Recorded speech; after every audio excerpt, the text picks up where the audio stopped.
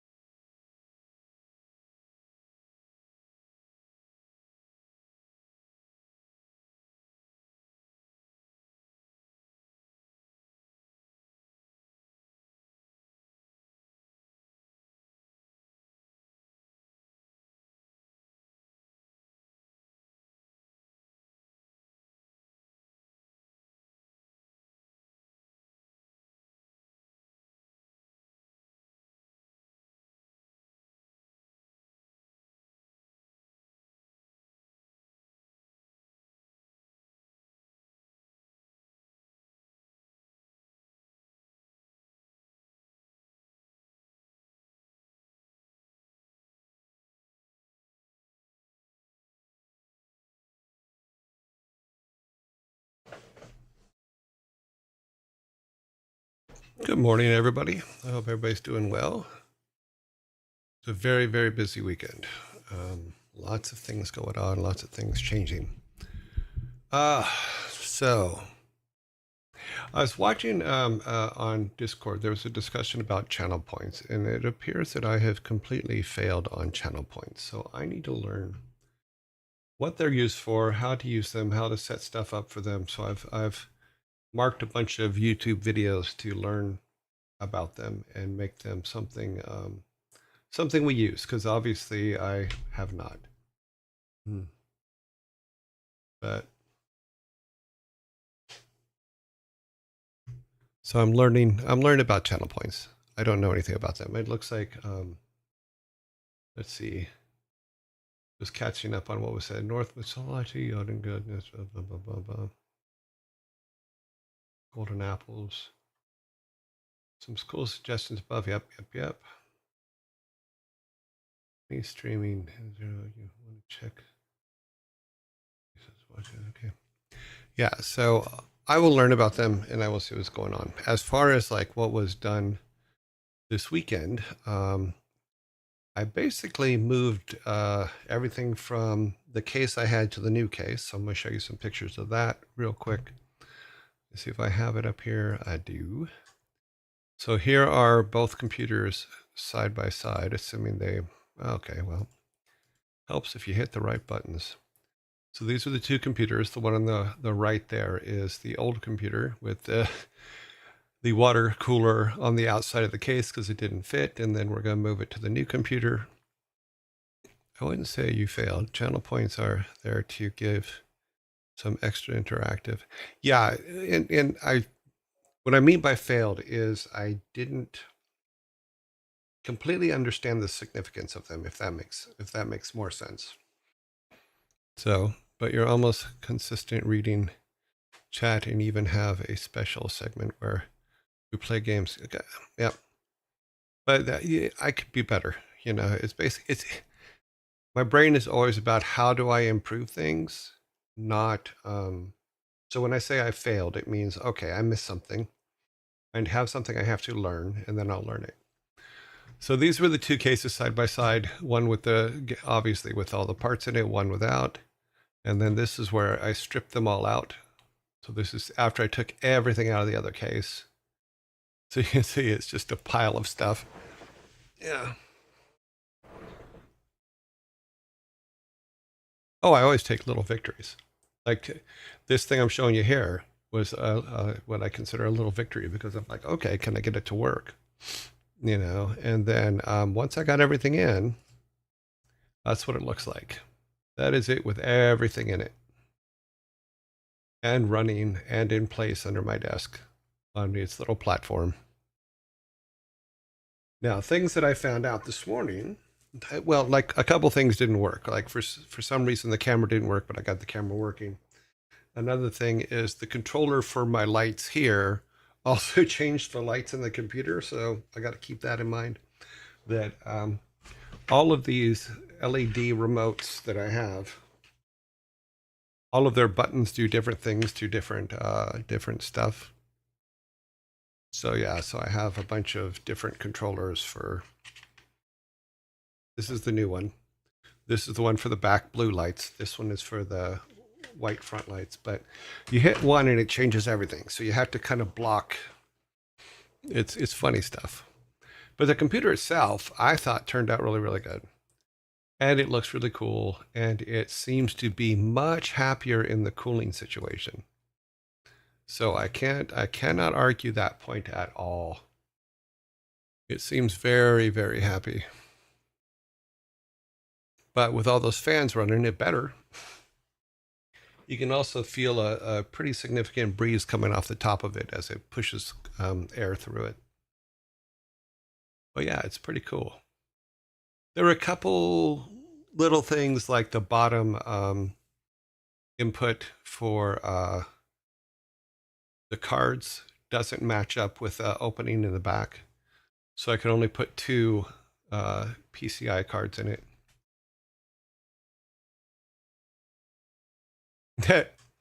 Well, it's cool. Also, the glass on the outside is actually kind of cool.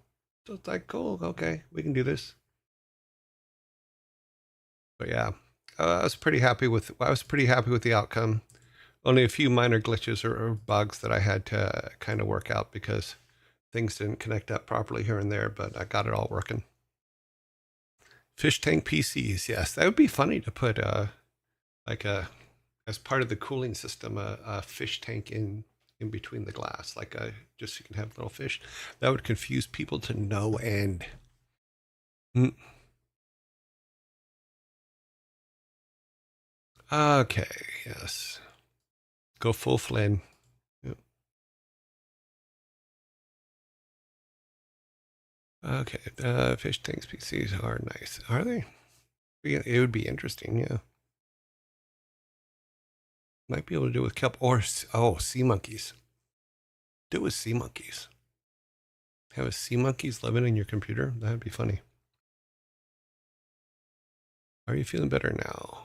Yeah, I am. I do. The sleep thing is going to be an issue, but I think I have a solution for that. But for some reason I just could not sleep last week, and it seems to be improved. Let's see if this is all working. Yes, that is still working. Okay, that is working. Okay. But yeah, so channel points. I'm going to learn about channel points, and I'm going to do something about them. Now, some of the suggestions that you guys had were actually pretty cool. And then I added a couple. I didn't mean to derail your conversation because I felt I derailed your conversation because I put amber in there. But according to the stuff I was reading, amber was something that the Vikings not cherished, but they was something that they collected, and it's the tree sap amber. So is my understanding. So the thing that I read said that see if I can find it here. So where'd it go?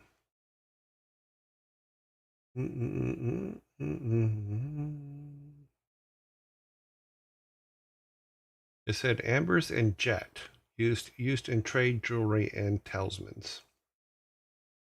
I don't know what jet is, so I'll have to look that up. But amber was something that came up.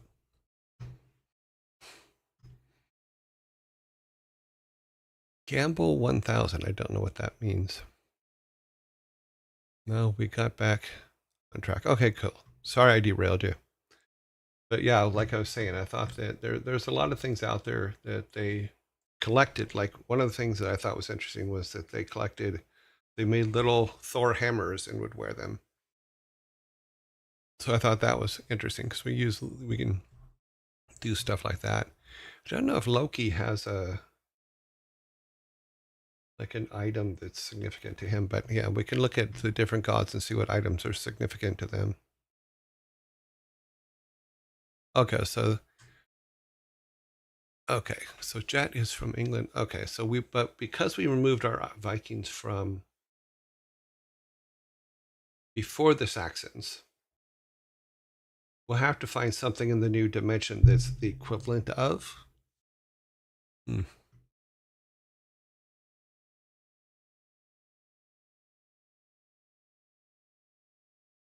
Whereas would wear it. It's like Christians would wear the cross. Oh, okay, cool. So that was what I said. Cool too was Thor's pendant was a common trinket. Warriors would wear it, much like Christians wear the cross. Okay, that was from Sparta. I did not know that, so that's cool. Yeah, so we could do things like that. We could also make some lightning bolts for Odin. Stuff like that. Like I said, we can look at different things, including the ravens and all that other stuff. So I was more worried thinking about. We were heading that way, and then we got a sidetrack to doing the game, which wasn't the original plan for the show, but it seems to be now, and it's working out okay. I kind of like it. In fact, I have some stuff to show you guys today, though. Even though I didn't have my working computer for most of the weekend because I didn't get everything finally working till late last night, I did do some writing and stuff, and was listening to Gaiman's Norse mythology while I was working, and it's funny because when you read his stuff, he pretty much says Thor's dumb, and I thought that was hilarious. Thor is just a big old strong guy that just okay, you know, give me food, give me something to fight, I'm all good.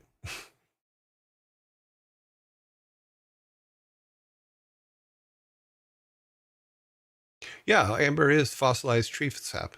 That's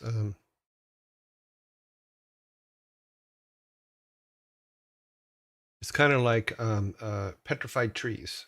Same kind of theory. Oh, cool. This seems so cool. Good. Okay, let's get on with our stuff for today. We have our shirt today. I'm currently unsupervised. I know it freaks me out too, but the possibilities are endless. That is today's shirt.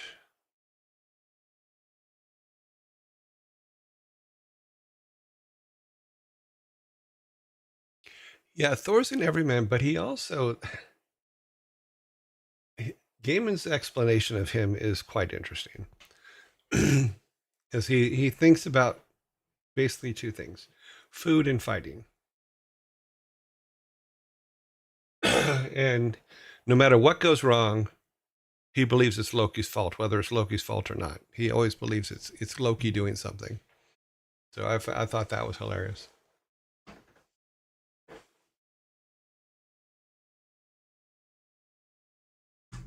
It actually says in there that every time when Thor wakes up, something's wrong.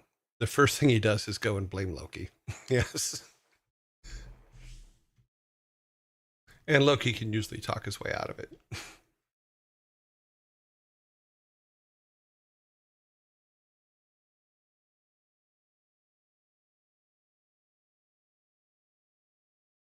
There is a little truth to that. That yes, it usually is Loki's fault.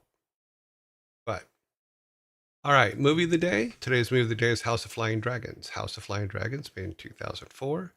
A romantic police captain breaks a beautiful member of the rebel group out of prison to help her rejoin her fellows, but things are not what they seem. So if you haven't seen House of Flying Dragons, it's really, really good. It's like Crouching Tiger, Hidden Dragons, another one, which I think we had as a movie of the day a while back. Yeah. Very, very good movies. Okay. Let's go to, we're going to go ahead and move right on into, let's get some WarCraft going.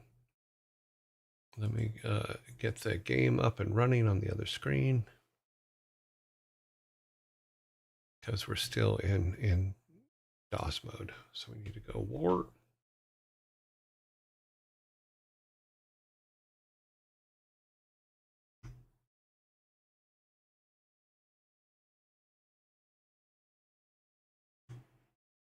Okay, got my little play screen up here, which I'll put over here. Come back to this over here. Okay. Don't know this one. What do you mean? I missed something. Whoa.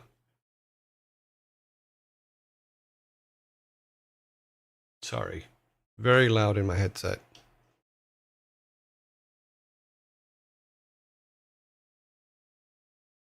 Boop. Boop. Oh.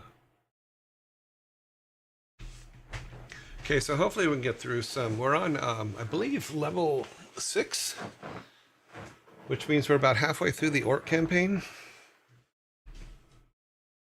When we finish the one we're on, where we are on, obviously. I really wish it would save the audio level. Let me see if I can do something over here real quick before we start. We're gonna run the credits for a little while longer.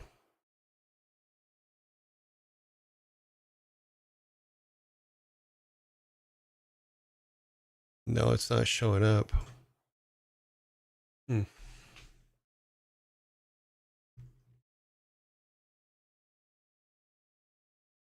Okay.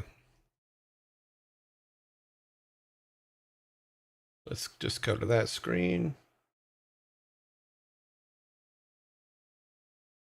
Oh, the House of Flying Dragons is amazing. Really good. And none were prepared for the terror that they spawned. Their warriors wielded axe and spear with deadly proficiency, while others rode dark.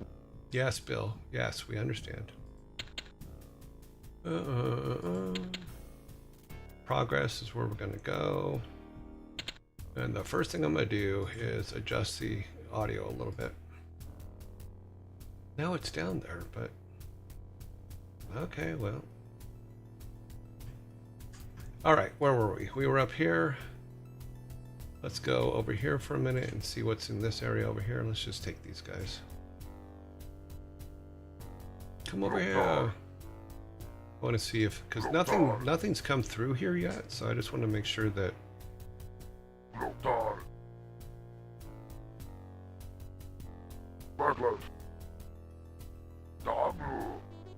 Okay, so there's nothing. Oh, there's nothing over here. Okay. All right, then we can start our assault to the north.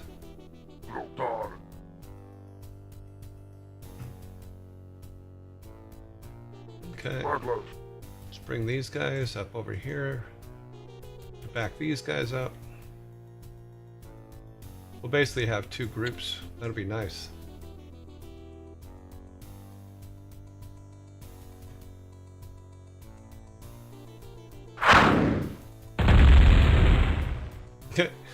Nothing's getting near them, so it's all good. Once you get their staging area, it's pretty simple to keep them at bay.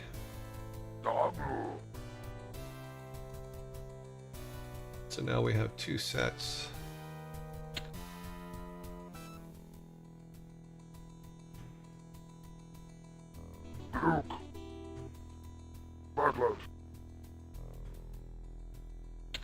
How far up is the town?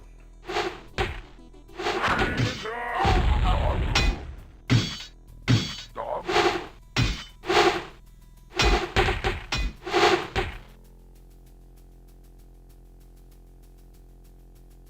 go back here.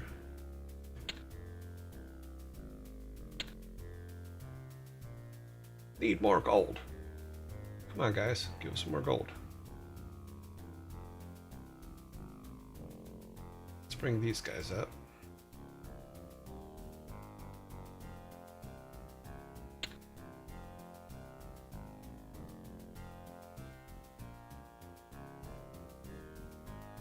Come join the party, pal.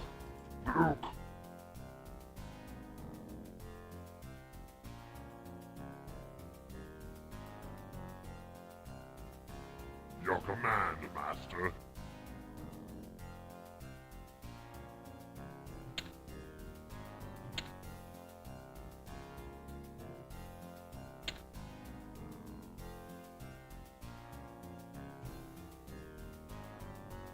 Okay, let's get everybody lined up here.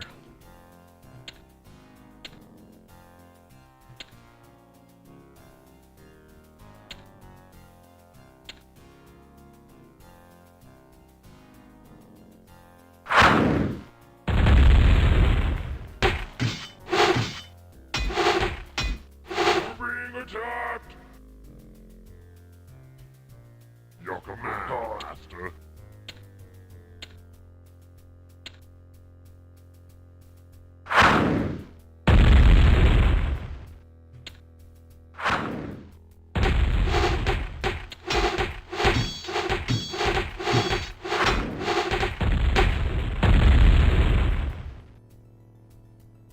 Oh, okay. Didn't realize we were that close. Mwaha.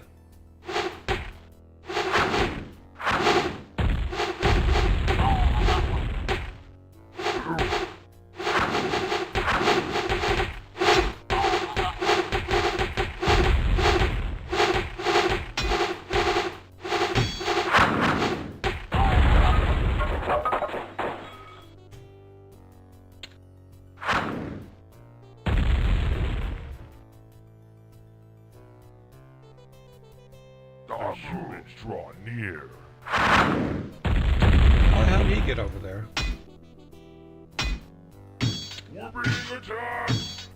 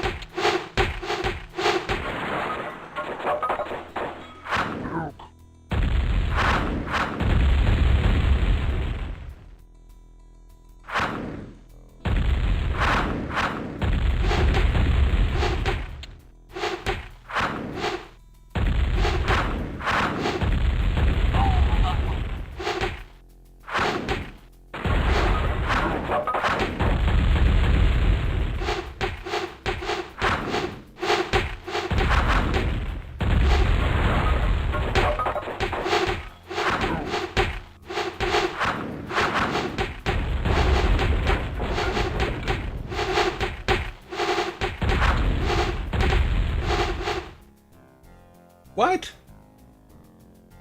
How did I fail to achieve victory? You pitiful worm! Your defeat may mean the loss of our war against the humans. Oh, I was supposed to save the tower, wasn't I? Okay, well, we'll reload. The humans of Sunnyglade have Make become fat and lazy with their prosperity. The town is like a ripe plum waiting to be plucked. You will march upon their weak human armies and smash them to pieces. I killed the tower and I shouldn't have killed the tower. Town is a tower that you must keep intact so that we may study how their magics are created. Fail me, My bad. and I will have your head on a pike at the gates of Black Rock Spire. I'm not supposed to destroy the tower. Yeah, I got it. Luckily, we have our save, though. Because we can go back, because we weren't that far in, so... We load our progression. We're right back where we were.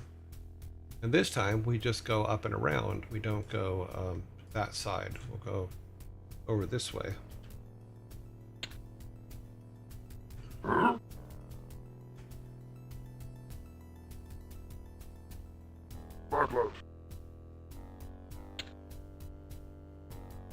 will come from this side so that we know that the tower will be the last thing we actually do anything about.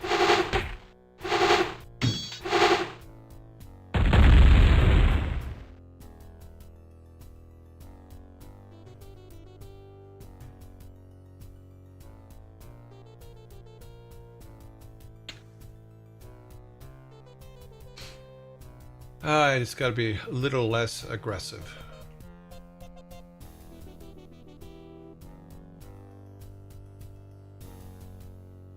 Use my... We know that there's nothing over to the right, so...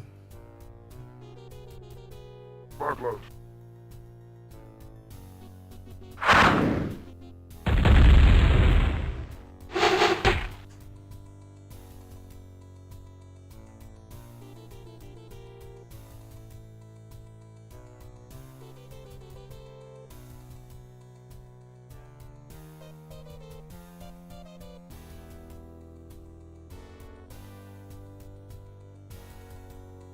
Dabu. Huh?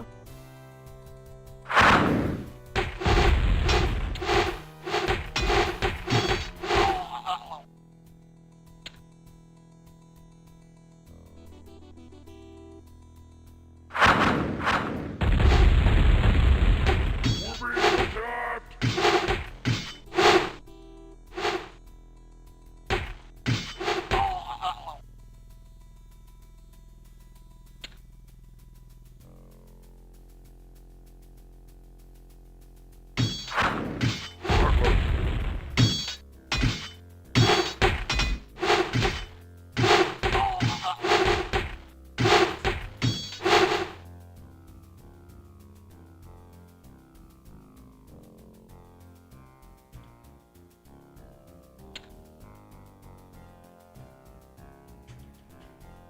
Luke.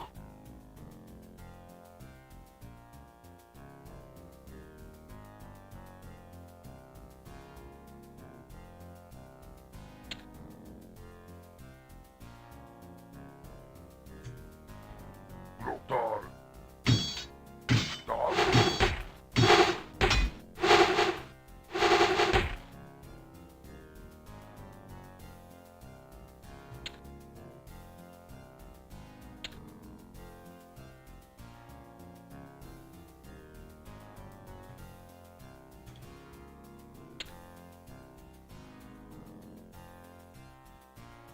Lothar.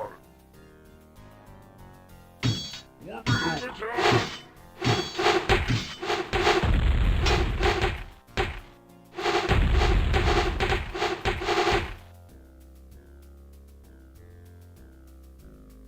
Okay, we still got to make sure nothing gets past the bridge, because that's where we got in trouble last time.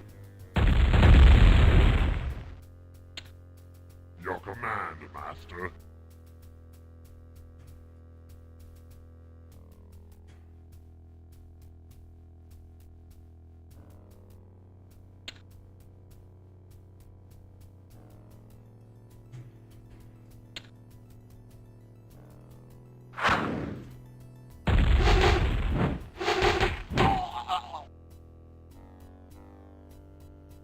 That tells somebody snuck by last time as we left an opening. Lothar.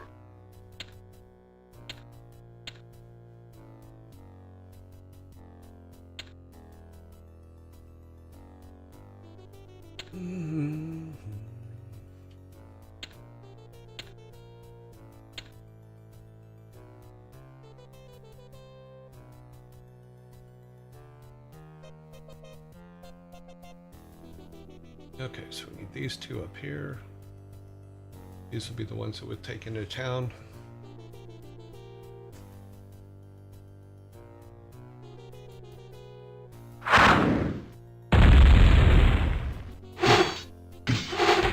Yes, I did both the fail. I did all the cinematics for this. So way back when it was just me working on it, and then Dwayne did the opening, the Terran side.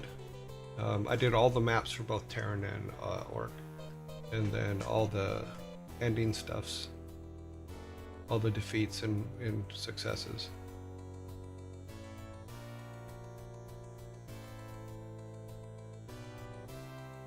I know that when Mike talks about it, he gives me credit for all of them, but I'm not responsible for all of them. Dwayne did one, and I lost a. Let's see. Oh, we got. Oh no, we have 3 up there. Okay, that's correct. Okay, so that should protect our town. While these guys move into his town and start bashing it into little itty bitty pieces.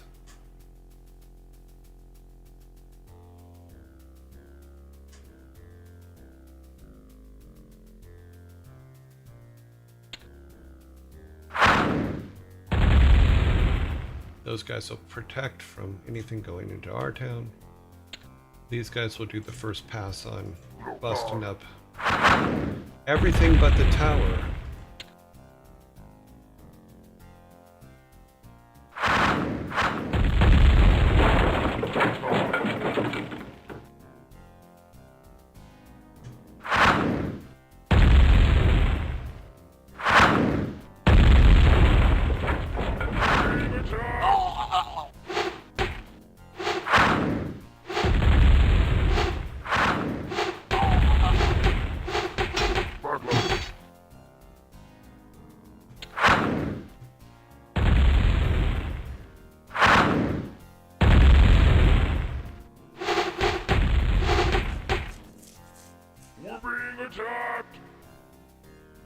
How did they get past? Oh, those bastards. Okay.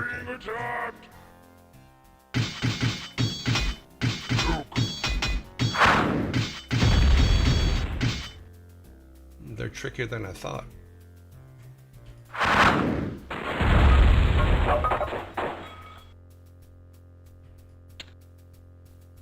Your command. We're being attacked. Look on.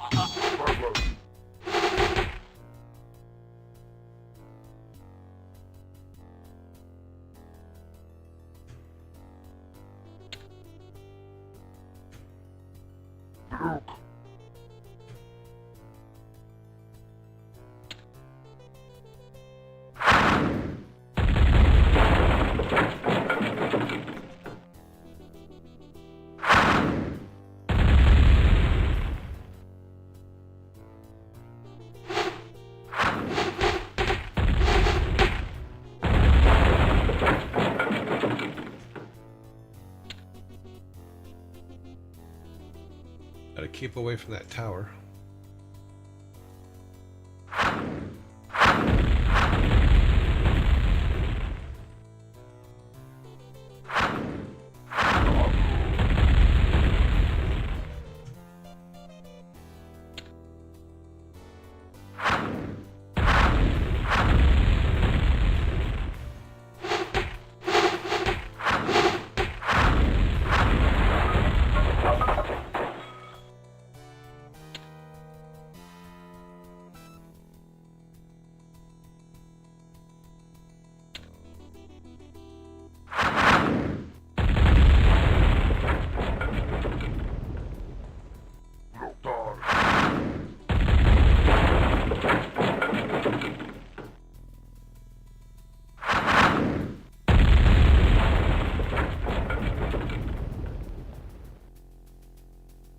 Okay, so we're gonna just walk these guys over there and see how close we are to the tower.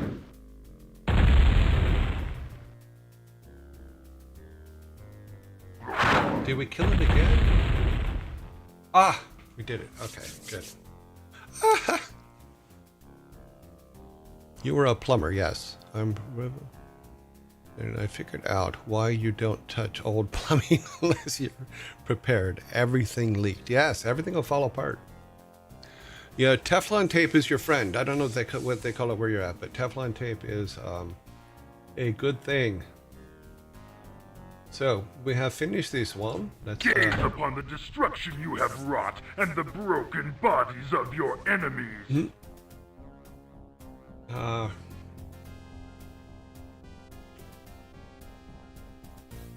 Enemy units destroyed.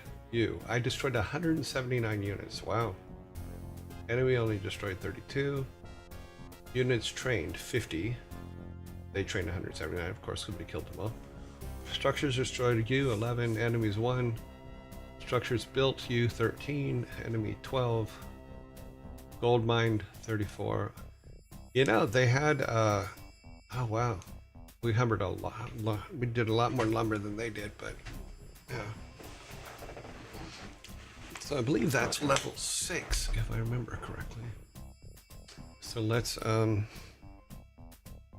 need to do a save. The time has come for you to seize control of the orcish hordes for yourself. Blackhand has become foolish in the deployment of his personal troops and has left an opening that you can now exploit. A key outpost in the Black Morass is the core of Blackhand's supply lines, not only to his foremost battle groups, but to his castle at Black Rock Spire as well. The complete destruction of this outpost will disrupt his power base long enough for you to secure his overthrow. Another one of my maps. Then we have to do a save, because I missed the save.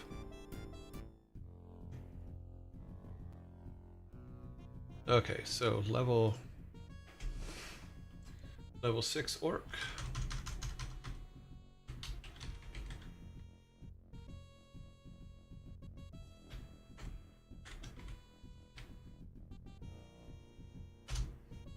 Okay, so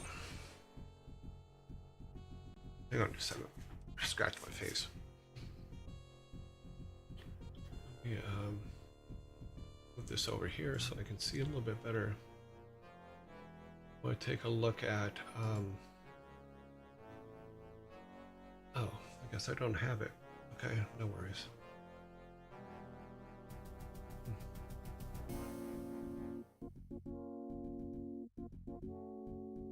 I thought I had something up here for that, but I guess I don't.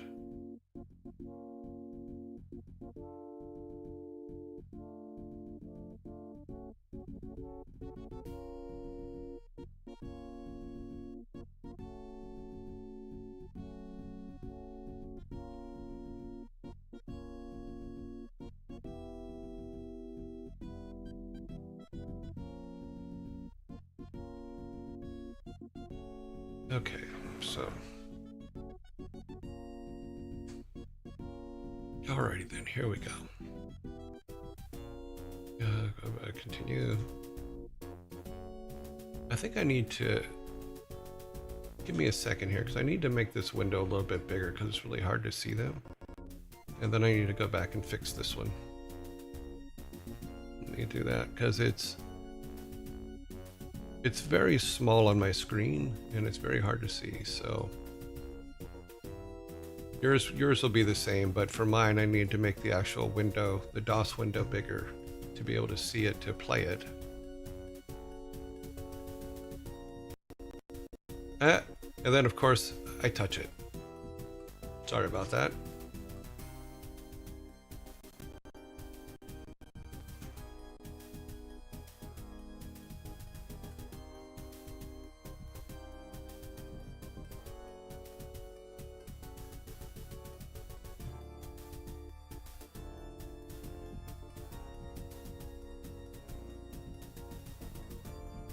What's funny is when you lock it down, it's supposed to stay, but it doesn't. Okay. In the meantime, I'm wasting time. I'm probably going to be attacked and killed. So, okay, let's go. Peons. Where is... I gotta find a... We need to find a gold mine. What's this guy? That's a spearman. Grunt.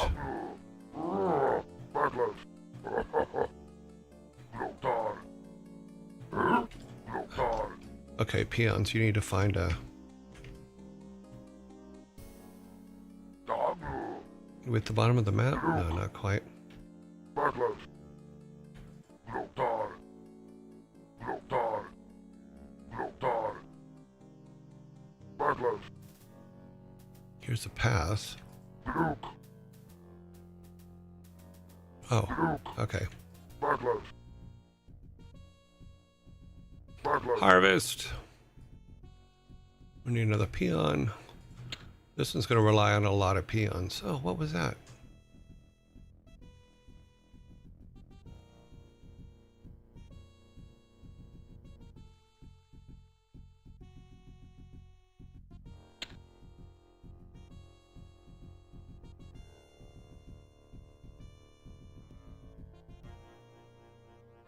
I think we saw, yeah, there's some trees right here, so we can put the tree guy over here. Your command, Master. What is this?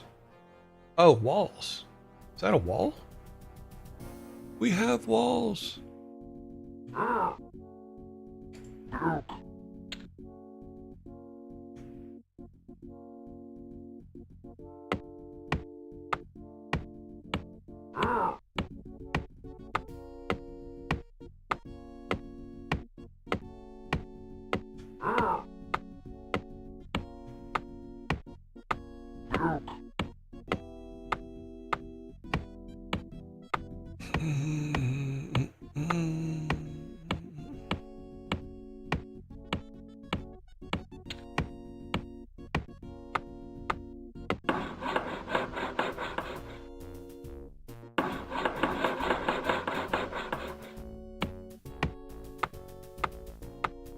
Work complete. The pale dogs approach. Backlash.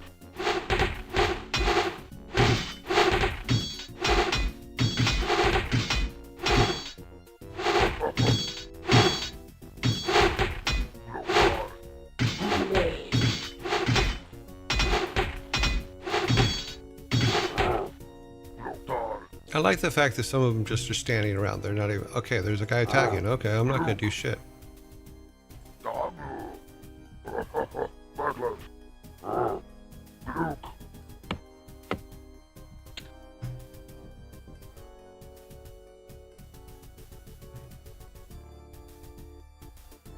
I am interested in trying out walls.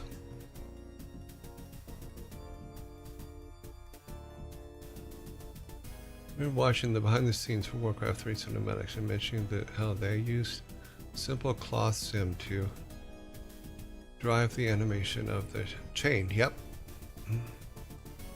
Your command, Was it Master. you who figured out? No, the early cloth stuff I did, but the stuff for War 3 we had a whole team now working on it. So no, I didn't figure that one out. But our early stuff probably helped.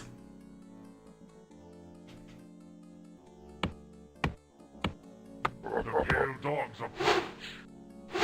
Dog.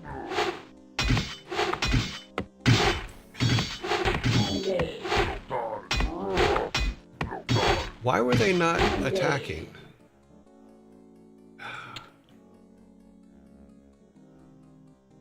Select location.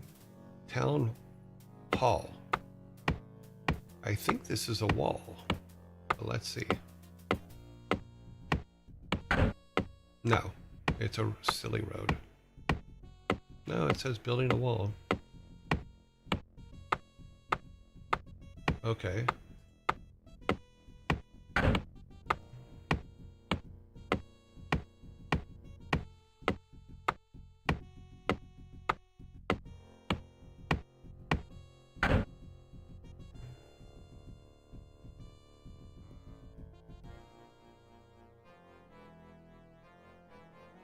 So we can put some archers behind the wall. The pale dogs approach.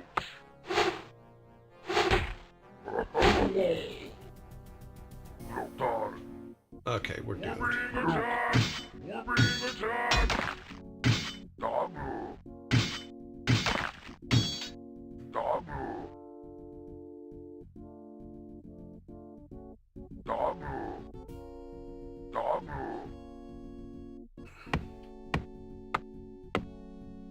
Come on, dude. We're being attacked. Backlash. pale dogs approach.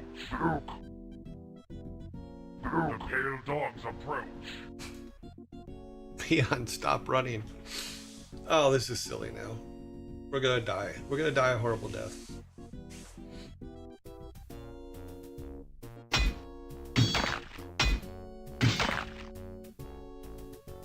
That was just sad.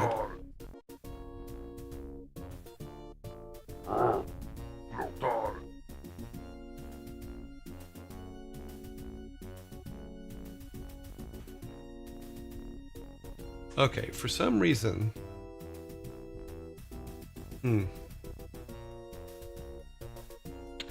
I will be honest, I am very confused at this point because our guys were not attacking when they should have been. So...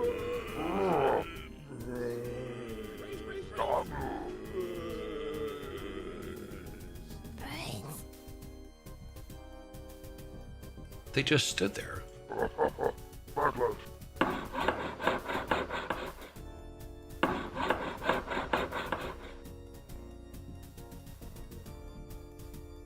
Okay.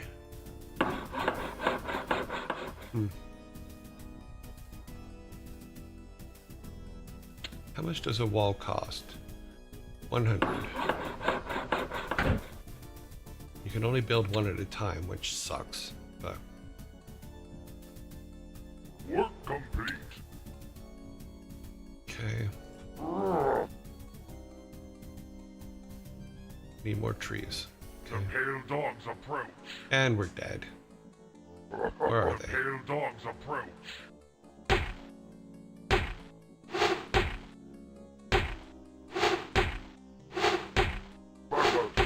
How did he get back there?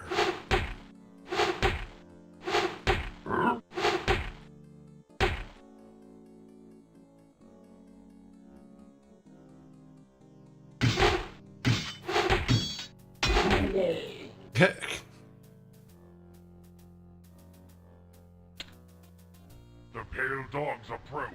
We're done.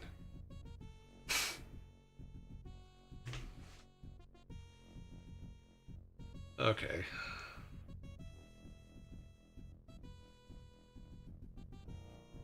Gonna have to make a funnel. Use the walls to make a funnel. Your command, Master. My command is to come over and kill these guys if you can. Battlers. Damu.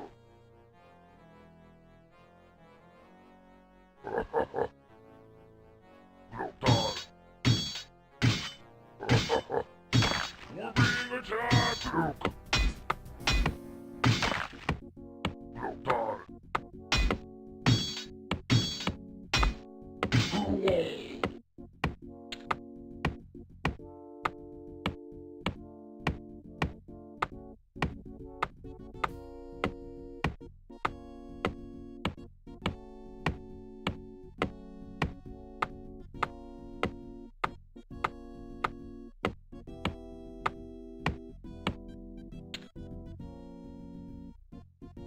Your command, Master. What do you think? Lotar.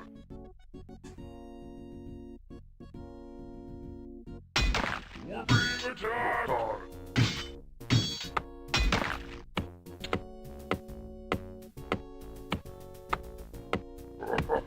Lotar.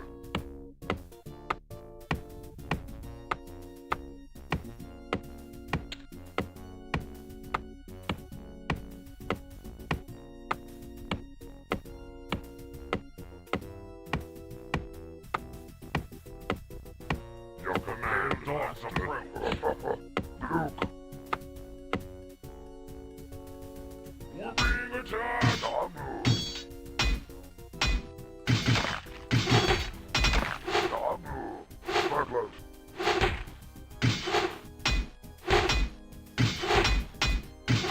Luke. Luke.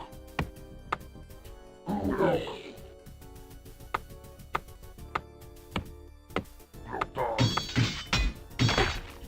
Damu.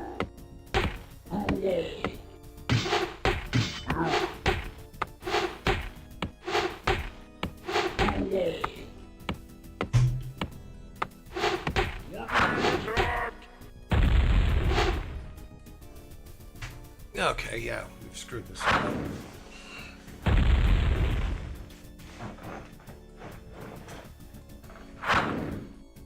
Boom! Run, my peons, run. Let's not give them complete victory.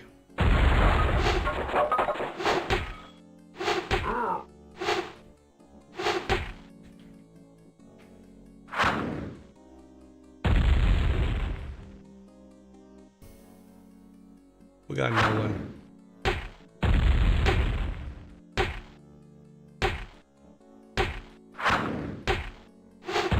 Watch them completely kill our little town. Yeah, I don't know why they were just standing there. I don't think I used move. I could have sworn I used attack to place them up there, but I don't know.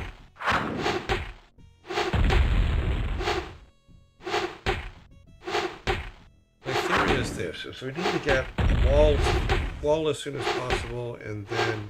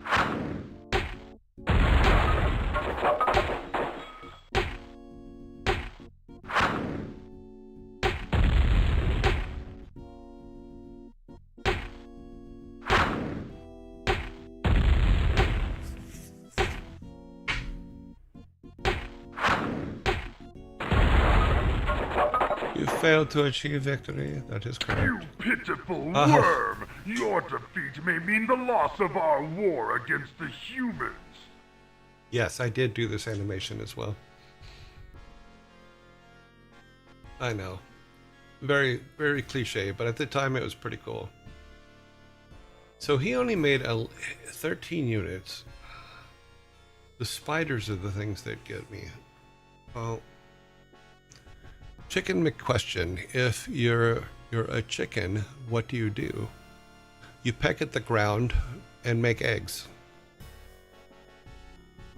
You know, oh, and you chase kids. Chickens love to chase kids. I'm not sure if this would be too touchy to ask, but did you work with Mark Kern? Yes, in the past. I knew him as an infamous figure in the game, in gaming now, but just found out he used to work at Blizzard. Yeah, and Mark is actually, God, I need to explain this right. He is a cousin to the family that adopted me, because my adopted mother was a Kern from the same area that he was from. So technically he's my cousin, but I was adopted. I always tease him because he always looked like Vice President Cheney to me, but yeah, I do know Mark Kern. It's not touchy at all. I mean, he is who he is. But yeah, he was one of the original producers on World of Warcraft. You know, I believe he owned Crixa before that, and he was a lawyer before that, is my understanding. I didn't meet him till he was at Blizzard, so I don't know. I didn't know him through the family relations, but he is a Kern, and my mother was a Kern, but I was adopted, so yeah.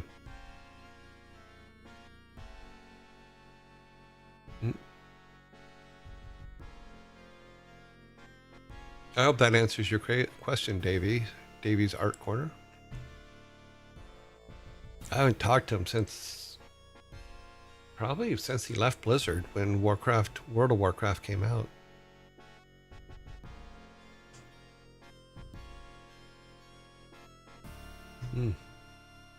So we failed on that one, but we got a score. Yay! We're still ranked as a general. Lumber harvested, 700, enemy 0. Okay, so he only built 13 units. Okay, so that extra time that we wasted at the beginning probably was the big thing is when we were The talking. time has come for you to seize control of I the need to get- orcish hordes for yourself. Basically, I need to get the, Blackhand has wait, become how did foolish in the you find out deployment he's of his actually your personal cousin? troops and has Oh, left because an opening that he's a you Kern, can now and exploit. I had A key asked where he had outpost come in the from. Black Morass is And the core of my mom had Blackhand's did a supply whole line, genealogy not only line to his of foremost her battle family and groups, stuff like but that to when his we were castle at kids. Black Rock And we Spire found out as that he well. was, what, The complete I think it was destruction of 4 this times, outpost will disrupt 4 his times power removed base or long something enough like that. for you to I think, I secure forget what the his terminology of all overthrow. that stuff is, but yeah. So technically he is the cousin to my mother. Not me, but my mother, yeah. Okay, let's get these guys going immediately. We know where this is now. Butlers. Butlers. Lothar. Where'd it go? Oh, it was right here. Ah, you guys get in there quick. Okay, we need to get you going. We need to pull all of you guys up here and put you in attack mode.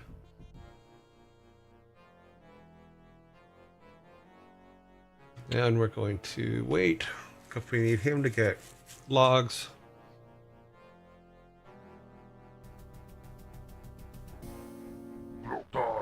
The whole cousin thing became a joke between he and I because technically we're not cousins, but he was cousins to a very far removed cousin of the family that raised me. So.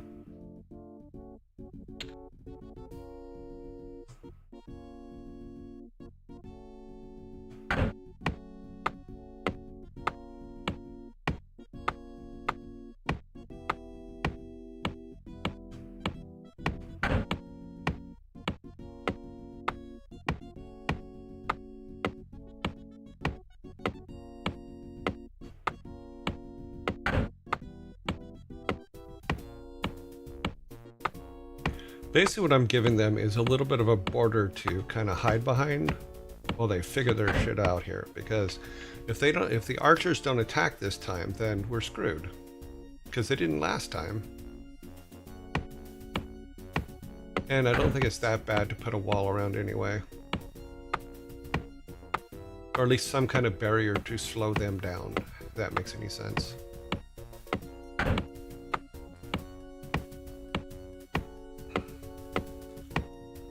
And yes, it cost a bit, but that's okay.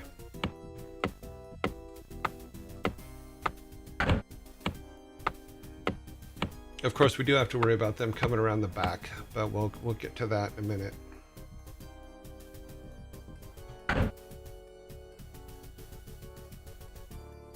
Okay.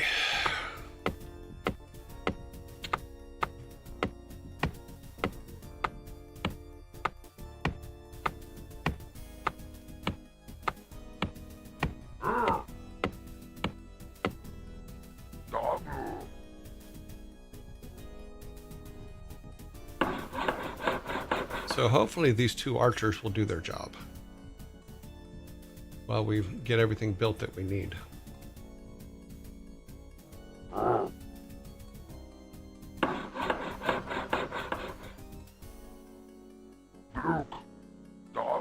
Work complete.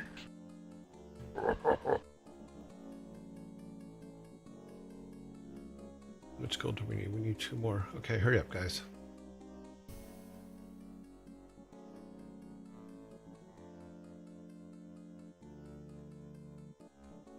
Here they come.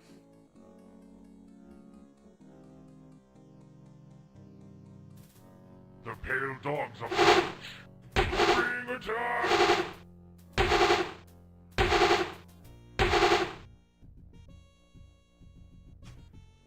What happened? Oh, I'm stuck in. Butlers. Okay, so that kind of helped.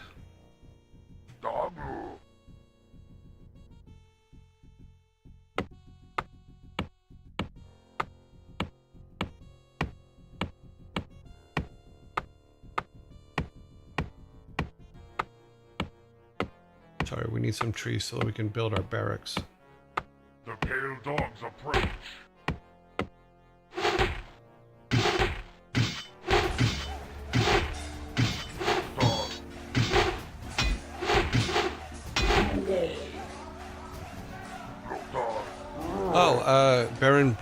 Drop Bear, thank you very much for the follow.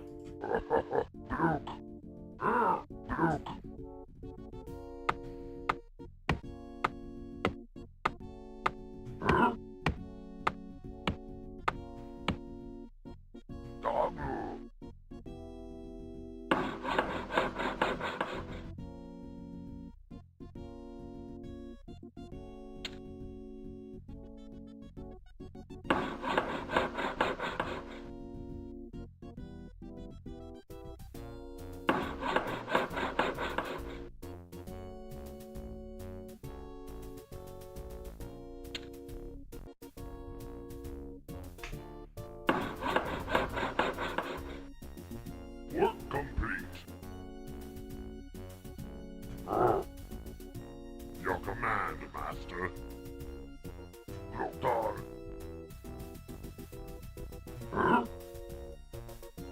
Backlash.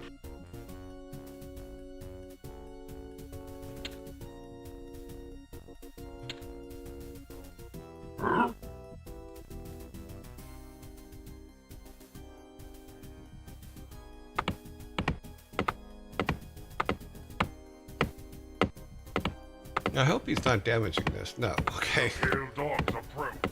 Bring the gun.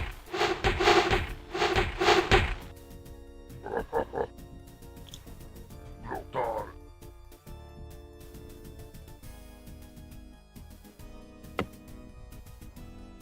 Come on, come on, come on, come on.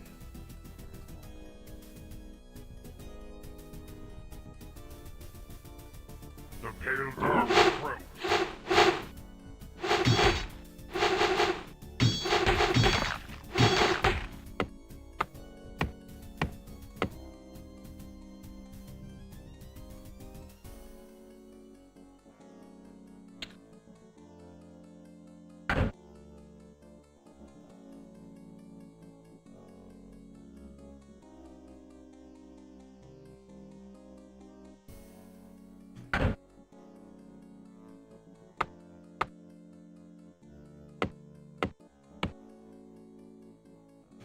Come on, come on, come on.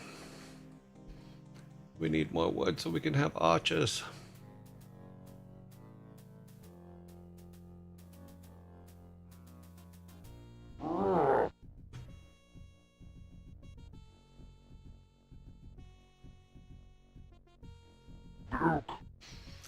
Kind of putting them in a way, but okay.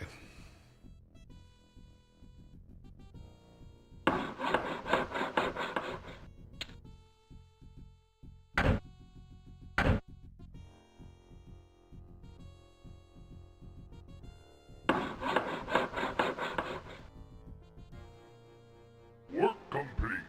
I built the wrong one. Oh, you idiot. I wanted this one. Damn it.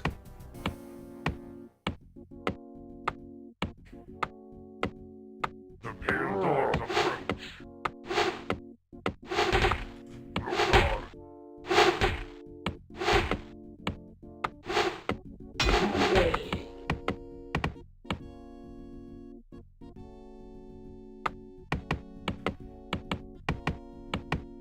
Okay, well, when we can build our archers, we can build 7 of them, so.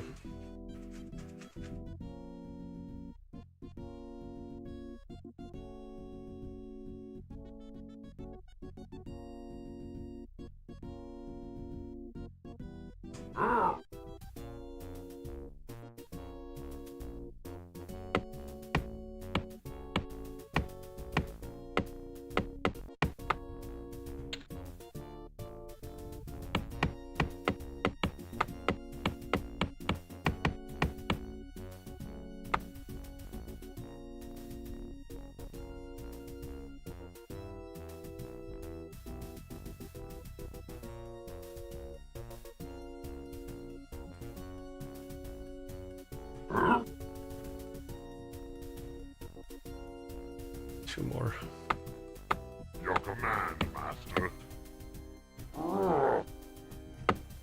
The pale dogs approach. Doggo.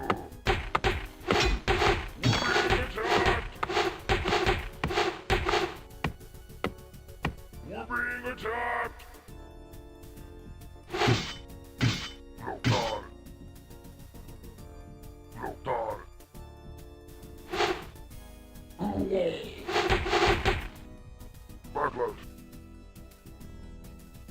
Luke. Peon, run back this way.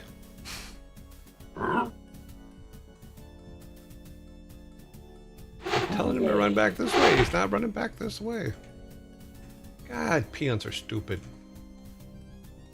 Bartlett.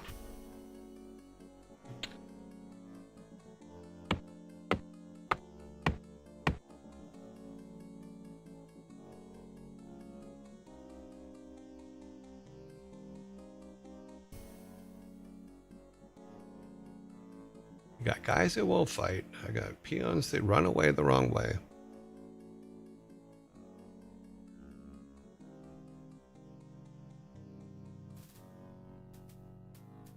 Your command, Master.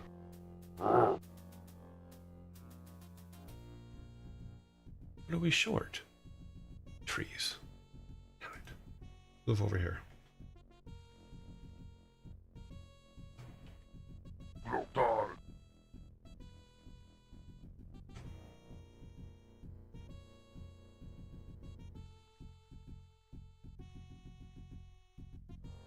Lothar. The pale dogs approach.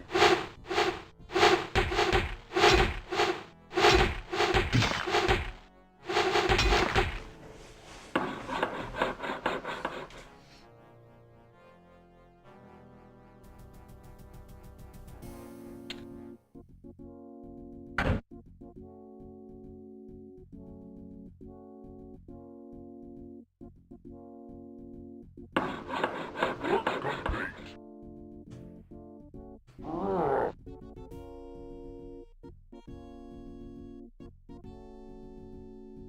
Lothar. Okay.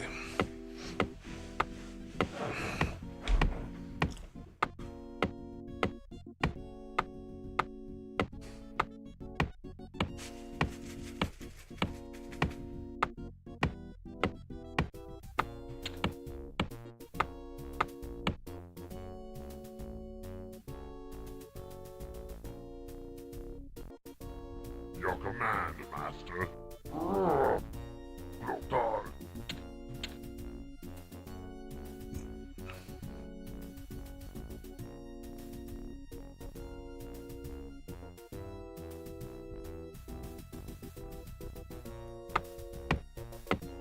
Your command, Master.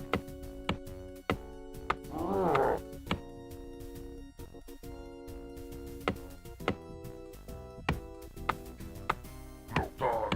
Your command, Master. Lothar.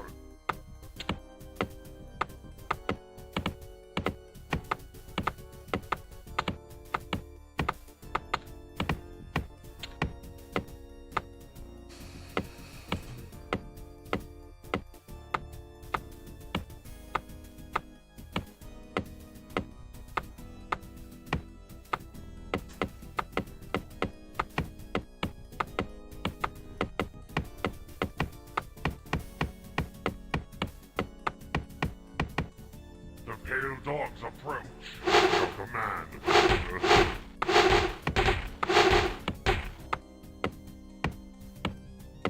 The pale dogs approach.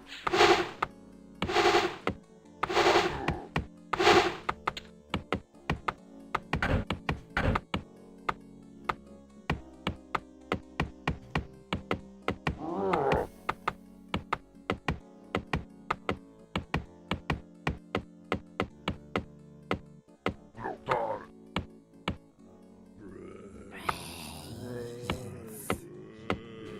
The pale dogs approach.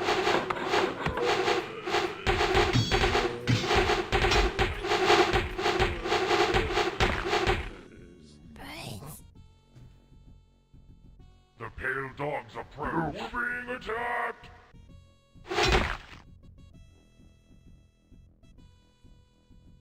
Lothar. Work complete.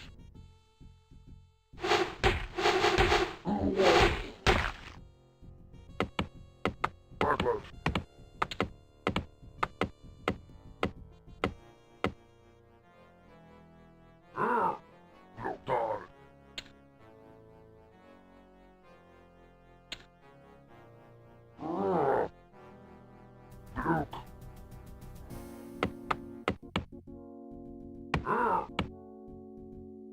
Luke.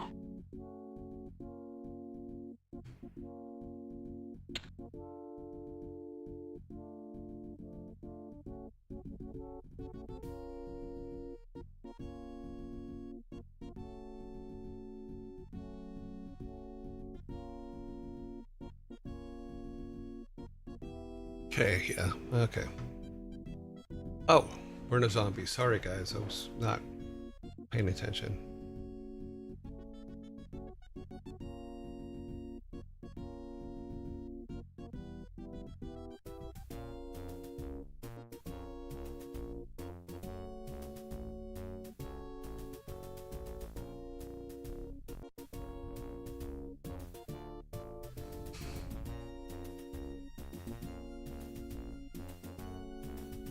The pale dog where are you?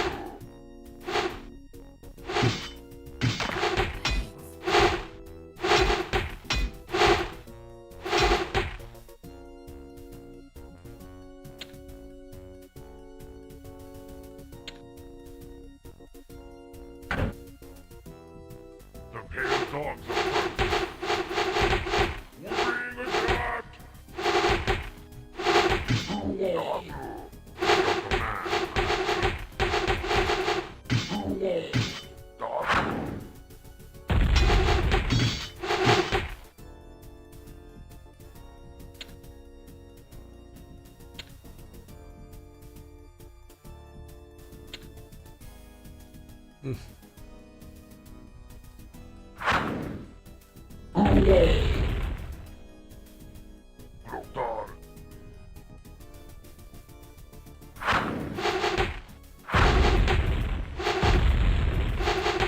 Oh, sure, he destroys me in one hit, but I can't destroy him.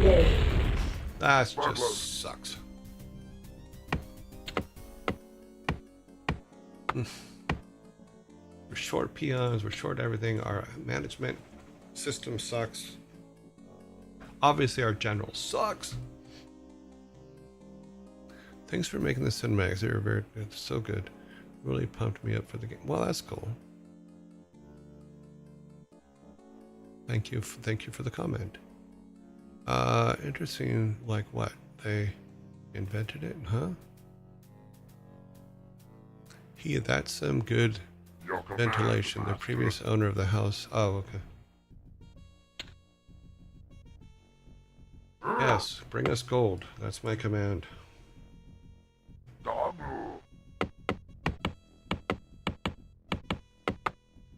We have no archers. We have done nothing. Can we make archers? We can make an archer. Okay, well, one is better than none. I don't think we can fix walls, but I think the only thing you can do with a wall is just replace it.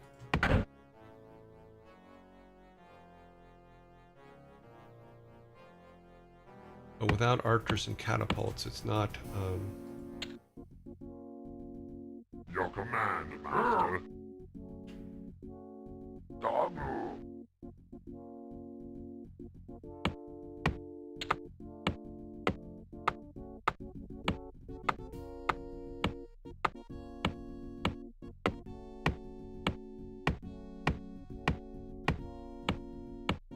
I think we're just... The pale dogs approach.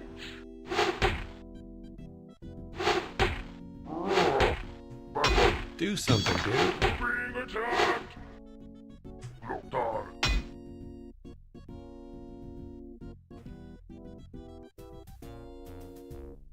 Luke.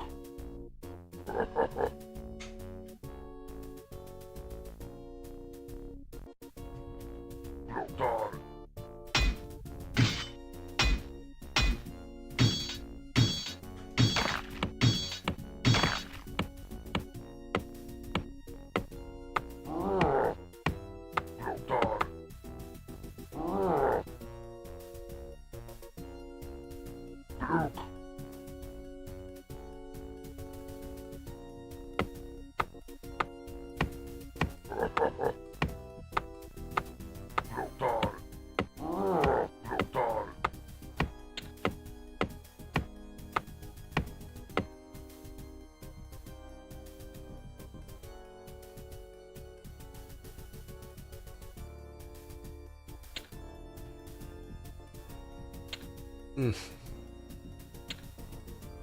We're failing so badly.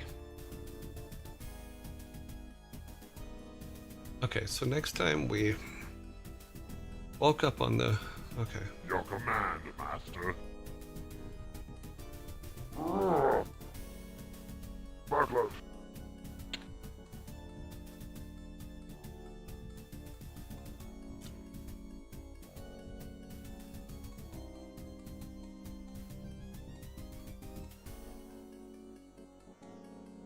The pale dog approach.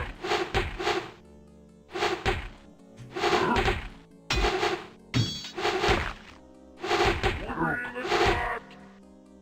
The pale dogs approach. Your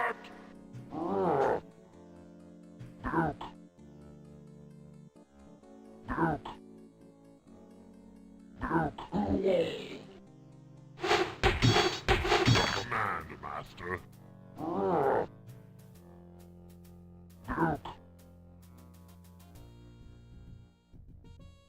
I think we've lost this one.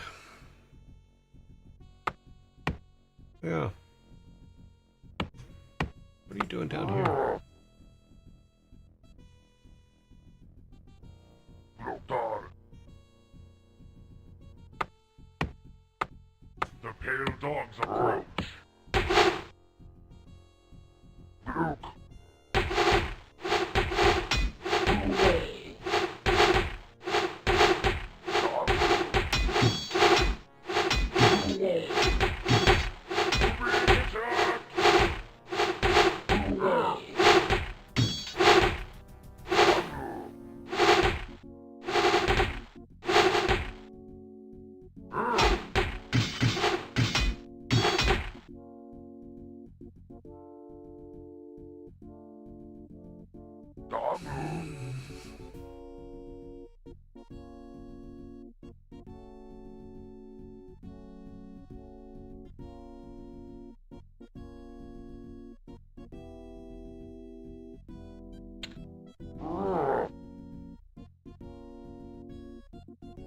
Butler.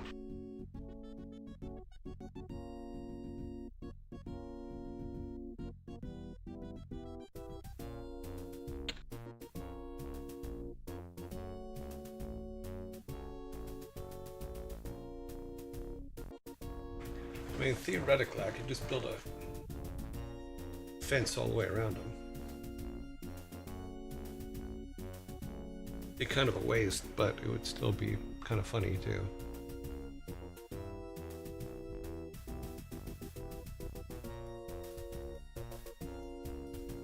I mean, because what is the surrounding area? Where do the trees? Okay, we got trees there. We're gonna have to be harvesting some trees though, so we're gonna have to figure out where natural blocks are.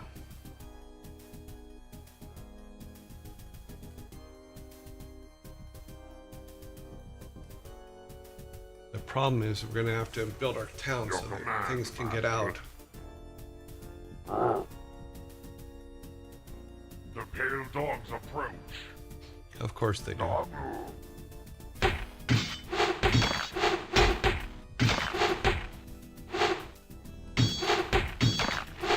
attacked.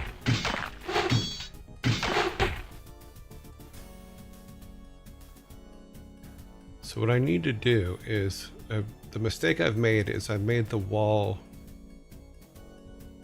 I mean, we could build the wall out to the trees, which would be interesting, because before we had trees there, we could use those trees as a natural break.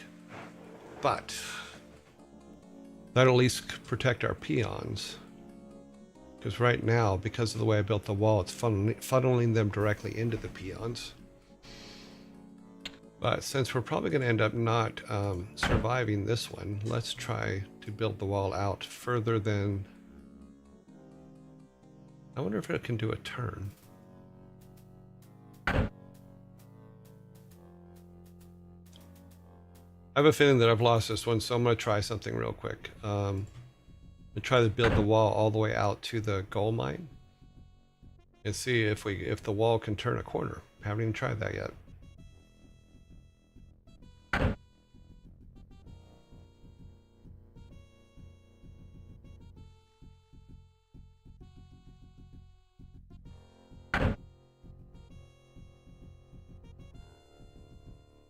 idea being, if we put it to this side, it can force them.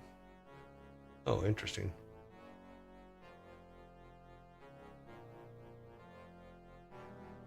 Okay, well, we've just made that worse. The pale dogs approach.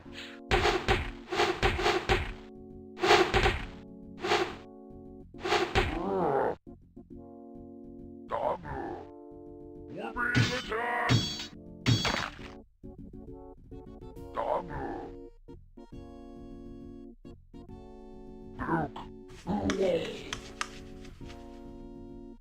Okay, so funneling them that way is the bad idea.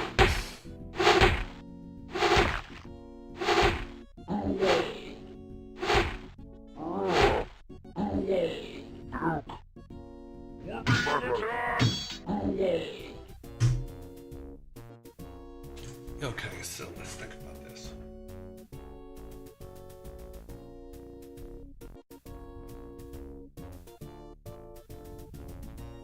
So apparently we can only have so many walls.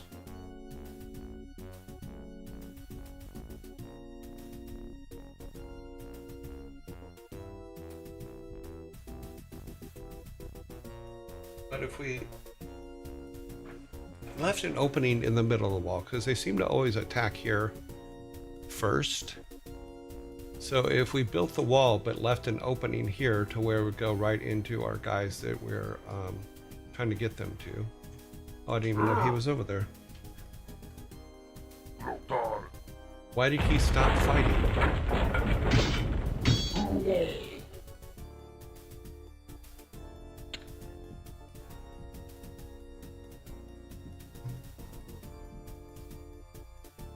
We got no one.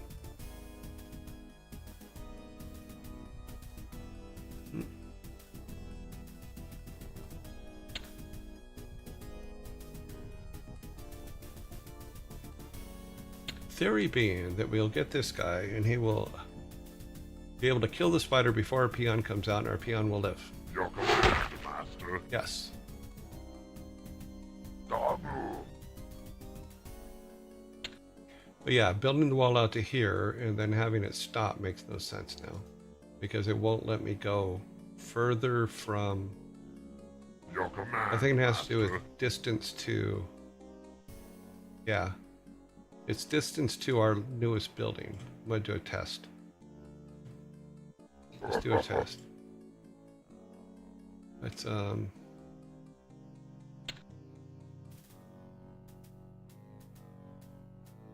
okay, why not?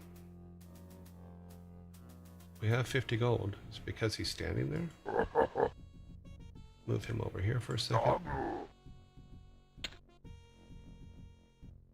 The pale dogs approach. Of course they do, and they're going to destroy us, but that's okay. Bring attack. Yeah, because they're coming straight down, we can funnel them into an open piece of wall.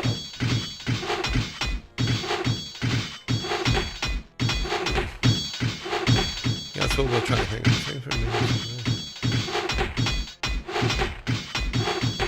Gotta better defend your gold. Yeah, I know.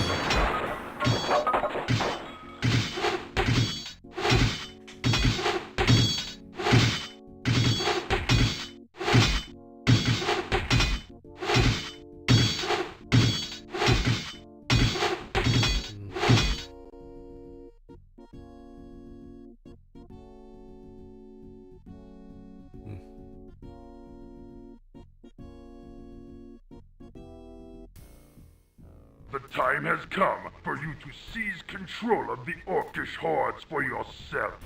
Blackhand has become foolish in the deployment of his personal troops and has left an opening that you can now exploit. A key outpost in the Black Morass is the core of Blackhand's supply lines, not only to his foremost battle groups, but to his castle at Black Rock Spire as well. The complete destruction of this outpost will disrupt his power base long enough for you to secure his overthrow.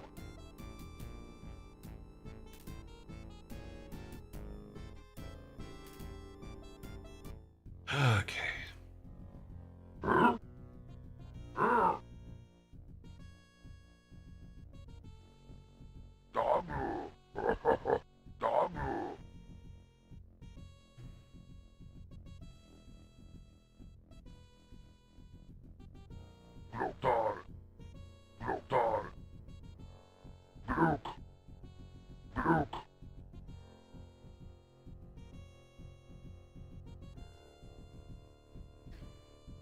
Battlers.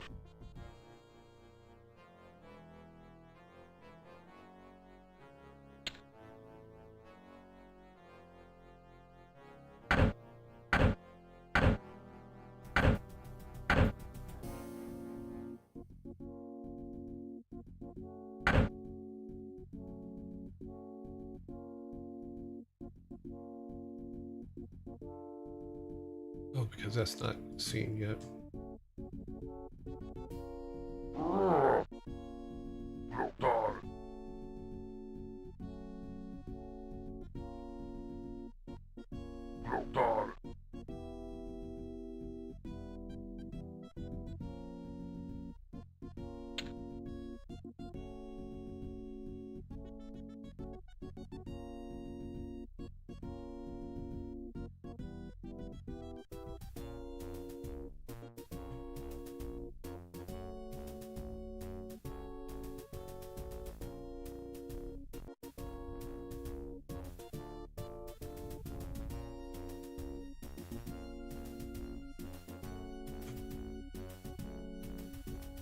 Battlers. Luke. Battlers. Let's take a look. Your command, Master.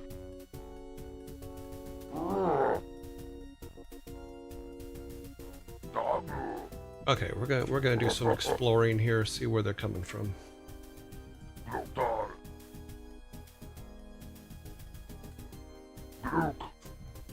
This may be a waste of time, but I want to just see where they're coming from. Find out if there's a blockage we can put up here somewhere.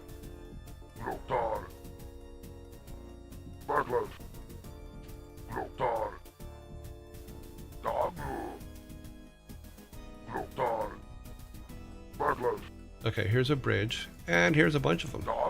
Run!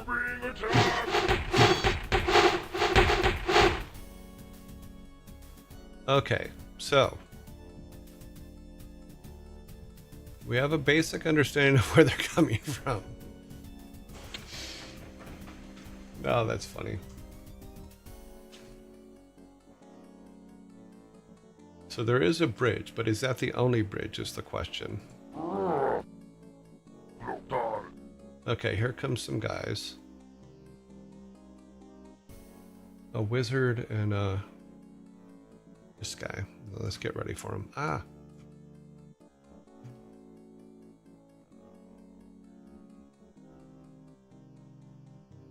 Your command, Master.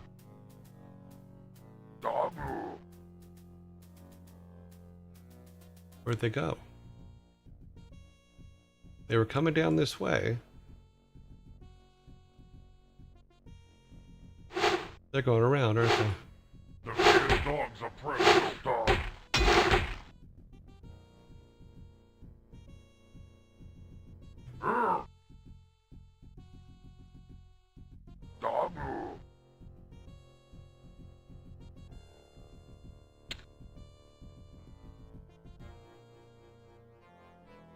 The pale dogs approach. Ah, they went around. Little bastards. We're being attacked! Dog.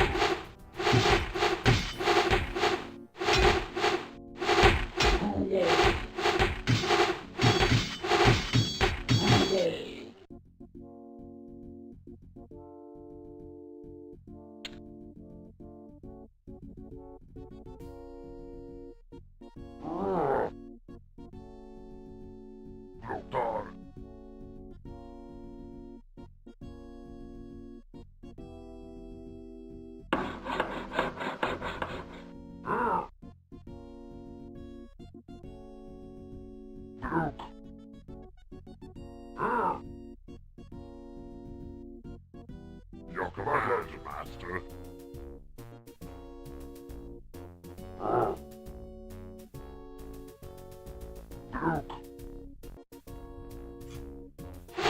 The pale dogs approach.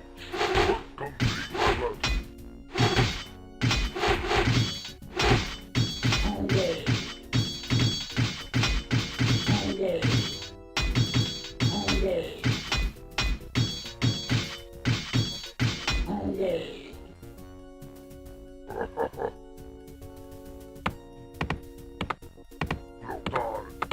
Yeah, I blew this one too. Okay. I'm missing something. What am I missing? This makes no sense. The pale dogs approach.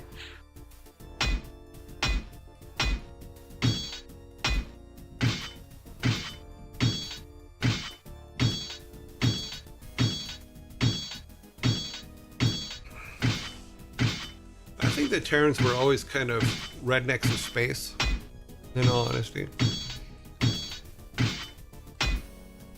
My name definitely did help sell that in the intro, of course, but yeah. I think Terrans were always just like, okay, you know.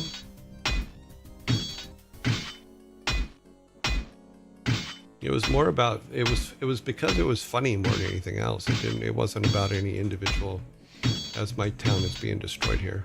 But my peons just keep on working because that's the way they are. They're dedicated.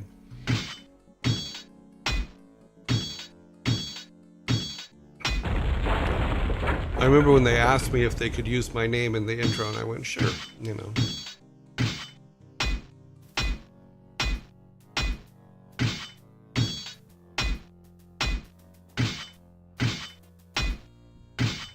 The basic idea was that the original Terrans from StarCraft were just rednecks that went out in space. Yeah.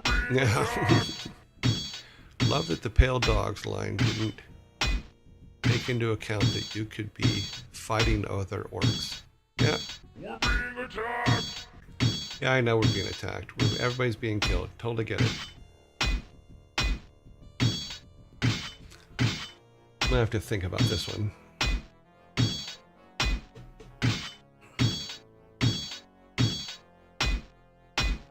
Okay, so they come pretty quick. Now, they do come from the bridge. But I don't think running them all the way up to the bridge first thing is the best thing to do, because it looks like they have some pretty overwhelming forces at the bridge. So...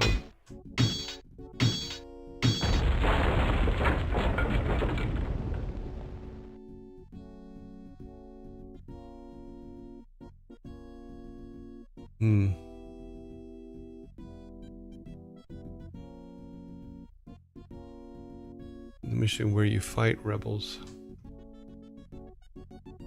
Oh, we're in zombie mode. Give me just a second.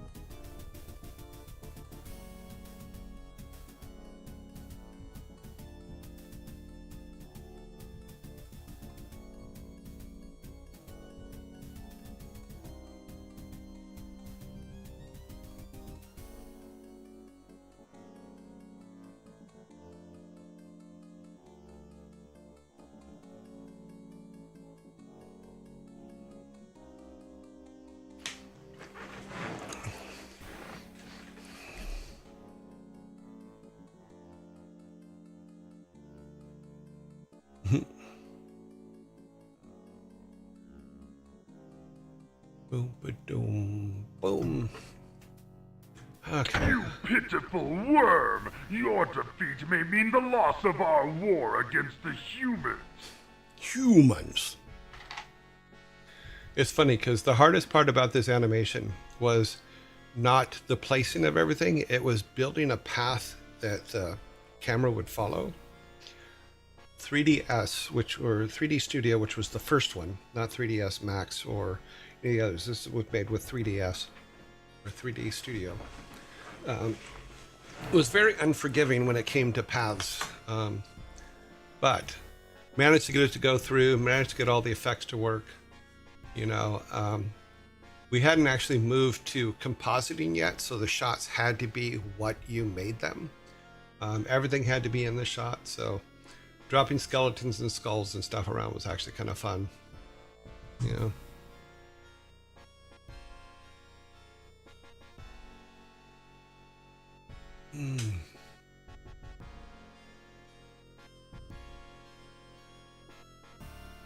Yeah, the Terrans just felt southern when we first started talking about them and thinking about them, and they were funnier southern. Even when they got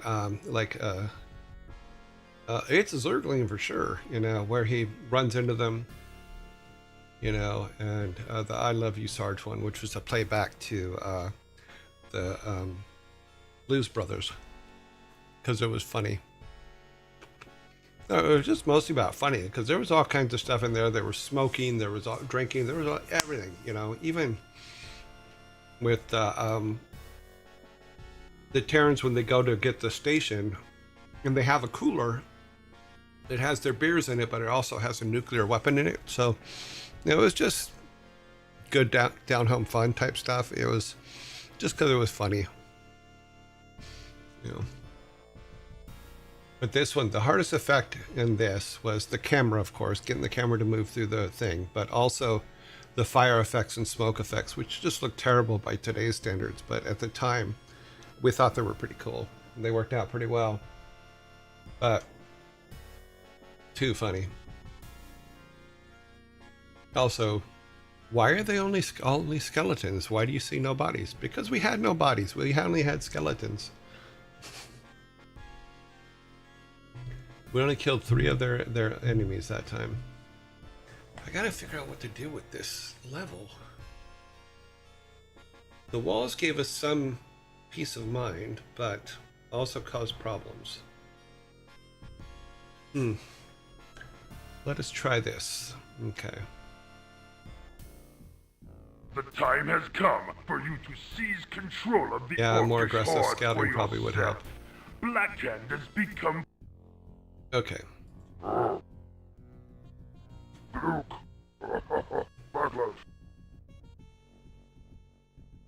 So we can actually do a little bit of both.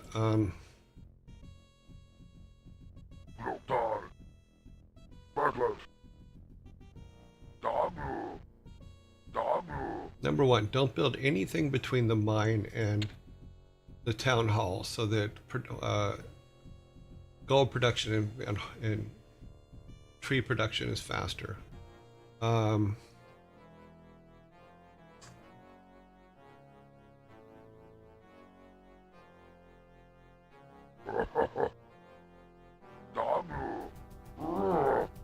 The first attacks always do come from the top, so we'll put these guys up here. Your command, master.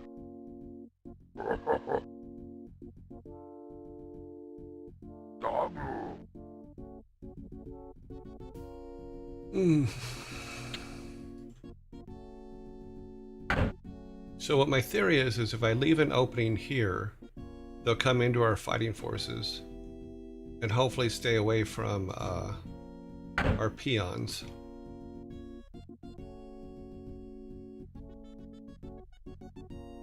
So we can kind of funnel them into a place where they can attack, because we're basically playing against the pathing system on this one. So if we can trick the pathing system to only go here, then at least it gives us an opportunity to be able to fend them off. And what we can do is We'll just put one more here. Hopefully they'll come just to here. And if they do that, then we can basically set up a bit of a trap for them.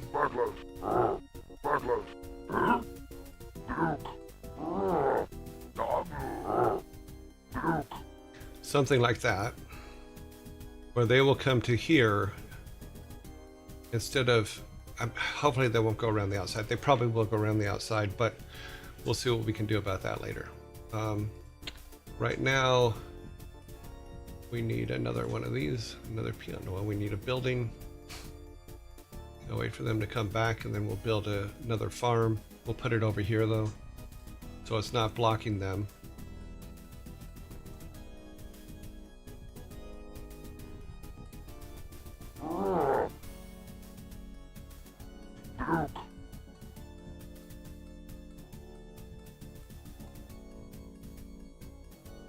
We'll see if this helps. You know, this kind of thing helps. I'm not sure it will, but we'll give it a try.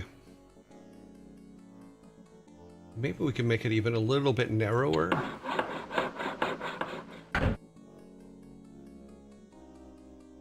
Because their path is going to go to... Move these guys back one matrix. So that...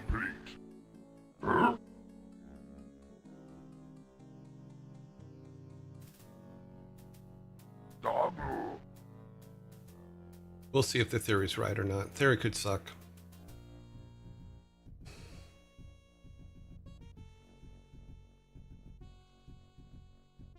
In the meantime, we'll get enough to where we can build a barracks. And of course, they come from somewhere else. The pale dogs approach. Dabu. Dabu.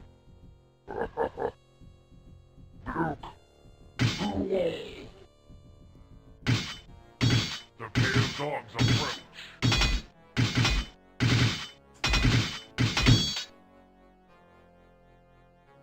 Dabu. Bloodlust. Bloodlust. Wave attack!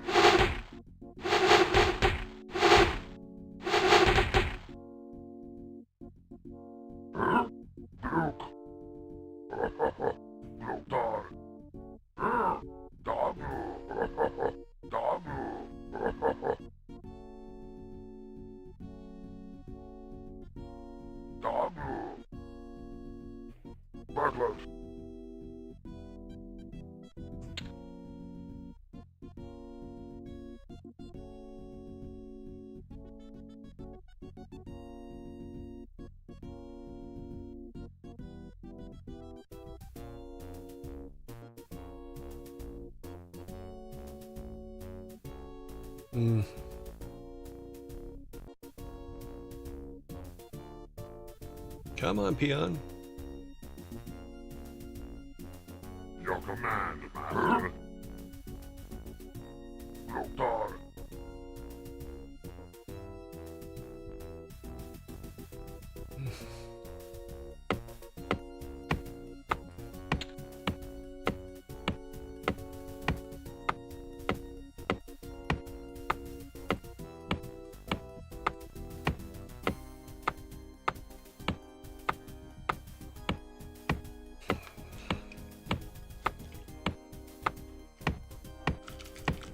The pale dogs approach.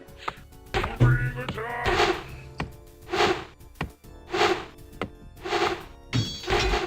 Your command, Master.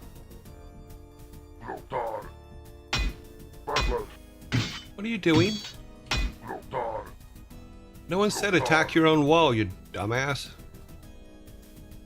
What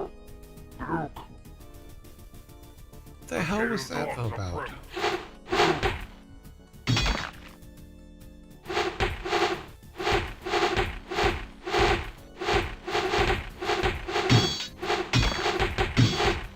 Okay, so the theory kind of works.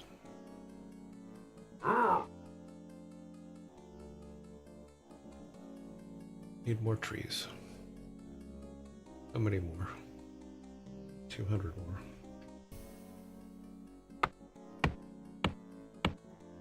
Dabu.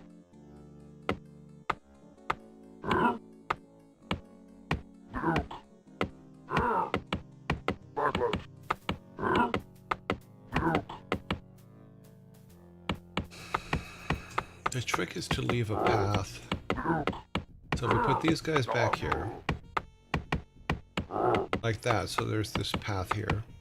Because then the pathing system will say, oh, I have a direct path in. Although it's already probably sending something around the outside, which is going to mess things up, but...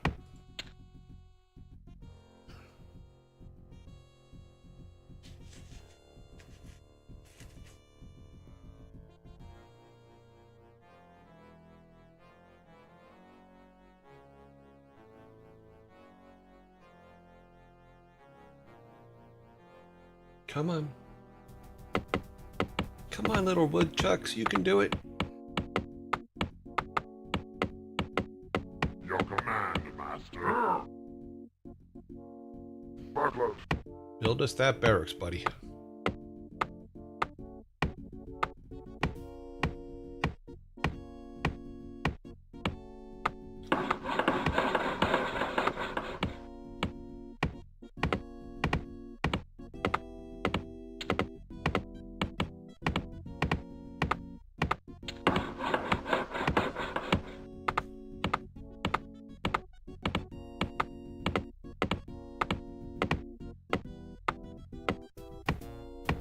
Work complete.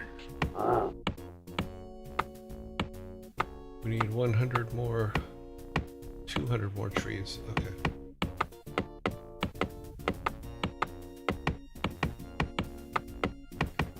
Butlers. Your command, Master.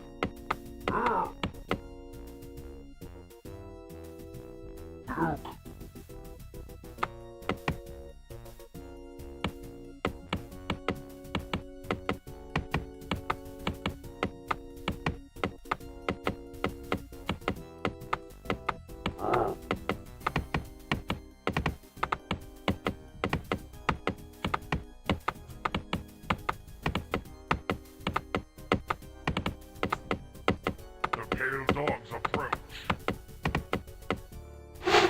We're being attacked!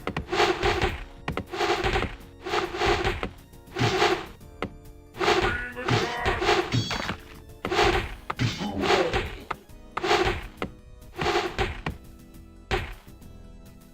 I hate the fact that the peons run away from the defenses. Butlers. The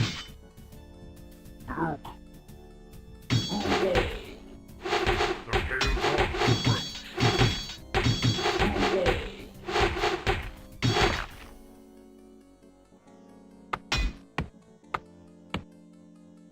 Oh, are you going to protect me? Oh, I'm going to run away from the area where you're going to protect me. Butlers.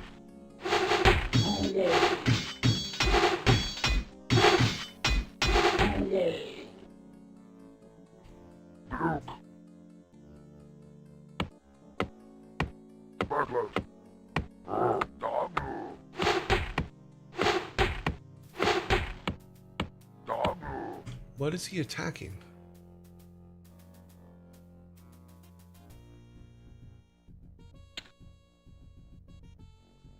Get back to work.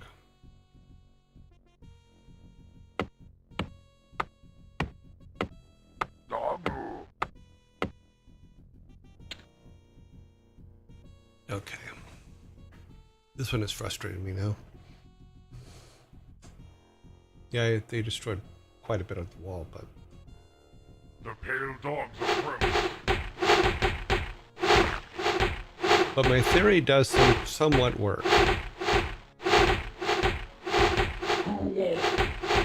If we leave an opening in the middle of the... Why don't you just stand around there, buddy? Your command, Master. If we leave a hole in the wall to trick the pathing system, Butlers. that seems to work. So we can put a wall pretty far out with a hole in the middle where all of them will come to that hole in the middle.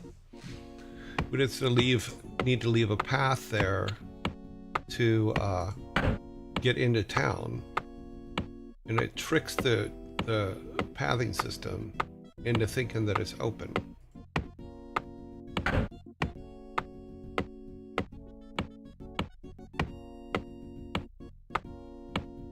It's too bad we can't build a wall up by the bridge. Approach.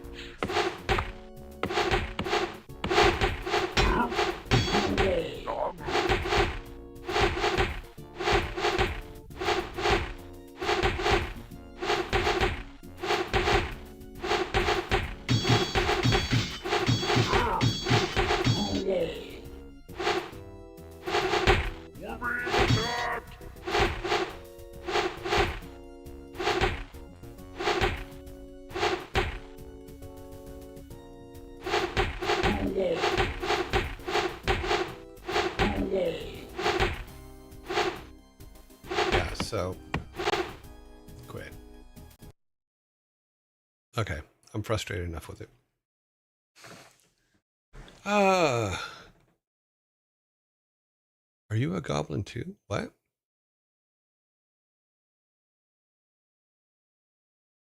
Fancy seeing you here, Clyde too. Okay. You destroyed the power of the wall. Yep. Yep. We can't be sacrificed. I mean, okay. Bump, bump, bump, bump.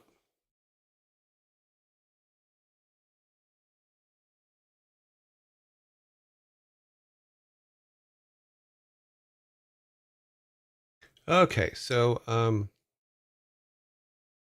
we're not playing Warcraft anymore today. That level has at this moment kind of pissed me off. So I need to figure out. I need to figure out this level. But we will get there.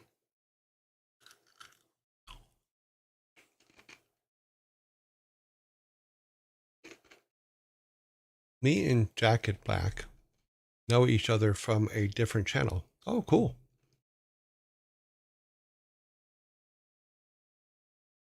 I was surprised to get him. I think this is the first time he's been here. He had written something on Discord, I think, today. See if I can find it here again.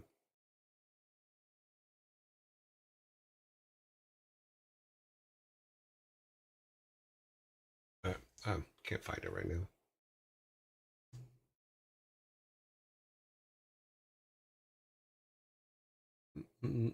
Don't know where it was.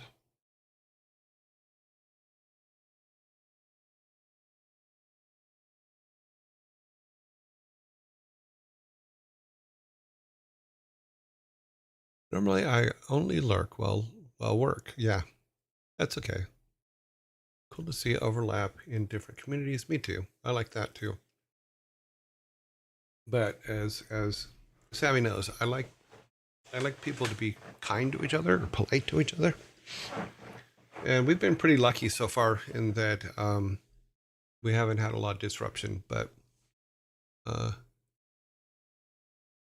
we have had some criticism, which I think is valid, but all that falls on me.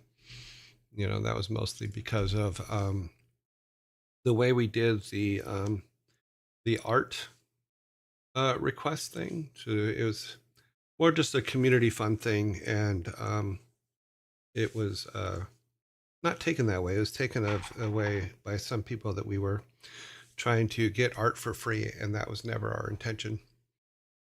You know, so unfortunately, the channel does not have. We do not have never-ending funds. We have the funds that are created on it, which are minimal and barely cover the costs of even running it. So we will get there. But for right now, ads are paying the bills. They just don't pay enough, but we'll get there. Because I want to be able to, and that's also, and everybody that's been here a long time can also verify that I held off getting a mod for a very long time because I want to be able to pay them, and I can't yet. Can't afford it yet. So we will get there. When we get there, we will do that. And I'll look at the channel points thing, and what we may do is do a. I have to figure out how they work. I have some ideas, but I don't know if they fit in channel points, and we'll work it out.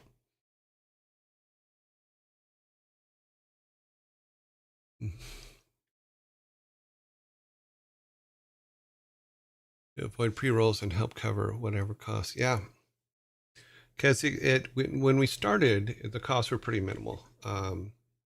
They're still pretty minimal because I do a lot of stuff myself, but there's still costs, like the cost of getting a new case and things like that, and the cost of the audio that is coming. So we will have music soon. I just haven't.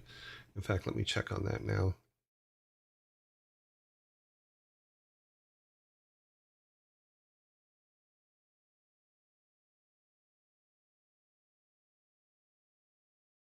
Yeah, the composers were a little bit too busy this week to be able to get to it. So we'll see. Hopefully, we'll get it by the end of the week or next week. And that's there's some cost associated with that are even though it is a discount because of the people involved in my relationship in the past, but there's still a cost associated with it, and we'll get there. Yeah.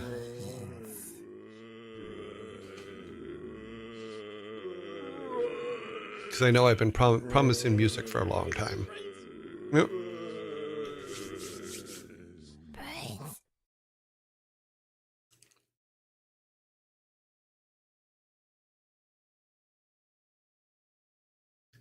I'm trying, but there's a learning process that goes with it. And I'll be very honest, I haven't taken care of that. God, how do I explain it? Most of my career has been on the creative side. It has not been on the management side of games or anything like that. It's been mostly on managing creative people and doing creative things and just making cool shit. And it's this is a lot different than that. And I am learning, and I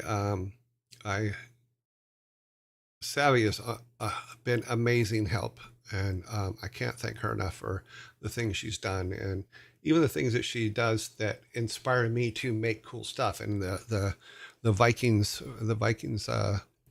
little Viking guys are a perfect example because we kind of use them kind of everywhere. Yeah.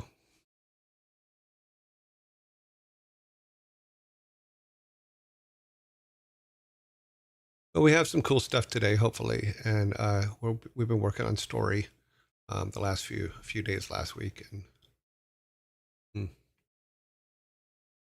but we're way at the very beginning of the thoughts of what the story are, and we thought it'd be kind of cool to do a community art thing, and because of the terminology I learned, like I used, it came across as something different, and that's completely on me.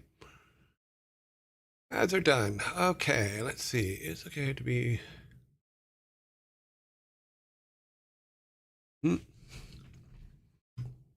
So let's see. We are going to go to our next little section here. Let me see if it's set up. This is the section that a lot of people like. So we'll be going there. Wow. Something's rumbling outside.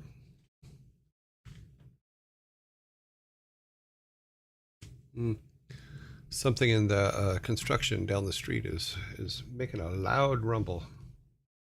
Either that or there's a plane going over our head, which doesn't usually happen here.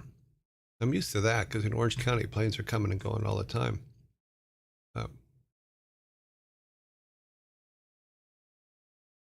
Okay, let's go to our thing here. Sorry, my brain got distracted for a moment. Okay, here we are. Dad jokes. Let's make the announcement on Discord. Announcements. We like to announce it because people like to come in for a certain segment. So I try to announce them when we start them.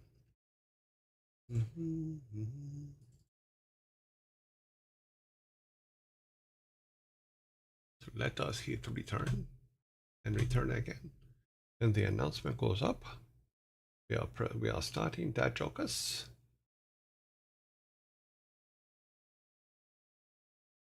I also have to find out in Discord, when you post something on Discord and you put a link, it sometimes puts a small thing up, and sometimes it puts a big thing up for the link.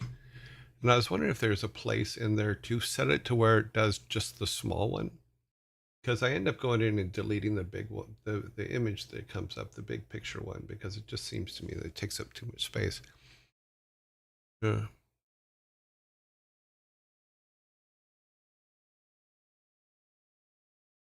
Okay, so that is done. Let us set our screens. Come down here and set these to these. Oh. Ah. I hate when it does that. I'm gonna have to fix that. I know how to fix it. I just haven't, so I will fix it. Okay, so we might as well jump in and start and say here's the first one, since it just flashed up on the screen. So you guys are probably already doing the thing. Is it?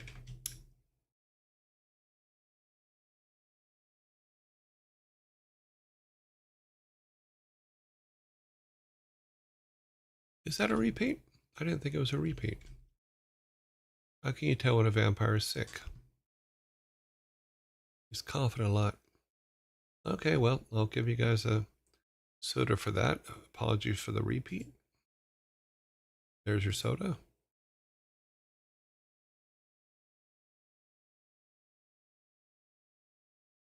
Discord.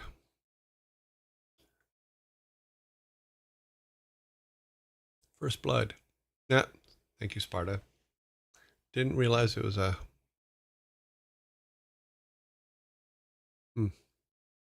All right. Yes. He's coughing a lot.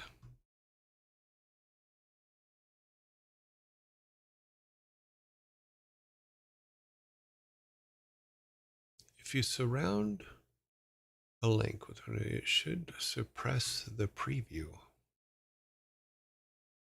Fatherly jokes. Yay. Okay, so you guys have your first soda. Let's go to number 2.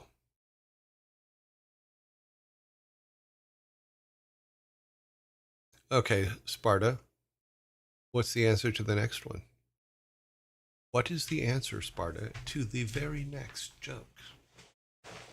42. Cute. That is a good answer. That is an answer I will accept. Yep. That is the answer. Okay. One of the best ages to be, actually, too. So, here we go. Number 2. How do hockey players make friends so fast? How do hockey players make friends so fast?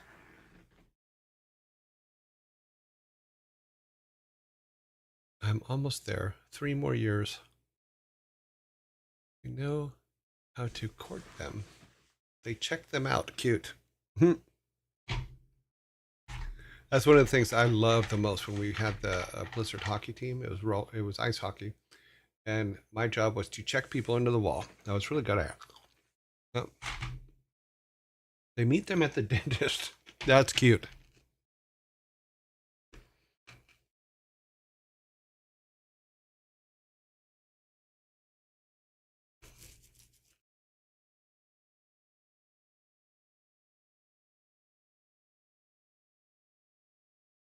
How do hockey players make friends so fast? They like icing. That's the answer to the why do hockey players like going to the bakery? Because they like icing.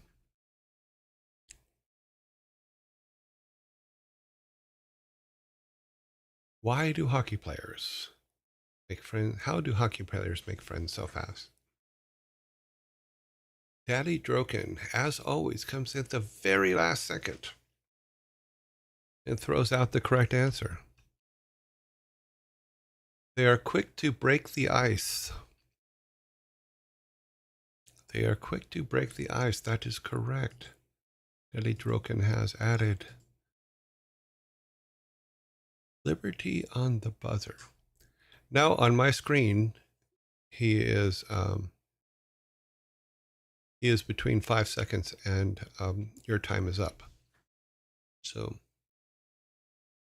literally on the buzzer. Yes, that is true. All righty, let's go to number 3. Number 3. Sparta, do you have a prediction? Hello, friends. Daydrucker likes to live life on the edge. That was with 0.1 second on the clock. Cool. Here we go. Number 3. Why was the golfer crying? Why was the golfer crying?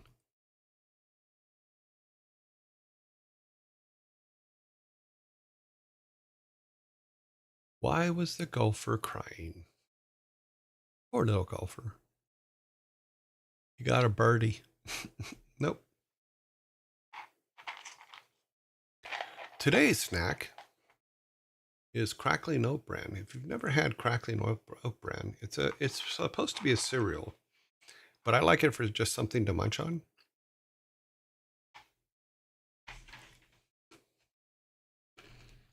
When he heard 4, he screamed out 5 instead of taking cover.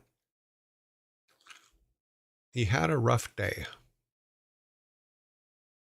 His wife caught him clubbing. Huh? We have a close one.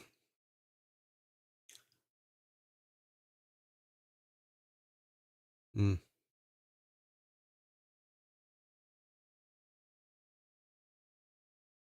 I don't think it's close enough, though. He got sand in his potato salad.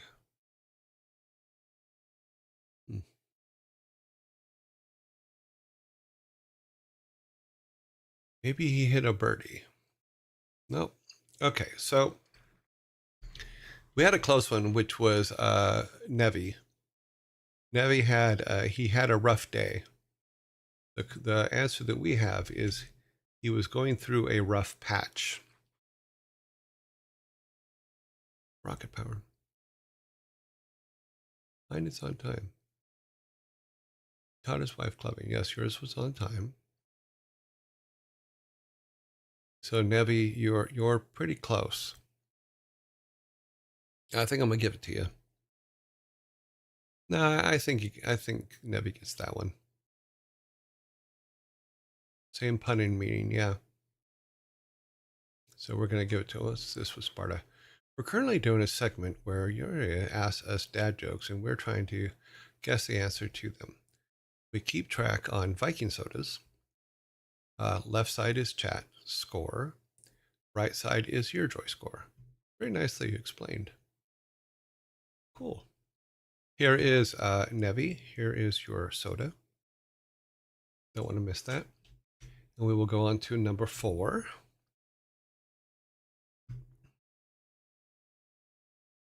Okay. Okay. Why would you play soccer if you weren't that good at it? Why would you play soccer if you weren't that good at it? Oh, forgot the timer.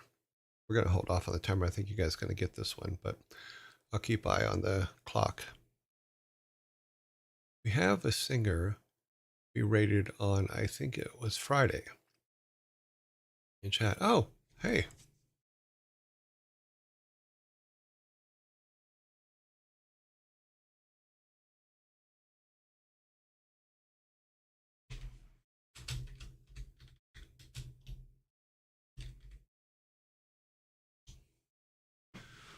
Let's see if he's there.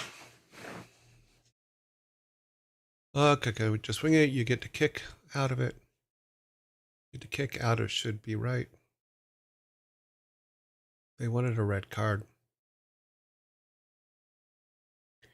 I think that you're gonna be right with they get a kick out of it, because the correct answer right now for this one is why would you play soccer if you weren't that good at it?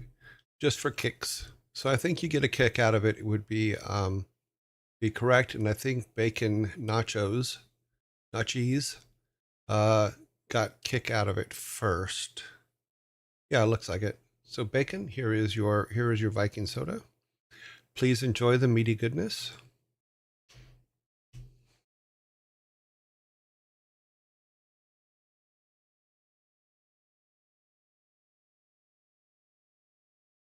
So we went through that. We're on number 5. Number 5. Okay, with number 5, we get, what do you call a cow with 2 legs? What do you call a cow with 2 legs? I know I'm using the on-screen timer again because I forgot to set up the other timer. Dinner. Yes. Can you imagine a cow leg as like a chicken leg? That would be a massive. Oh, Peggy. Cute. Can't move. Oh, that would be great. Can you imagine just holding a big old cow leg up like a chicken leg? It's like a fried chicken leg. Fried cow leg. I don't think you could finish it. I don't think anybody could finish it. Nevi, you are correct. What do you call a 2-legged cow? A cow with 2 legs? Lean beef. That is correct. Lean beef. So Nevi gets another Viking soda. There you go, Nevi.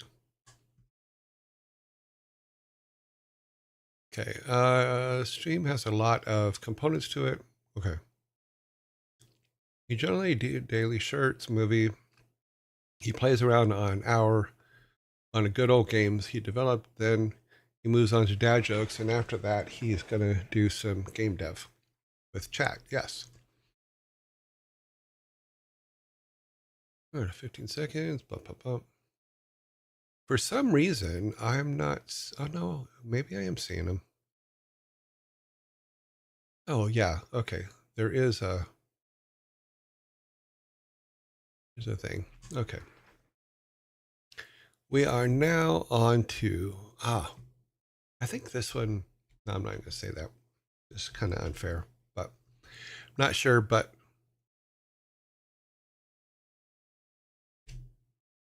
what Star Wars character sells hot dogs? Which Star Wars character sells hot dogs?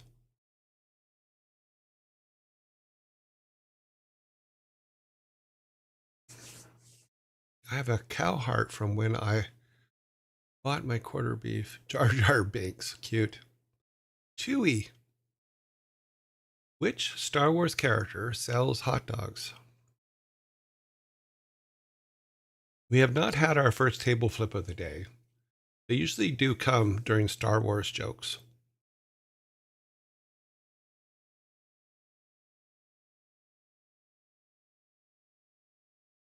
If it was pizza, I'd be Jabba the Hutt.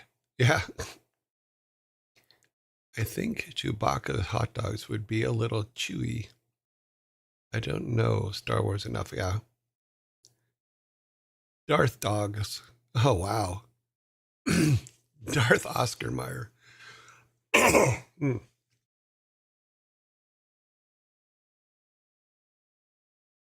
All of the flavors you relish. Yes. Am I going to get the first table flips? Daddy Droken did not throw in the answer at the very end there like he usually does. So here we go. Tables on the ready? Rolling eyes ready? Okay. Which Star Wars character sells hot dogs? Admiral Snack Bar. Admiral Snack Bar. That is now me getting a Viking soda. Blip and blip. Viking colas for me. I have a Viking soda. It is now 5-1. You are flipping tables. Yes, Admiral Snack Bar is the correct answer. A lot of his dev work has been off stream since it usually end game related. I don't know. For me, all of mine's been on stream. That's why we haven't gotten very far. But if you're talking about Thor, yeah, he's been doing a lot off screen. Admiral Snack Bar. I thought that one was cute. I'm glad I put that one in.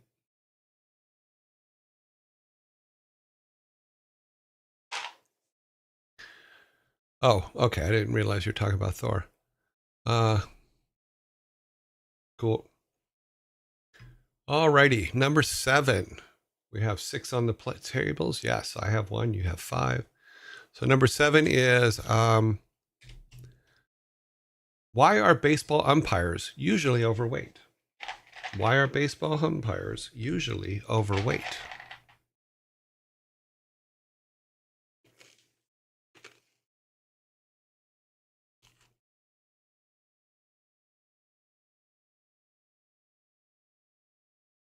They don't run during the game. They just sit there, always behind the plate. They eat a lot of fouls. They sit at home all day. Cute. Why are baseball umpires usually overweight? Make the bat guy seem small. I mean, when you have seen a skinny judge, they never leave the plate. They always clean their plates.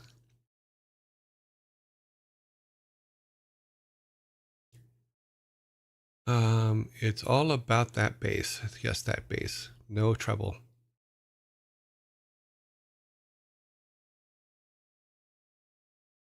There's one that's very, very close. They're always sitting at the plate. They always catch what's thrown to them. Time's up. Okay, so Nevi is very, very close with they always clean their plates. The answer we have is why do baseball umpires usually overweight? Because I pushed the wrong buttons. No. It's their job to clean all the plates. It is their job to clean all the plates. So, is Nevi, they always clean their plates, correct? I would say no. Not close enough. It's close, but it's just not close enough. Because she says they always clean their plate, not all the plates on the map. Because it is their job to sweep up, to clean off all the plates. Yeah. So I will be getting a Viking soda. So Vikings, thank you very much for the sodas. I will enjoy the meaty goodness. Yes, I will. I do. I have my fork and everything. Yeah. Am I on a run? Am I coming back? Let's see. We are on number 8.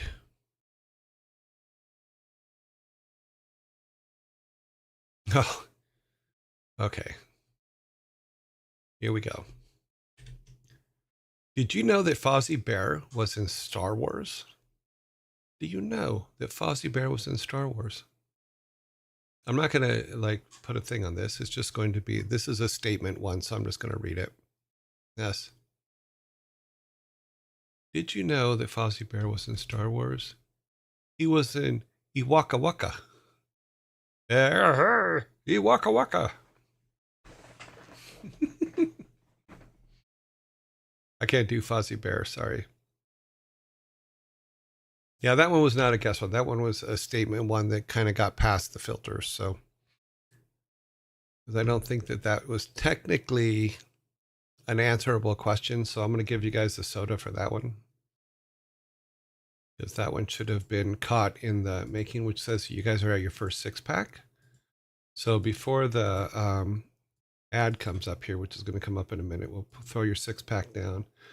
Yeah, okay. Yeah, the Vikings are telling me that they think you deserve that one. So they're going to go in back. We're going to click for number 9. We're going to have ads here in a minute.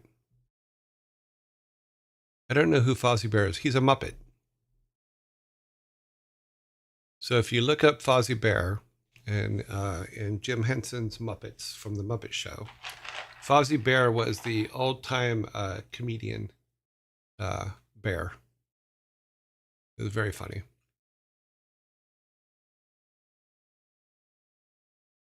He was usually telling really, really bad jokes, so it's kind of fitting that he's here. That he's part of this particular thing. You can delete this stuff, so clean up so we can go to the next one.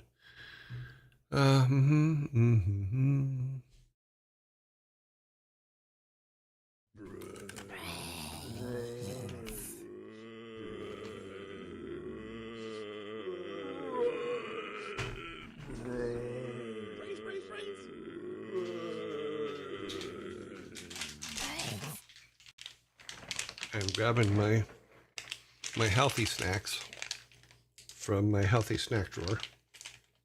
Thanks to Frigg, who brought me. I showed you guys my little snack box that she bought me with the little drawers in it.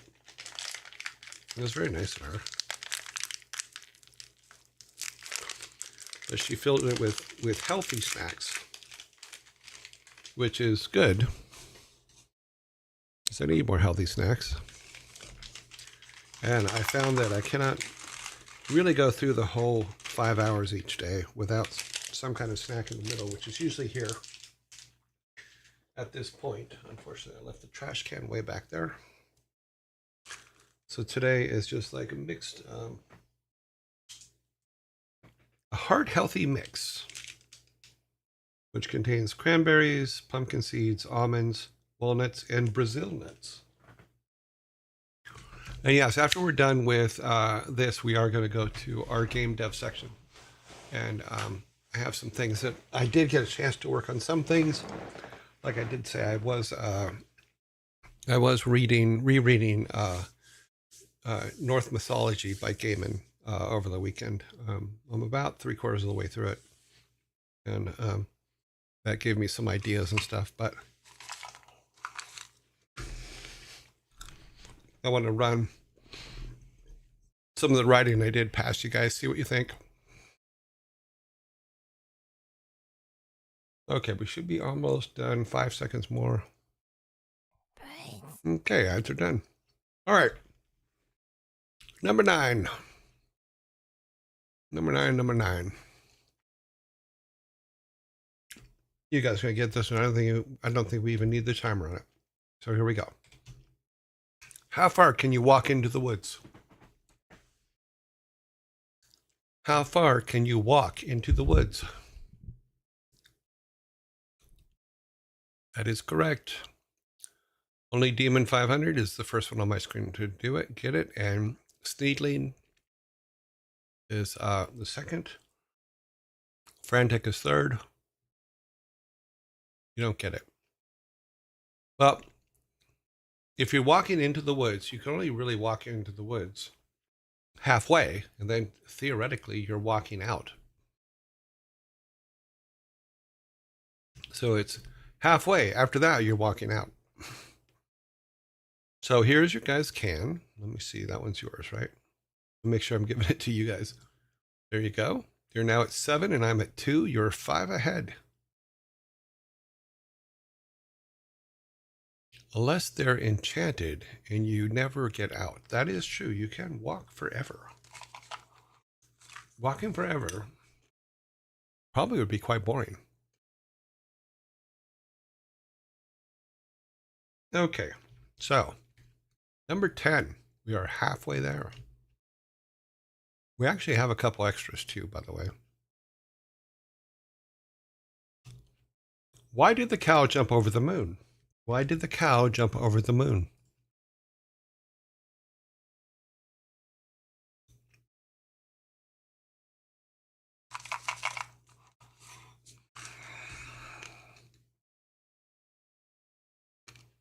Because the dish ran away with the spoon.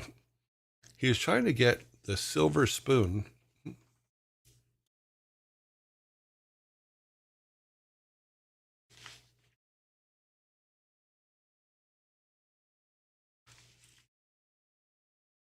The cow jumped over the moon to get to the other side. Cute. Was he friends with the chicken? Because the cat and the fiddle. Hey diddle diddle, the cat and the fiddle. The cow jumped over the moon. I don't think they're related. I think it was just something that was going on. He's jumping over a puddle. Because the chicken needed a distraction to cross the road. Cute. I feel a table flip coming on. To get over the moo. 5 seconds left. And I ain't heard that song in so long. All right. Here we go.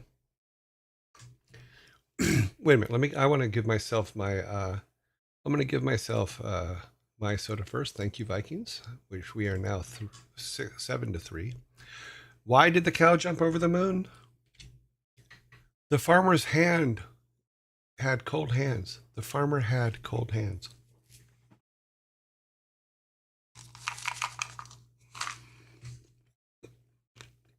Wasn't yesterday Cat Stevens' birthday? No, or Eric Clapton's birthday, maybe. I have them all mixed up.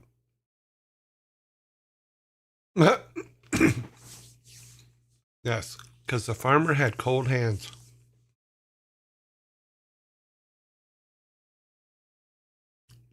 Sparta, sometimes we accidentally get a good one.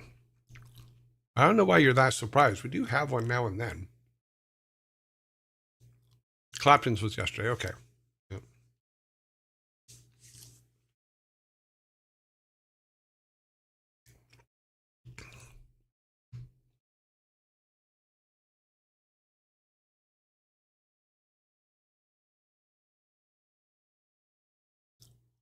Ooh, the next one you're going to get so fast.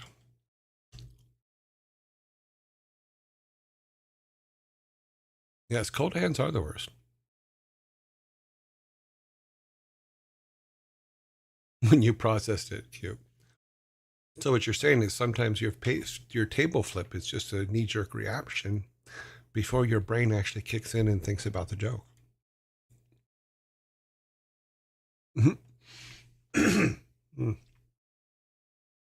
Number 11. Here we go. Why are penguins socially awkward? Why are penguins socially awkward? I'm not even going to start the timer because I know you guys are going to get this one pretty quick.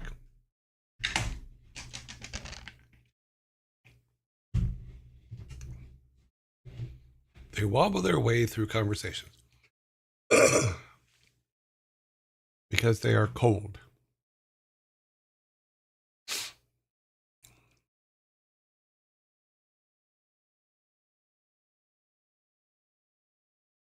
Okay, maybe I should have started the timer on this one.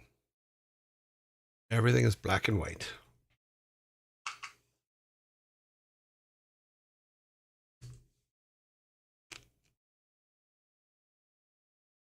They can't get their bow tie on their suits. They are formal birds.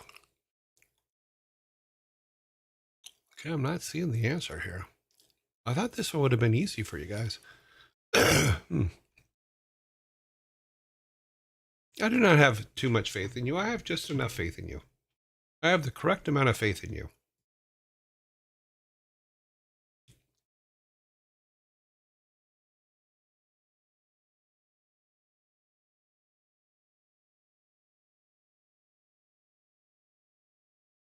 My faith in you is very enduring. Let's see if I can switch to the other. Okay, let's see what we got here. Maybe because they're cold. No, they can't get the bow tie. They have their tuxes occasionally. They're frostbit. Too much faith in us? No, we do not. Because they're dressed up. They always wear suits. Ironically, penguins are one of the most socially species of the planet. That is true. They live in colonies of 5,000 and take turns on the outside, covering the colony from cold. They got cold feet. No, no, no, no, no, no, no. Where is our, I think it's this one. It is that one. Okay, so.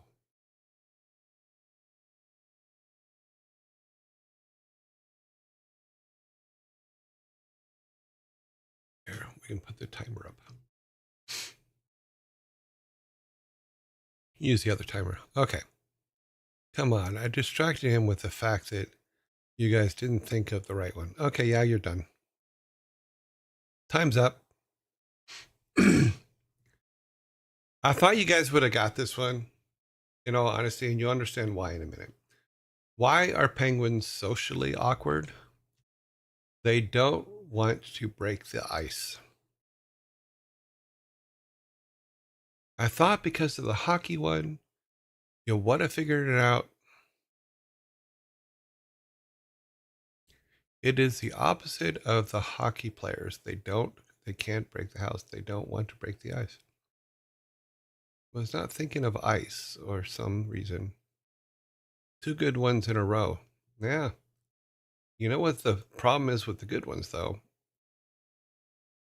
You don't get the soda. I do. I'm catching up. I'm catching up. Thank you, Vikings.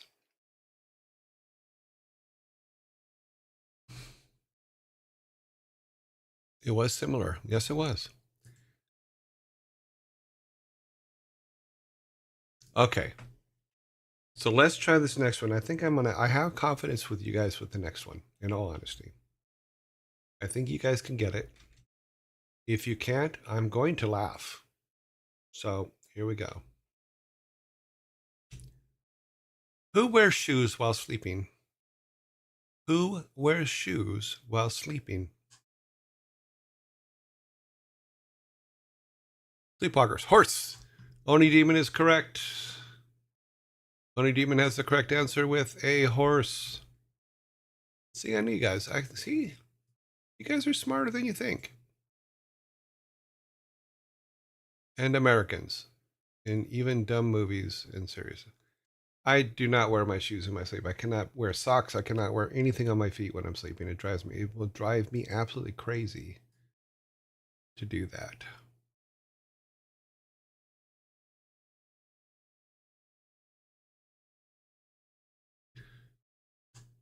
No shoes, no socks while sleeping.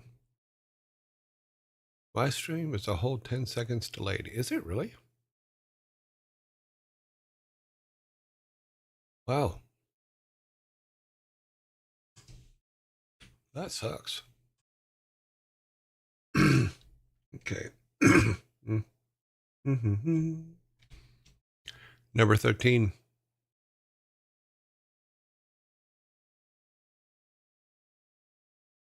Number 13 is, why does Snoop Dogg carry an umbrella? Why does Snoop Dogg carry an umbrella? I can't in the summer, but when it rains cats.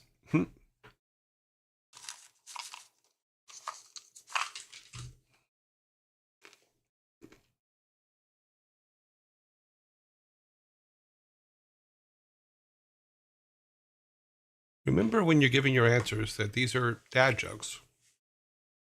And dad jokes are usually a specific language.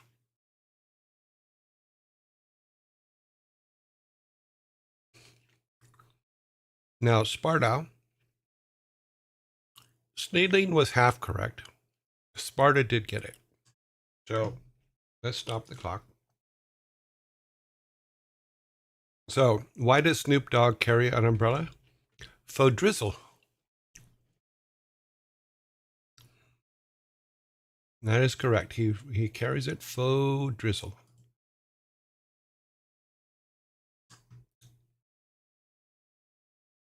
So, Sneedling, you were very, very close. Well, you had to Snoop Dogg it up. So yes, technically, in case it drizzles, but he would definitely be faux drizzle. Oops. I am still not used to that computer being under the table. It's a little bit wider than the old one was. So I just bashed my knee into it. They're the best when they get it stun the other person into thinking, really, they just said that? Thanks. All right. Casey makes it rain. Okay. So we have 14. So 6, 7, 8, 9, 10, 11, 12, 13, where our count is correct. Okay, so here we go with number 14. What flowers are kissable? What flowers are kissable?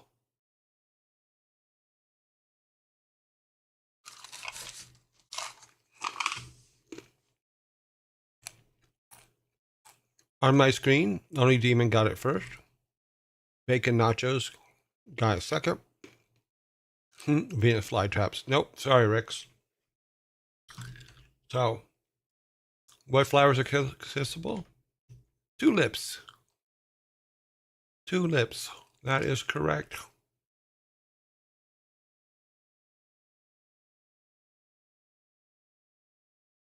Okay, I'm now 6 behind. That's pretty bad.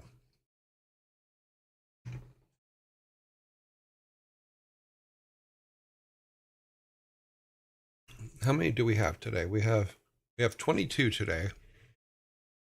So I have to answer. There's 7 left. I need to have more. I need to have half of them to win. All of them. Tulips are the correct answer. Okay, number 15.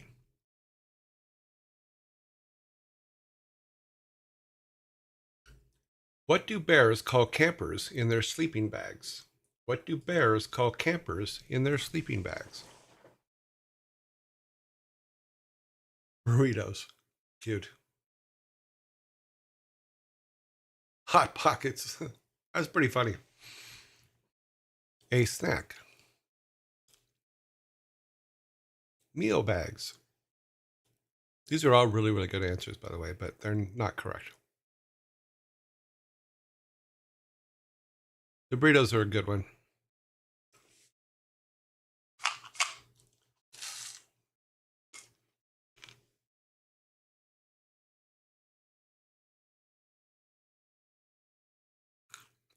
Easy pickings. Yep.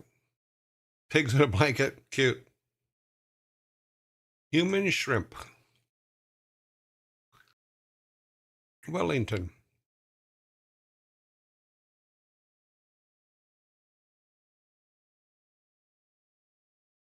Because they got to peel them. Wrapped up to go. 2 seconds. The timer has gone off. Time is up. I'm going to give you guys just a second or so here while I give myself a soda before I read the answer. Because you were all very, very close. But you were in the already ready, Sparta?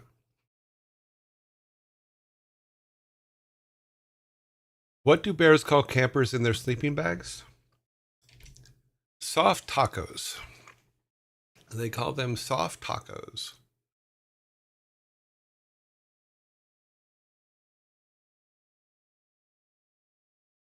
Did anyone stutter or just me? Did someone say, did I miss soft tacos up here? I don't think I did. Tulips, butter is bad. Hot Pockets. 5 easy pickings. Pigs in a blanket. I don't see soft tacos up here. I'm not going to yell at Illidan again for not being prepared. You are not prepared. Because when you hold them, if you hold them in the sleeping bag just right, they look like a soft taco.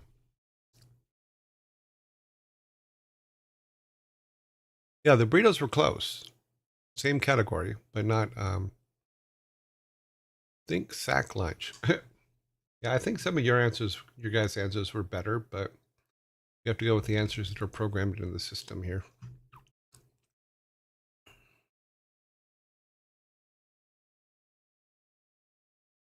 Okay, we clear this, make sure that we're all good. Okay. What did one snowman say to the other snowman? What did one snowman say to the other snowman?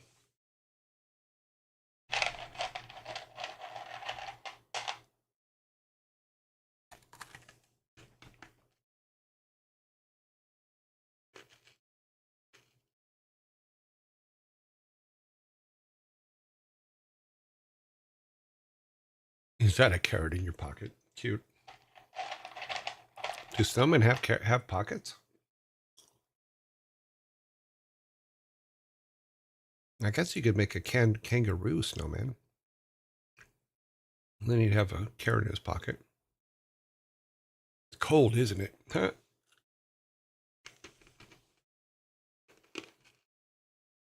I'm melting, melting.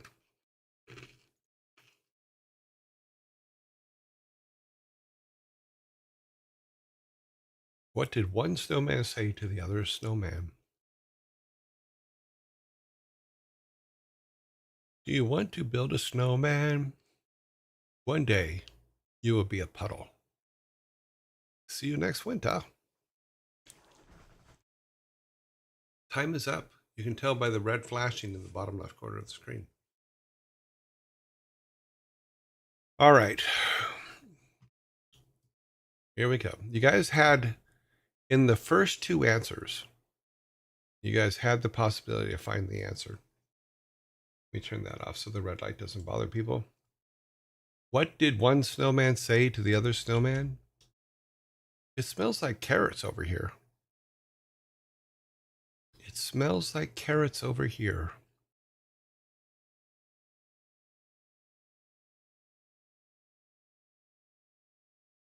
See me getting a can? I might have a six-pack this time. Look at that. Yes. It smells like carrots over here.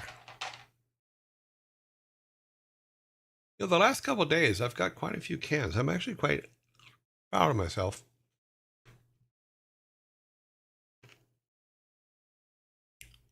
But we have 1, 2, 3, 4, 5, 6 left. Maybe I can kind of catch up. Huh. We will see. Number 17. This one's going to be too easy for you guys. Why did the baby strawberry cry?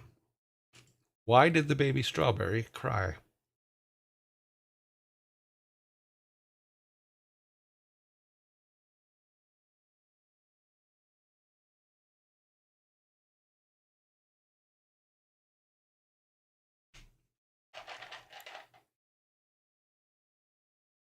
Why did the baby strawberry cry?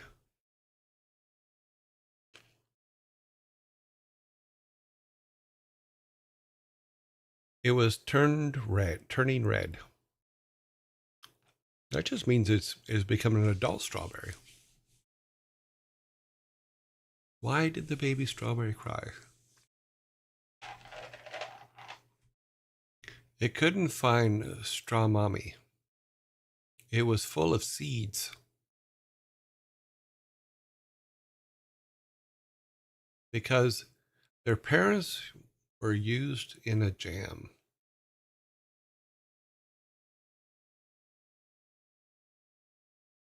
Okay. Oni Demon and Daddy Dronko. I think I need to give it to you guys, in all honesty. You have, the first on my screen is Oni Demon 500, with Because Their Parents Were in a Jam. And with Daddy Dronko, it was his mother was stuck in a jam. So I'm going to put the answer up and then we'll continue the things after. Oh, well, just wait. Make you guys wait for the answer. That's right. That's what we're doing. We're gonna make you wait.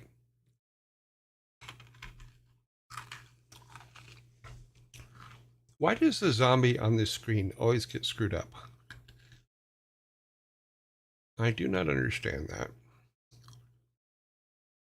I keep fixing him, but he keeps moving back.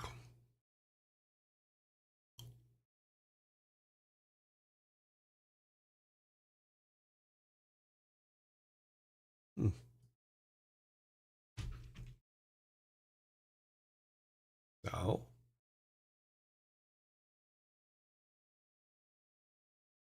Take this moment to scoot him back in place.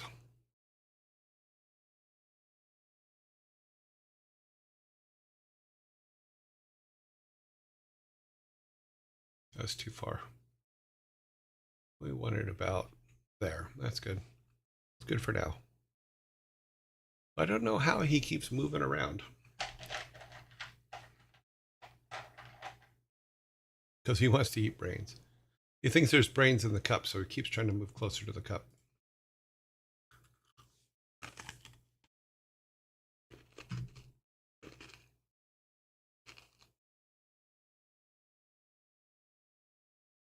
Zombies naturally drift. Oh, do they? What kind of car do they drive?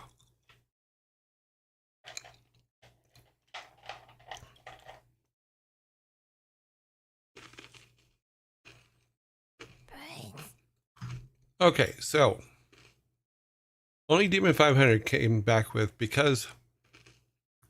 Oh, great. Now everything moved. Because their parents were using a jam. And then Daddy Droken came back with his mom was stuck in a jam. I think both of those are pretty close. But excuse me just a second.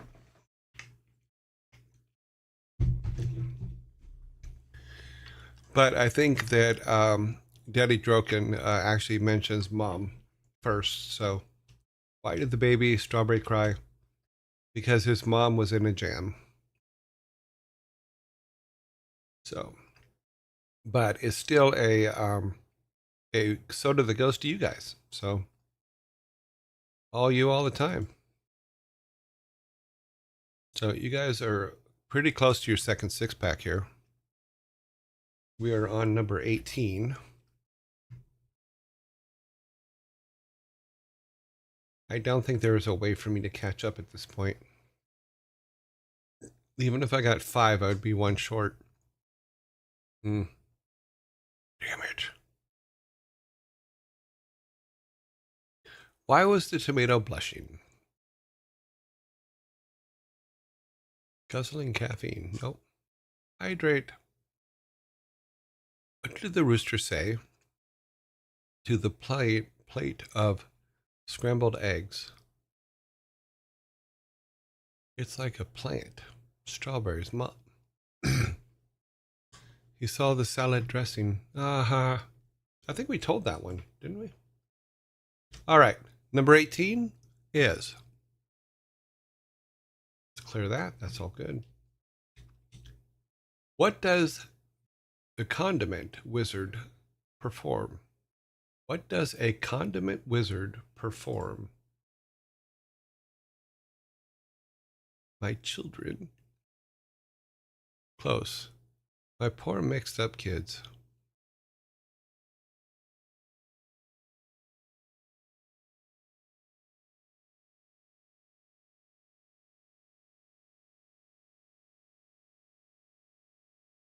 Ketchup fireball.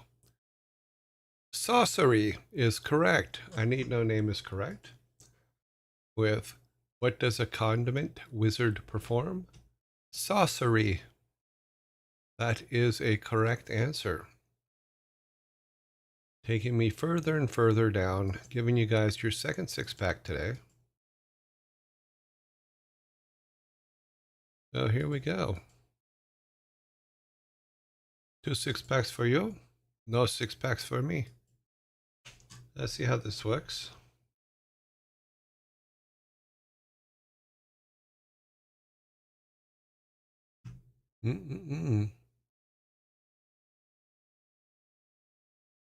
Daddy told you that one. Oh, wow. Grandpa told me that one. It's still funny today. Yeah, the strawberry one is kind of version of the same. Maybe.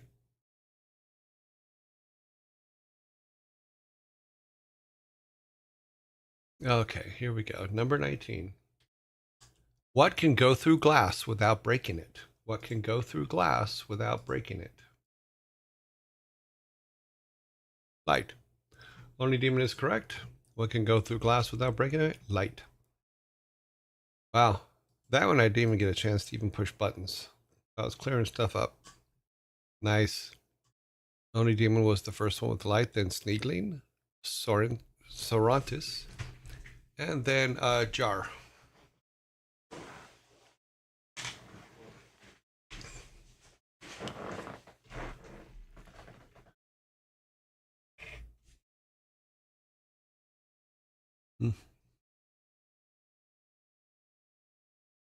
number 20, which is usually our last one for the day, but we have 2 extras today.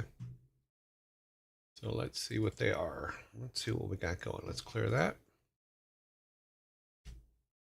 I'm still 1 second delayed. What's going on with my internet? I have no idea. I hope it's fixed soon. So, what is number 20 today? Why don't crabs ever share their toys? Why don't crabs ever share their toys?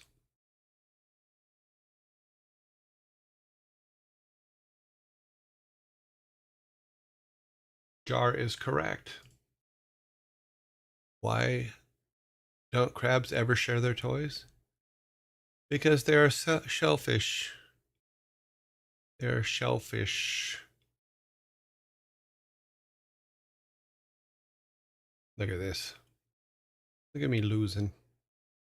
12, 17, 18, 19. Wait a minute. 12, 13, 14, 15, 16, 17, 18, 19. This was number 20. Did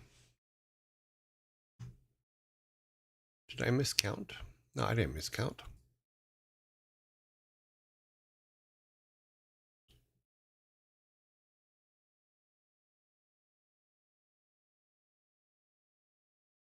Well, we try to do our best to. We actually do work very hard trying not to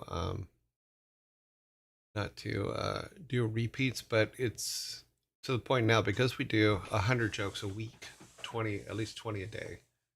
It's getting harder and harder to find some, so we added some riddles. I don't know what's going on with the keyboard today. You got that one correct.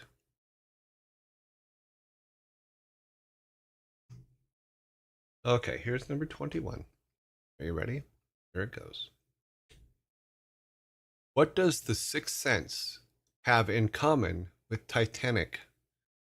What does The Sixth Sense have in common with Titanic?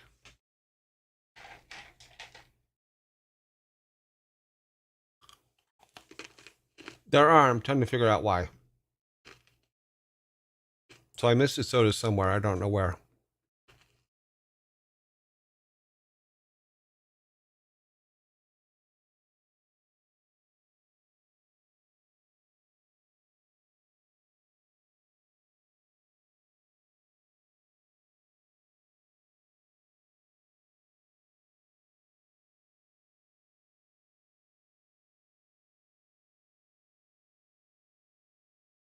The main characters are already dead. They see dead people. I see dead people. Okay. Savvy Otter actually got this one.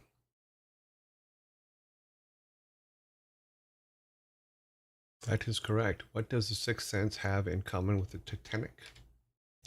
I see dead people.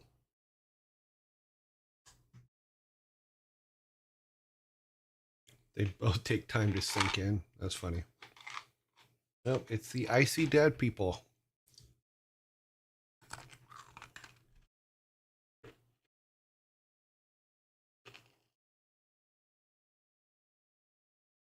I'm assuming that the one I missed was your guys', not mine, so I have corrected the score.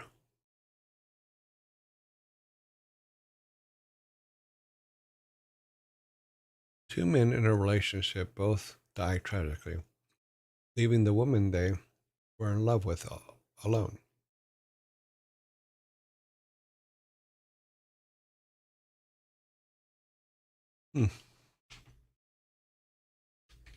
Okay, this is our last one for today, it looks like.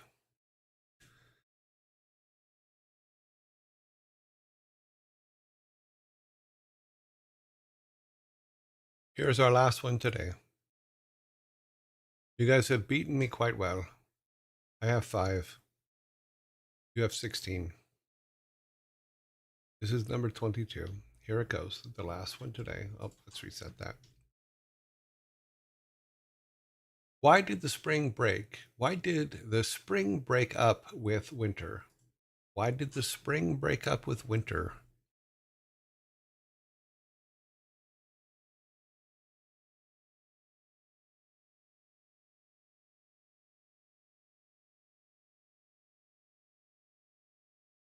Spring fell for summer. They had a falling out. Cute.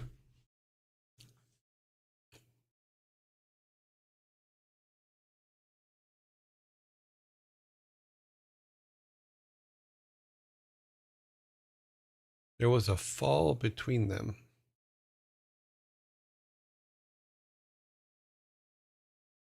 $30.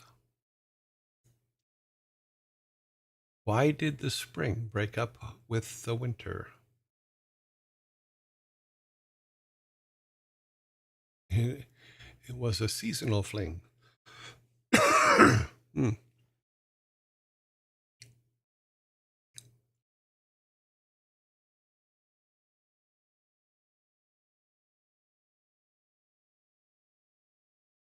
Winter was giving it the cold shoulder. Oh, time is up. Amazing. I actually got a 6-pack at the end here. Blip. We have to go through our paces and put the 6-pack next to my box, next to my table. Blip. Okay. So,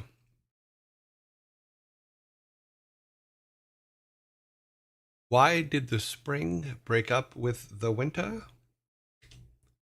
Because it wanted some summer lovin'. Because it wanted some summer lovin'. It had its a blast. No, that one's pretty bad. Yeah, that's a groaner. But you know what? It's John Travolta and Olivia Newton-John, so it's got to be a groaner. It's just the way it works. You know, they had them a blast. But unfortunately, it did happen so fast.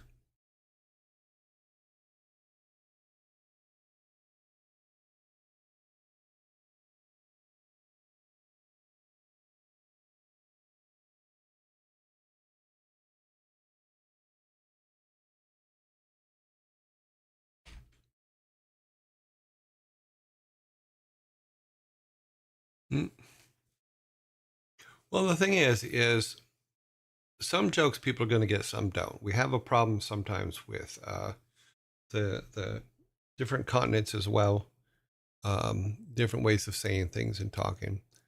It's very difficult to make jokes specifically for a certain generation, country, all that. I do my best to try to mix as many of them in, you know, but I am limited to what I can find out there. So I put some in there for us oldies too. I put some in for the young guys. I put some in for the old guys. You know? So the Vikings need to clean up. Let's see. I'll just have them start over there because they're already up on my side, so they can go ahead and clean up my 6-pack and put it away. And then head back over to your guys' side. Box your cans up. Get them ready for travel. Okay. Thank you, Vikings, for all your help today. That is the end of dad jokes.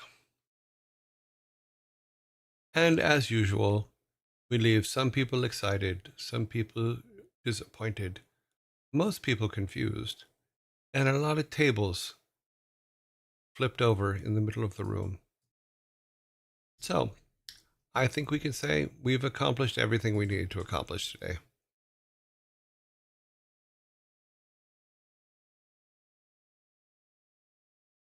Gotta put some jokes in there.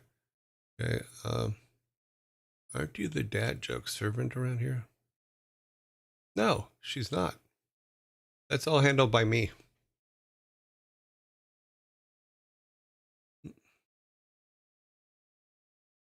Okay, so let's go away from dad jokes, go back to me. Okay, what is next on our schedule? Wow, who knew? Oh, that's right, everybody. Let's put everything up here. We need to make the announcement. We got to get rid of our timer. It is too bright on my eyes. Summer loving had me a blast. Summer loving happened so fast.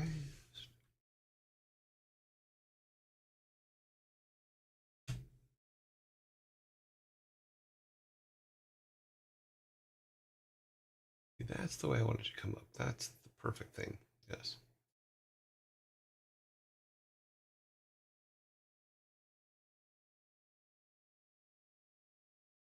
Okay.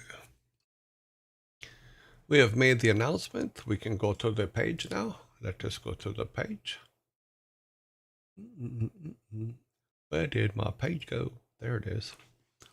As you can see, we have added credits now to the side as I try to keep up with all that stuff. So we're hopefully I haven't missed anybody. I'm sure it will come up at some point, but we are we're starting to do a lot more. We've been building a lot of story stuff this week and or last week, and I did some work on that. It's not perfect, but it did, when I finished it, it did make me laugh. So let me see if I can get that up here. Because I took the notes that we put together and wrote out the grandpa's story. So that's what we're gonna cover today. I want the credits to run a couple times here first.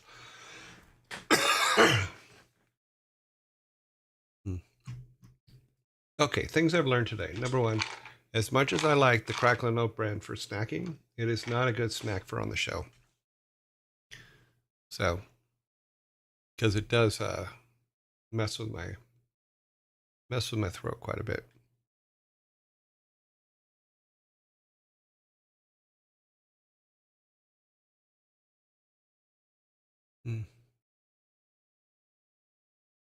I do have my hydration system here, yes. Because I already finished my big old coffee. There's a little bit in there. I like the end of it because it's mostly chocolate. Yeah. Okay, so let us get let me get this set up here. And let's see if we can get the page up. We need to take the logo down. Get the, I think it's this one. Yes, it's this one. So I was looking at all this that we had talked about the last couple days last week. So these are all the notes that we put together and all the things that everybody submitted, and everybody's names are on it, of course, which is how I get the stuff on. And hopefully I have everybody in the credits so far, and we will correct that in coming days. As things get added, we'll be adding more things to it. So, but what I wanted to do, and I want to, let's see. Yeah, there's enough people in here right now. We can do it. Okay. I wrote, I took all that and wrote something up here. Let me see here. And wrote something up, which hopefully can be the grandfather's and his brother's story. So I'm going to read it. Okay. In the days before the Saxons, before the ravens carried word of Ragnarok, and before last true Vikings vanished from Midgard, there were two brothers, Eric Ironsoul, and Valtor the Clever. They were twins, born of the same mother, and bound by fate. One night, as the aurora shimmered across the sky, a great rift opened above their village, a tear in the fabric of the world. From it spilled creatures neither the gods nor man. Warriors vanished, homes crumbled, and in the chaos, the village idiot Jorn, the scatterbrain, Steve, shouted a prophecy. His madness often blinded him to reason, but in moments of clarity, the gods themselves seemed to speak through him. The fountain knows the tale of the past, but not the future. Find it before the void swallows it up. Swallows all. None knew what he meant, save the old otter, who watched with knowing eyes. This was the same otter who had tormented the boy who loved to throw axes into the river. The same otter who once said, "Spitting facts is better than picking your nose." The rift swallowed the village whole, casting Eric and Valtar and their people into the world unknown any of them had known, unlike any of them had known. Here the laws of the gods held little sway, and survival demanded more than faith alone. As they grew, the twins found themselves on different paths. Eric, the elder, clung to the old ways. He listened to the whisperers of Norns, cast ruins upon the sacred stones, and called upon Odin's wisdom. His followers built a village near the great fountain, where the knowledge of the ancestors was preserved in its waters. Windmills spun like fingers of Nord, and fishermen cast their nets with prayers, and the hunters paid homage to I got these names from a book, so I don't know how to pronounce them all, with every arrow loosened. Valtor, however, placed his trust in something else, machines. When they were boys, an accident had nearly claimed Valtor's life. Eric, already gifted in magic, could not bear to lose his twin. As he prayed to the gods, Loki himself appeared and whispered a cruel truth. Valtor, thank you, Red Panther 47. I will wait for that to end, so we will go. And we will continue. Oh. God, we're just getting all zombied out here.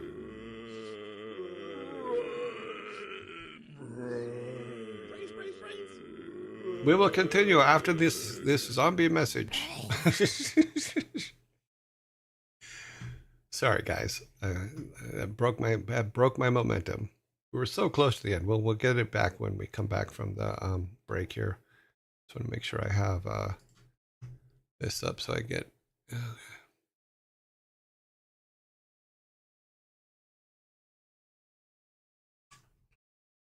I clipped the start of the story. Okay. Kalasari, thank you very much for the follow.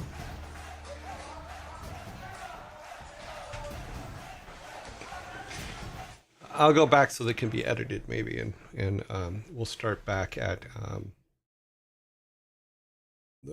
Valtor's,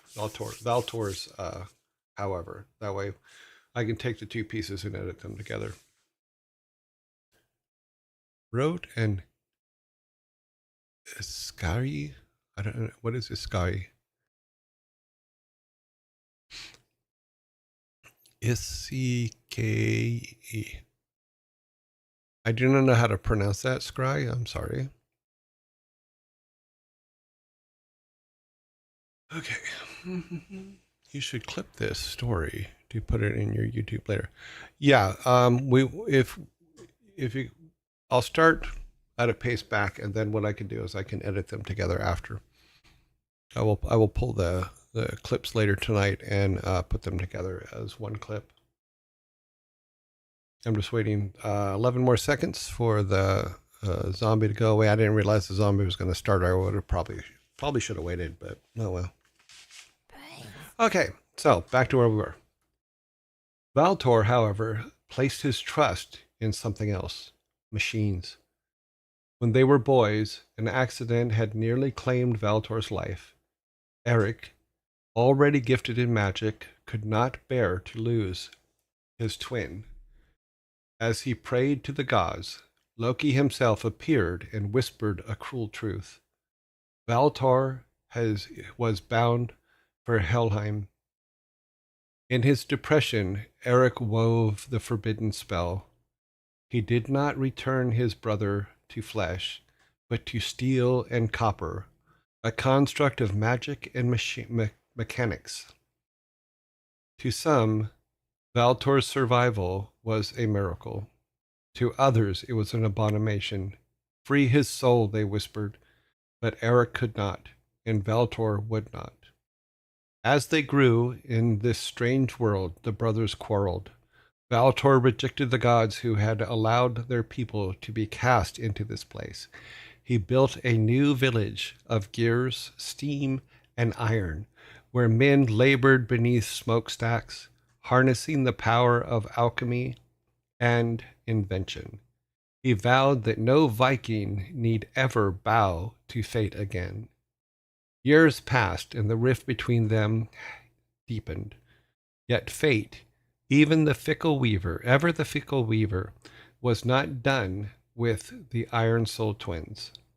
And so, in the face of fate, neither of them had foreseen, the brothers stood at the precipice of destiny, one with ruins and gods, and the other with steam and steel. But would they fight together or tear each other apart? The fountain awaited. So that's what I put together from our notes that we were working on, all this stuff over here. And had a couple little things. Like I really liked that I was able to shout out Otter's spitting facts is better than picking your nose. Is a Japanese trend of stories where the main character is sent to another world, usually after his death. Oh, okay. No. Okay. Bum, bum, bum. But yeah, so I thought that although it's not the main part of our story, it is an important part, and it gives us a good story base for why Grandpa and his brother are the way they are.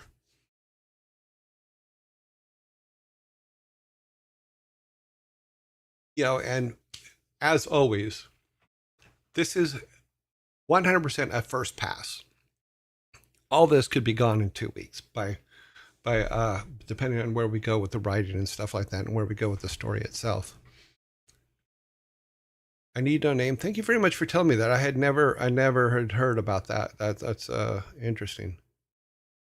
It's called Kai is a Japanese trend of stories where the main character is sent to another world, usually after his death. This was before their death, but I totally get what you're saying. Interesting. Yeah, so this gives us the base for the grandpa and uncle. And then we still, even with the boy who we're playing the boy. We have to figure out basically why grandpa's raising him. And why mom and dad aren't around. That's something we still have to talk about.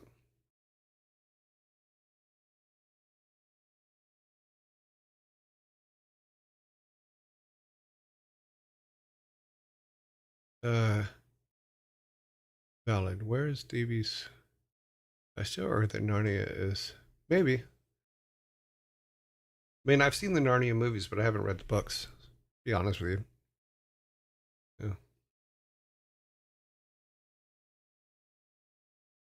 Clip the start of the story. Yeah. Yeah, I can edit them together later. The examples Google gave, I would say it is examples of Alice. What are they? Okay.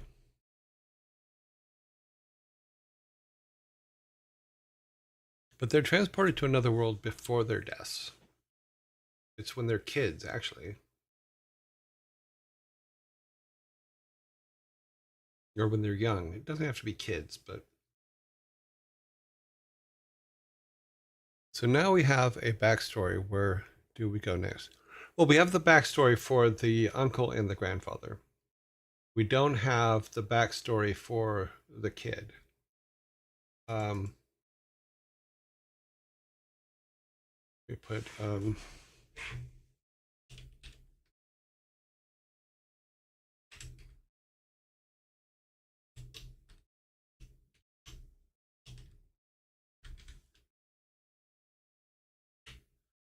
and we also don't have a backstory as to why they were transported in.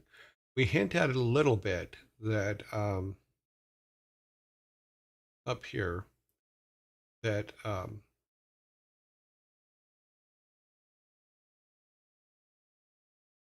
that there was a prophecy from Steve about it, but it wouldn't be Steve because they're young. Maybe it is a single generation. Maybe what we can do with the kid is his, though he was sent through because he was visiting his grandfather at the time.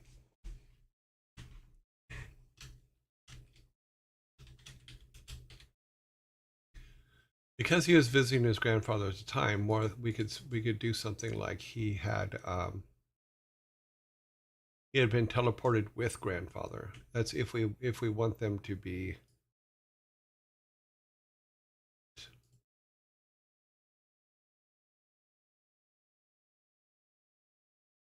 Okay.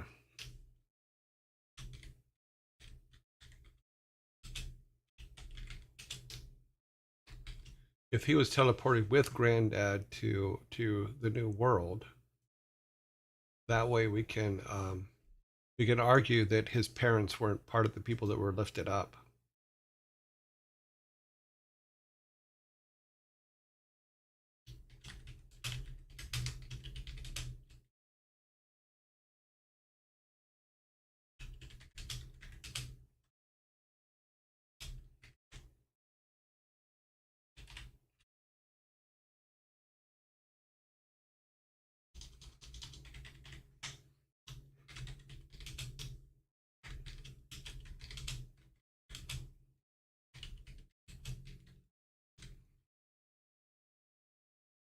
Because as the last thing, maybe granddad, once he finds granddad, he fixes everything. He fights all the monsters. He fights the big bad boss guy. Maybe his granddad has figured out enough power to enough a way with and has enough power to send him back to his mom and dad.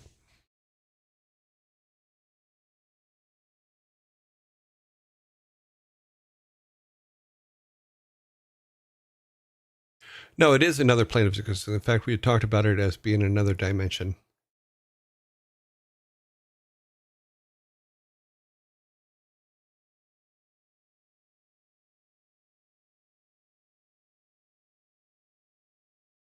How would I know a plane of existence? Yeah, and we've talked the whole time, and I just didn't write it in this, is we talked the whole time about the fact that it was another dimension, or even one of the 9 realms. But I don't know all the 9 realms, so I don't know if there's a realm that's empty.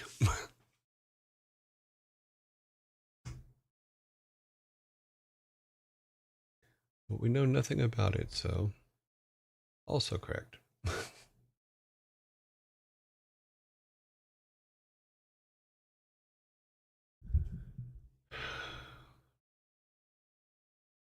Because it was always, every time we talked about it, it was another dimension that they were sent into. Not necessarily another planet, but another dimension.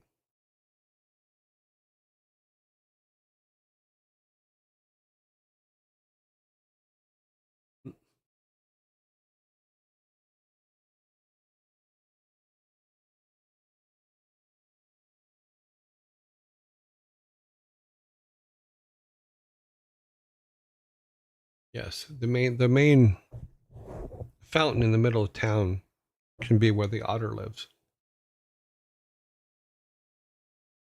And it could be the only otter in existence. According to Google, Jinagagope is a closest thing to an empty realm. It is not one of the 9 realms, but rather a void that existed before creation. It was the vast, chaotic emptiness between the fairy realm, the icy realm of Nephilim.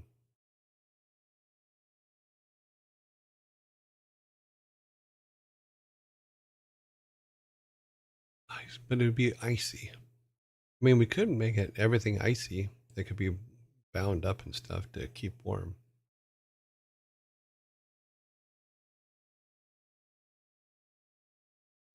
No. When everybody got picked up and moved into the realm, which we talk about here at the very first thing here.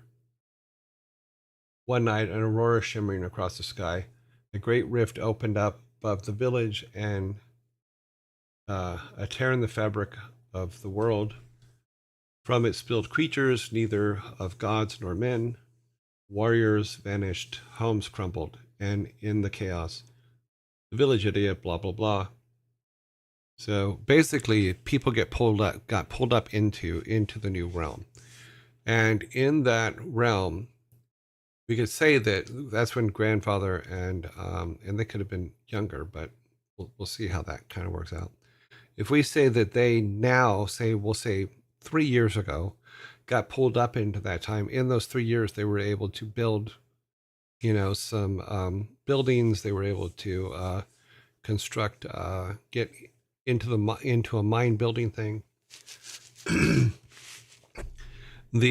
The other brother, the uncle, could have got more into mechanics and stuff like that and machinery there, because they had to come up with something other. Maybe Netham is the right place. I'll have to do some research on Netham and Helm, and see what it is.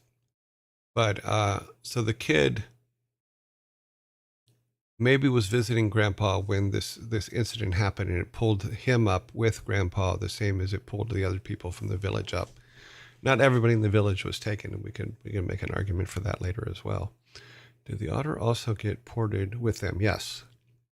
And why it's so wise, or is possibly the only one like you said. Yeah. Because the otter was a creature that we talked about before that, in fact, I think we even mentioned it over here. It's that the otter gives some sage advice here and there. So it's a clue giver without a clue. Does that make sense? No, that doesn't make sense. I'm trying to find where it was talked about.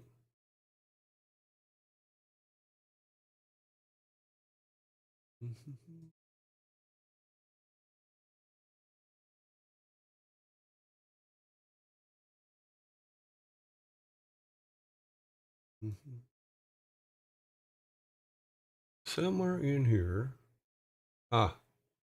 It's the same author that tells you spitting facts is better than picking your nose.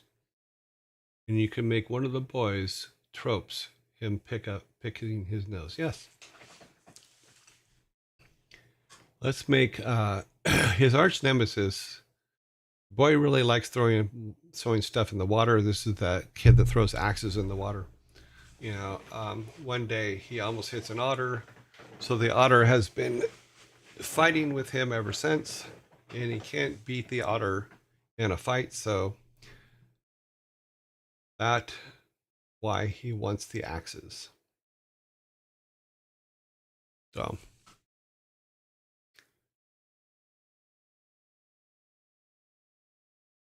the otter also, yes, the otter got picked up with the portal as well. Everybody that's in the story got picked up with the portal.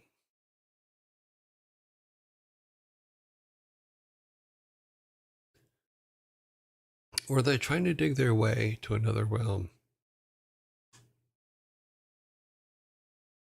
in them mines? I think they were. I think what we talked about for the mines was they were trying to mine a mineral or something. We haven't decided what it is. They were trying. There was something they could mine in the mines that would that the uncle thought that would help him build better machines or power his machines or something else. It could be coal, it could be anything that creates energy, and that energy and the byproduct of mining itself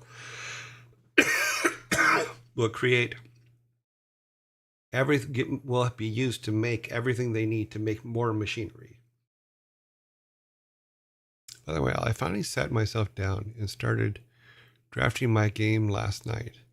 The scope initially too large. Yeah, you always cut it back. Must minimize a bit. Yes. And that's kind of what we're doing is we were kind of all over the place. Now we have, if we say this is the the base story for Grandpa and Uncle, done. We put that aside. Now we work on the kid story, and we can also do the what we've already talked about is, yes, the uncle comes and takes the grandfather because the uncle wants to know, in this particular case, if we change it to the uncle wants to know the magic that the grandfather used to put his soul into the mech. So because he wants to further his needs, he wants to remove the souls of other people and put them in mechanical beings so that they can mine more. I will be honest, don't like teleport idea. Doesn't seem matter much, if anything. No, it's just they were moved to another realm, and we can come up with a reason why later. It's just they are moved to another realm. In moving to another realm, it isolates them from Vikings, the original Vikings. It isolates them from when the Vikings came across the Saxons, et cetera, and then allows us to do this and then tell our story of trying to get Grandpa back. And then along the way, the kid learning that it's believed that Grandpa could send someone back. Anybody have an idea of why would they be teleported? It could be something as in all honesty, it could be something as simple as Loki thought it was funny.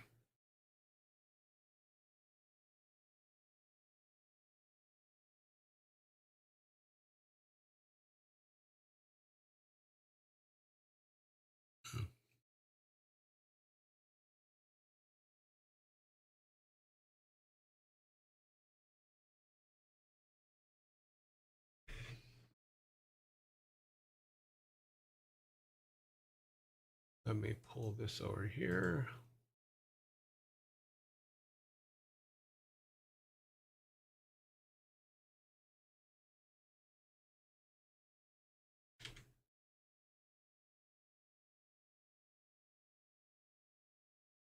Okay, so Scry has put forth a question.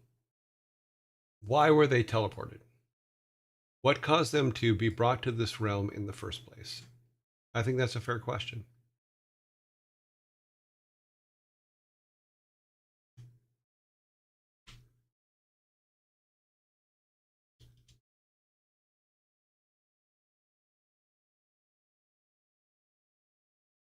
I blame Thor, who would blame Loki. That is true. Is we could have a discussion amongst the gods as part of a cinematic arguing why this was happening, is because it could be something that the gods are trying to figure out as well.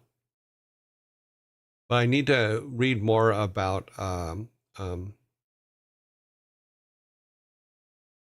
Loki is a trickster. I wouldn't necessarily call him a villain. Loki does things for several reasons. Loki likes to do things that, number one, are just, he loves playing people against each other. Another one, based on the readings that I've been reading, Loki really liked doing stuff that would piss off Thor.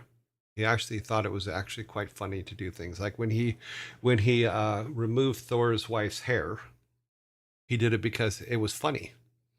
to where the dwarves had to make the golden hair that she wears because he removed not just her hair, but he removed all the follicles of her hair as well. And when Thor came to ask him why, he basically just said, because it was funny. Yeah.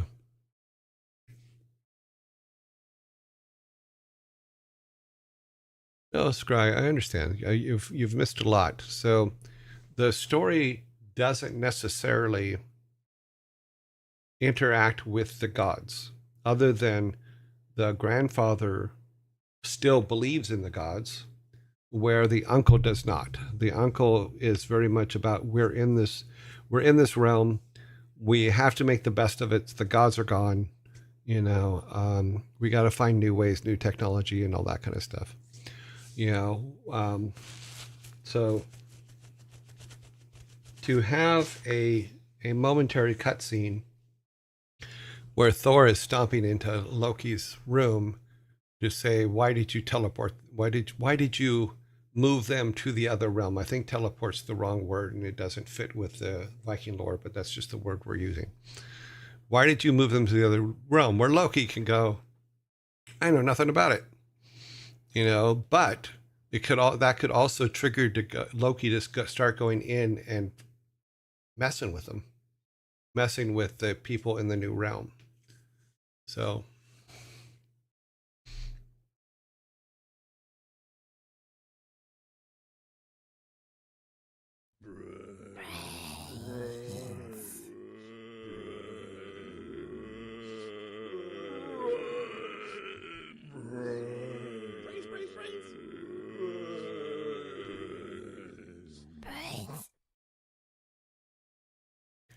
I think that we have to take into account that Scry, I like the fact that Scry is arguing back on some of the things we're doing. It actually is a good thing.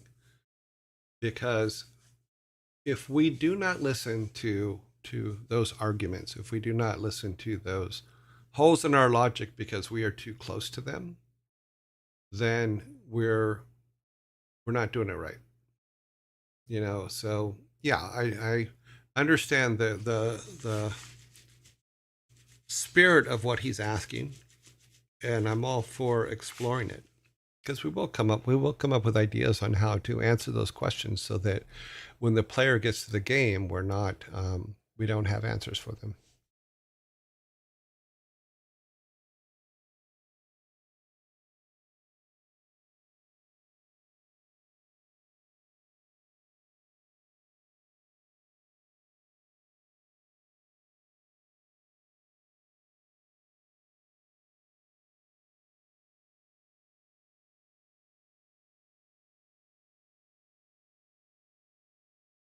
Yeah, Scry, in your comment of why we need this even, you mean the game itself or the story?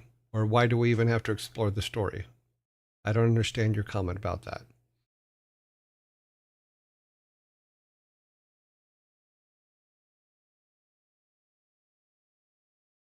Because we are at the very beginnings of these storylines. We literally just started really focusing in on them, I think, Wednesday. And we spent a couple hours a day on them. I just need a clarification as of what you mean by, my concern maybe personally is, why do we need this even? What do you mean? I need you to clarify that for me, because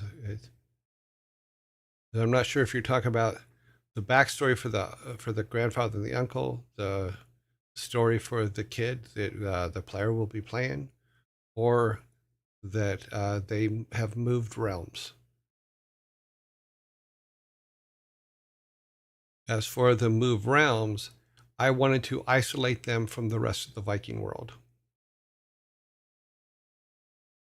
And for the backstory for the kid, because we need to explain why the kid is even there, because the question does come up quite often as to why is the kid living with his grandfather? What happened to mom and dad? What happened to his whole family unit other than granddad?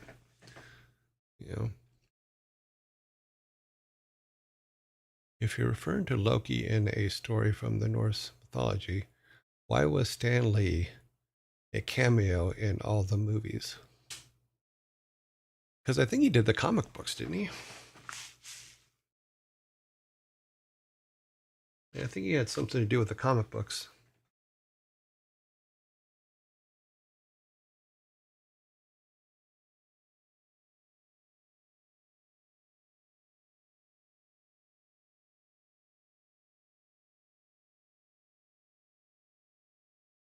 Well, that's what we were just talking about, is if, say, that the move to the realm was a happenstance, that just something happened, or maybe a god did something somewhere else and it was a butterfly effect that just caused this effect. And say that Thor found out about it first and immediately blames Loki, and that's how Loki gets involved in it. And then Loki comes and says, that's about the time that the accident happens where the uncle gets killed, and Loki says to the grandfather that Loki is going to Helheim, and that's where Loki's involvement starts. Loki may have nothing to do with how they got transmuted into the new realm. And that's what we're trying to figure out. We're at the just so you understand, Scry, we're at the very beginning of trying to build the story. We do not have all the answers. We're trying to figure it out. We're trying to work it out. And we're working it out as a group. So, and using the information that we do have to build a basic story. So we don't have all the answers here. We're trying to find them. Since Loki is a trickster and one person believes in the gods and the other doesn't, maybe possibly he was trying to prove the gods existed and praying for a favor. And Loki appears as Thor and continues to do so. Meanwhile, pitting the people against Thor because they think it was him. As Loki says, I have no idea what I'm going on when asked. Meanwhile, Loki does good deeds to make people like him. Yeah, he does. There are times he does. But the most time he's up to mischief. And that's easily. I saw something in chat that I wasn't here earlier. Did you guys settle on a realm? No, we have not. There was a small discussion about it, and a realm was put out there by, I think Savvy Otter put it up. And I said that I have to do some research on that realm because we believe that realm is mostly empty, but it's also a frozen realm. So we have to decide whether we change our realm that we're in into an ice realm where it's more Hoth-like, for lack of a better way to put it. Sure, that's where my questions comes from. I guess I push for answers a little too quickly, maybe, but it's definitely, the questions are completely valid. We do have to figure out, not only right now we have the grandfather's and the uncle's backstory. Now we have to say, okay, we haven't even really touched on how they got teleported or how they got moved to the new realm. And that's pretty important, but not as important as the personal interactions that we're talking about. Also, what are the involvements with the gods? Are the gods aware of it? Did one of the minor gods do this on purpose? Maybe it wasn't Loki, maybe it wasn't one of the major players, but Thor will still blame Loki because as the mythology goes, is Thor blames Loki for everything, and that's a key, that's a tool we can use. So, but in any case, I don't think of Loki as a villain so much. It's just a guy that likes to stir the pot. He's a troll, Yeah,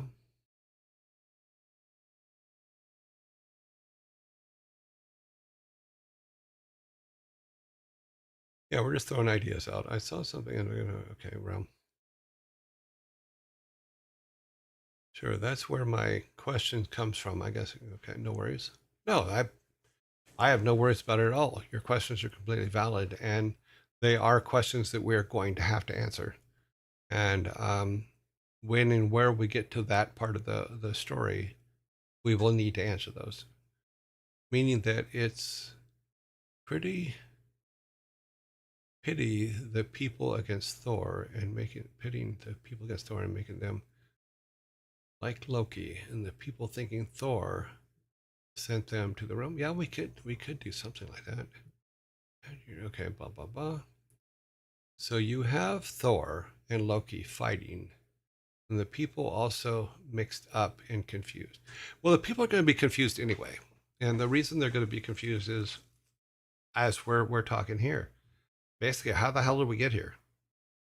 You know, what brought us here? Why were we chosen? All those questions are questions that they're going to need answers for. But that's also why we're starting the game, the actual gameplay, 3 years later, or we'll say 2 years later. So if the kid was 5, he was 7 visiting grandpa or 8 visiting grandpa. This event happened where they got moved to another realm, and he's still with his grandpa. He's now 10, and and trying to figure out, why, but we need the backstories for what happened to his parents if his parents were not, because what we should do is that we should not know whether his parents died or not with whatever was going on, because in the grandfather's story, there's a lot of death going on, but the grandfather still holds to all the old beliefs, all the old rituals, all those things for Odin and Thor and Loki as gods and stuff like that. And the brother does not, and we can say that we still have to work out the timeline as to when the brother ends up dying and gets turned into a mech or a steampunk character, but I think using the idea of he's a steampunk character, believes that he's going to last forever because he's mechanical, and he wants to learn. I think learning how to do that is something that he needs to pursue, because he could be having a situation where people are dying too quickly in the mines.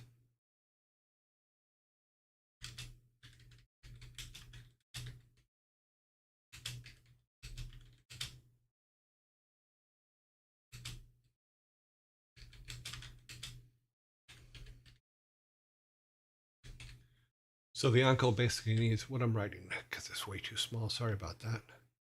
Uncle needs to learn how to transfer minds to machines.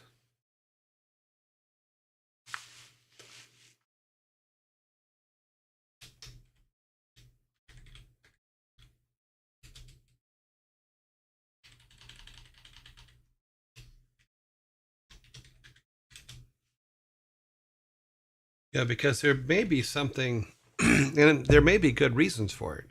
Like if the mine workers are dying from something in the mines, but the machines can keep going.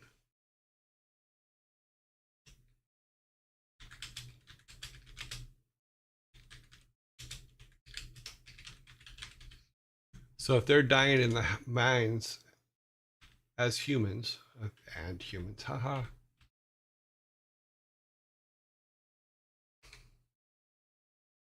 you know,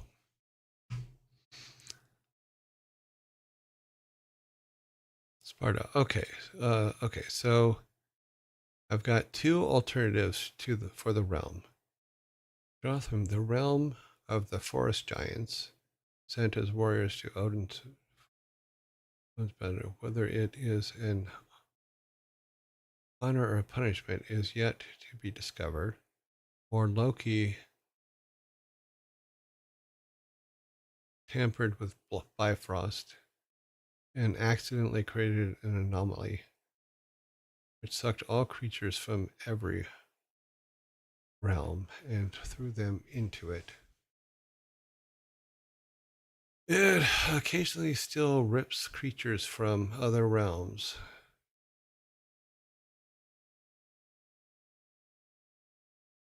And through them into occasionally rips people from other realms. And the villagers have to defend against all these threats.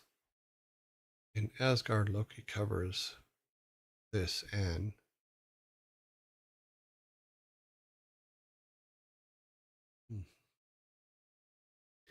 does the grandson believe in godlike grandfather? If not, it can be which is put him in a situation, and Loki can blame it on Thor by sending them to the other realm. As for the steampunk, it could be the reason to bring people back after the brother dies because he is a distraught, maybe. Sparta, I don't know if your full answer got put in because it stops with in Asgard, Loki covers this and. So I don't know if your full answer got put up. I want to make sure that I copied this over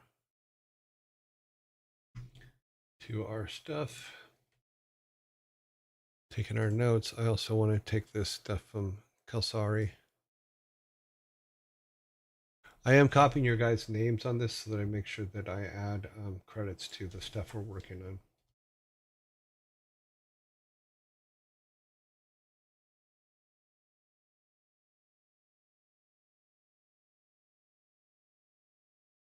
Maybe they got teleported because Loki's studying spell between realms. Thor begged.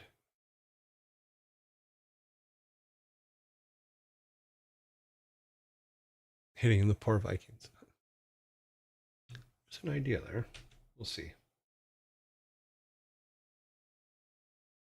But that's part of, this is part of game development, is figuring out what the stories are, figure out where the holes are, figuring out where the questions are.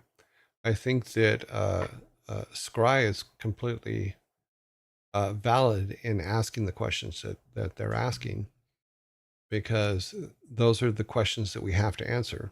If we're going to make a complete solid story of a game, we have to look to those, because as people are playing, these are questions that are going to come up in their mind.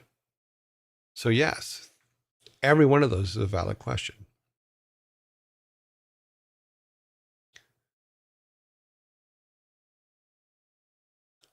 But what's funny is you can tell by the way people are typing that there's a little bit of annoyance, and that's okay.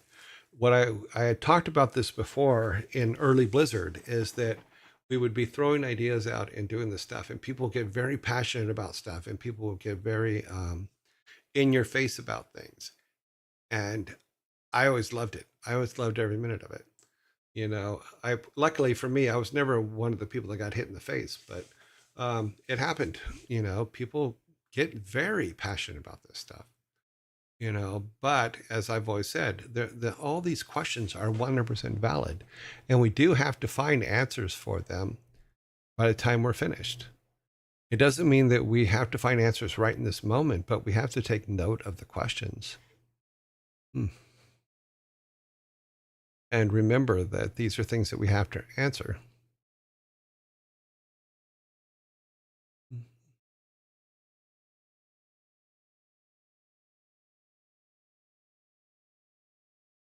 Not a convo related to Game Store. Okay. I'm going back and looking at some of the things that Scribe put up, so we can keep them as a question log of things that we need to answer. And we're probably not going to answer every single one of them. We're going to answer as many as we can, you know, and then to figure out what is needed.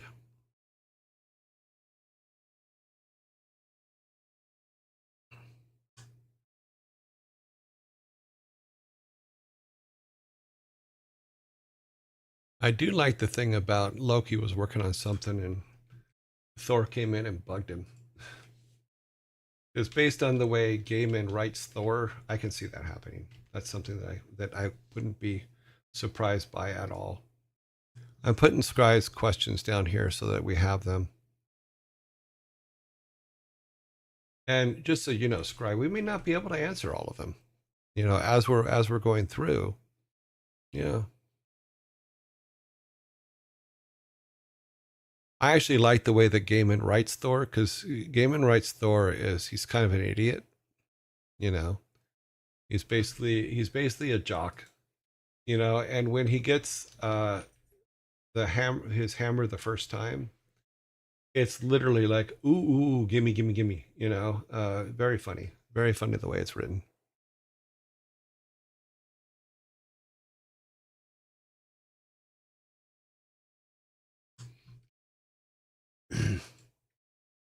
But to my point earlier, which I was just talking about a second ago, is do not, when you're doing these things, do not try to count people out because they're asking a lot of questions. You know, and I've said this before too, is we may be able to answer them right away. We may not be able to answer them till further down, you know, and some of the stuff that's been brought up may not even be something that we can connect to what we're doing without being further down the road, or even being. Let's see if I got this one up here. I don't think I did. Sorry, I'm catching up to live chat here in a second. I just want to get this stuff down before. Unless, and maybe someone can answer this. Maybe Otter knows this. Is there a way to just get a copy of the whole chat from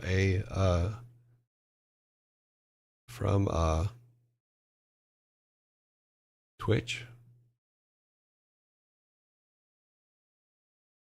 Troy. Well, you might have good news soon. What's up? Hope everything's good.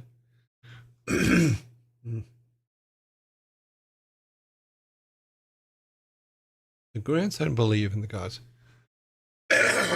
I think he would. My way of looking at it is I think that the grandson is very close to granddad, and that his granddad is someone that he very much looks up to.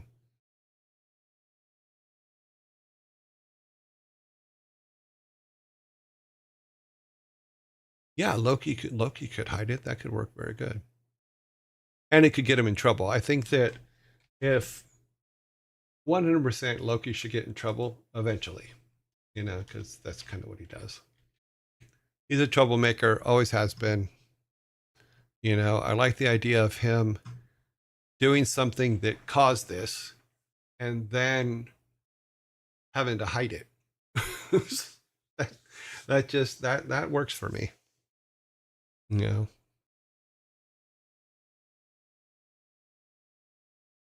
I have that over here. I want to make sure we got this.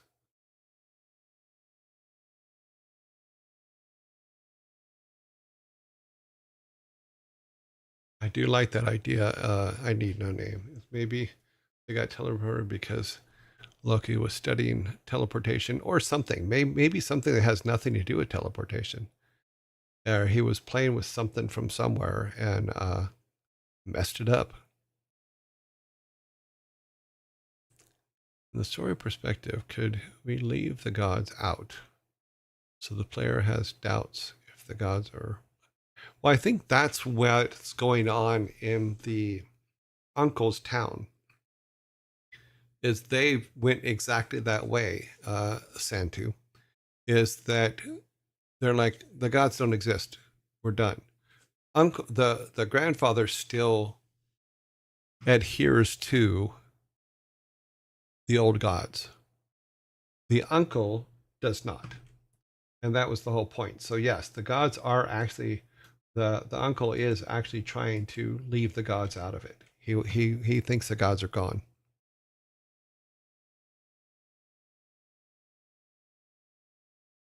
Yeah, and we could do huge reveals at the end for all kinds of stuff. Just having the stories in place doesn't mean we give the whole story at the beginning of the game. It just says, here's the story, here's how we're going to build it, and then we can decide what the reveals are later.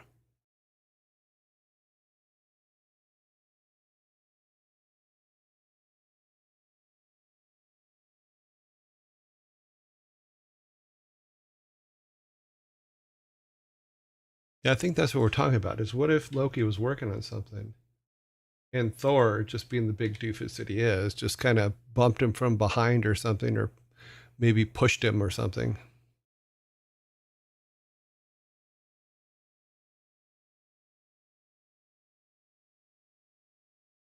Oh, you can. Okay, I'll have to learn how to download the whole text string.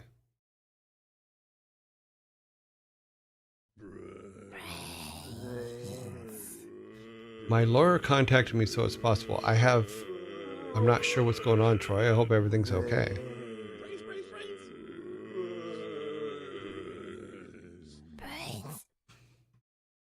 I need to go back.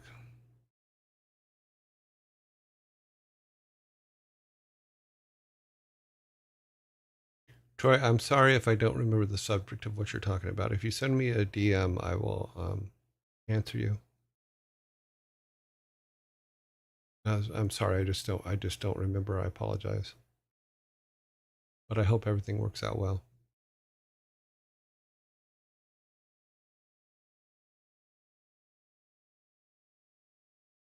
Because we can have the motivations of the uncle to build more people like him,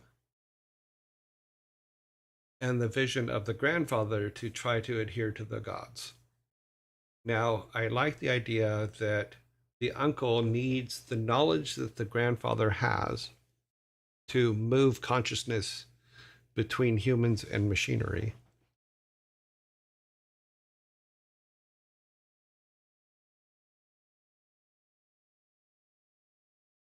We have a story of brothers and story of gods. How do they connect? Is this Loki did a thing, a folk story, or something that is actually happening and we meet that in the game?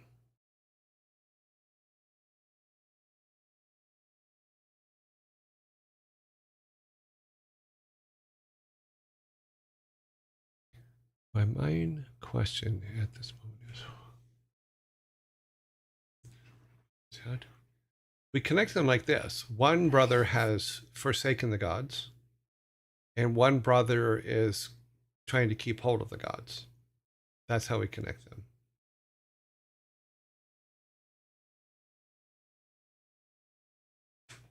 They are in a new area, new realm, whatever. They're cut off from their upbringings.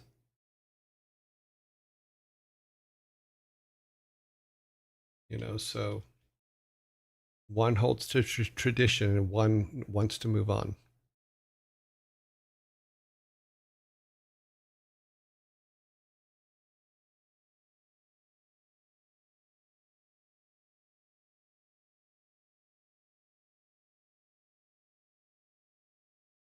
Well, because we can do a situation like if we're thinking about it, if Steve is a conduit for all knowledge, which we've already talked about, and sometimes he's brilliant, sometimes he's not. Maybe it's a situation where gods are moving in and out of Steve at different times. And basically, he's gone mad because of it. But when the gods are in him, he can be quite lucid and give a lot of good ideas. But when the gods are not in him, he can be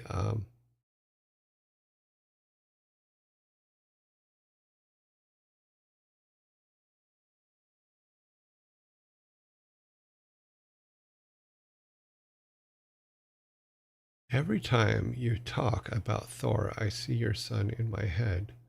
Funny thing is, he acts more like Loki. I have no idea what that means, but I have not talked about.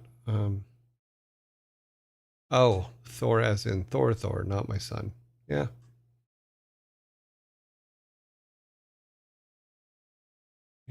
Two parts, generally A lot of myths are, yeah, and we have to figure out what, because a lot of the myths have to do with teaching morality or teaching a point or things like that. And we have to figure out what are the lessons that are supposed to be learned. If we're going to go down this road, then we're going to go down this road, and it's going to be a lot of work, and it's going to be a lot of story stuff, and all that. And Sparta, I did see the map that you made, and I find it quite fascinating. So we may redo the maps to something more like what you were putting up.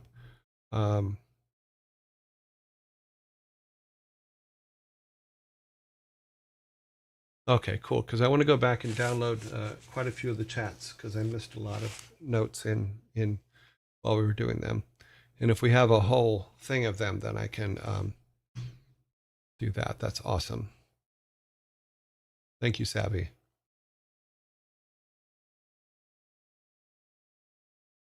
What are we talking about? We're talking about story stuff.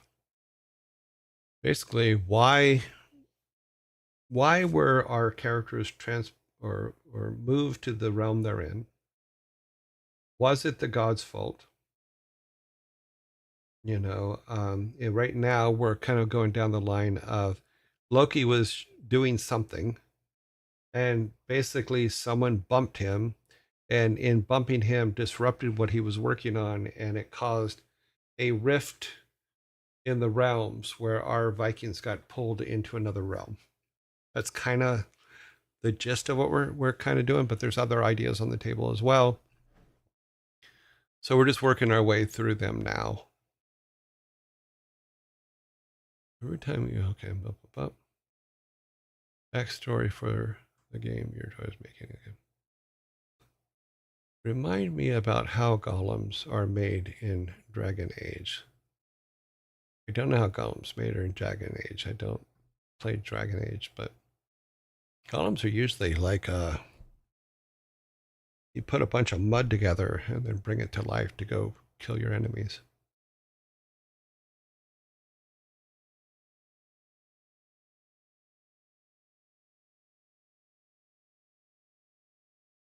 Yeah, and that's kind of what we're leaning towards. Santu is exactly kind of where it looks like we're heading.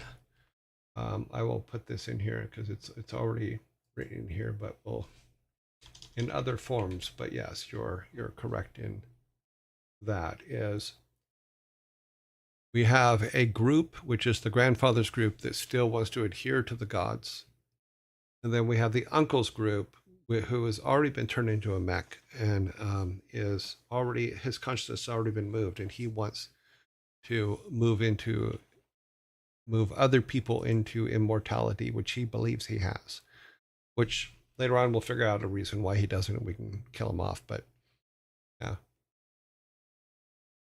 I got one that can connect all of these. Loki was experimenting plots. So Loki was bugging Hemdall about improving the travel between realms. Loki wanted something that needed Hemdall's all-seeing eye.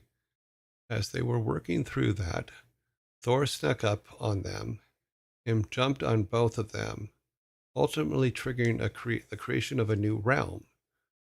The thing is that Hemdall can't find it, and Loki starts yelling, "It wasn't me this time." Cute. That's actually quite funny. But I forgot about Hemdall. I forgot about the Rainbow Bridge. That is where everything passes through. Why am I missing the zombies coming up? Oh, I'm way behind on chat. That's sorry. Apparently I'm way behind on chat, so Loki's dad, Thor, was Ragami. Thank you very much for the follow. I appreciate it.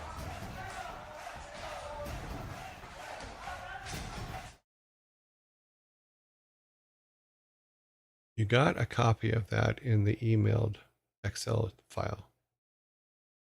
You got a copy of that in the emailed Excel file. Did I email an Excel file?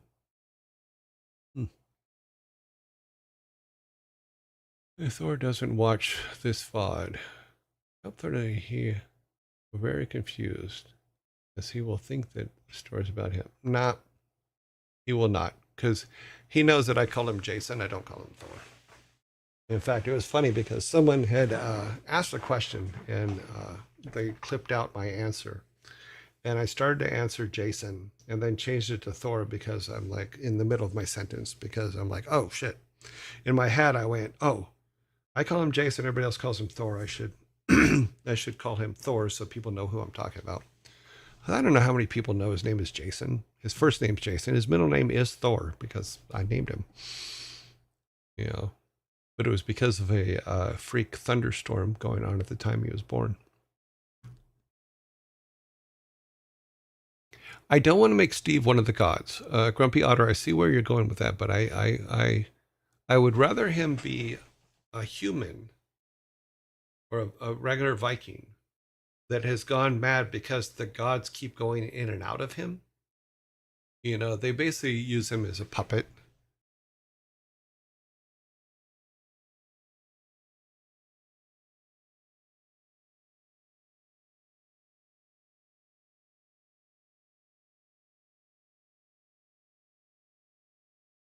He could be going mad because manned without those access to those apples. Maybe.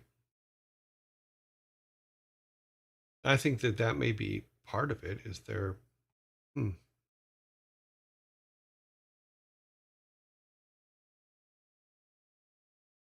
Because they're using up his essence. He may need the golden. Both he and they may need the golden apples when they're possessing his body. That could make sense.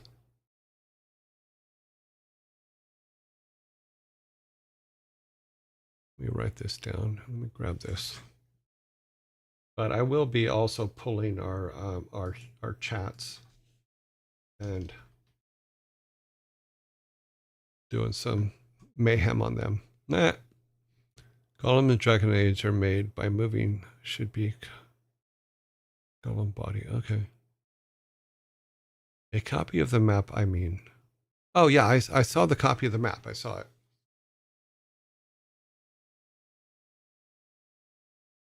Well, great. They can all cringe. I'm going to call him Jason till the day he dies. He's my kid. I'll call him what I want to call him. You know, and I've spent his whole lifetime calling him Jason. I'm not going to call him Thor. Hemdell could have accidentally connected to Steve. And in that moment, Steve saw what sees, and in that lore, Hemdell sees the entire universe at the same time.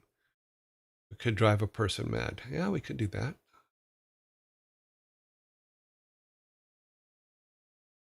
It's like it's tricky because on the show here, I do call him Jason.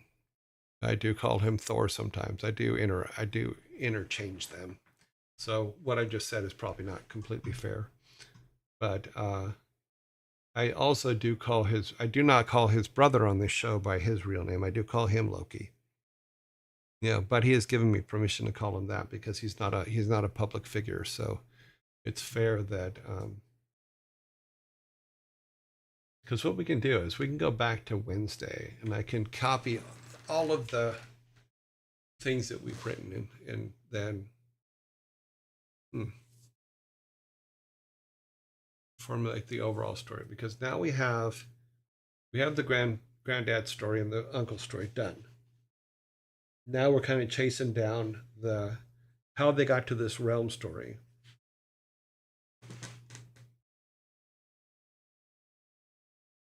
And part of what if,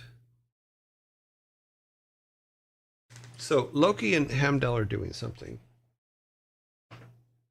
And what if when Thor jumps on them, Loki drops a prism which hits the light from the Rainbow Bridge and aims it outward. So it's like a prism just shoots out the light out a little bit of a light out the other way, and that's what causes it. I'm not sure how the rainbow bridge works, whether it's just light or energy or something else. But in my head, it's like, what if a prism fell out of Loki's pocket or something and accidentally created a realm that Heimdall couldn't see? Pink Floyd cover type, yes.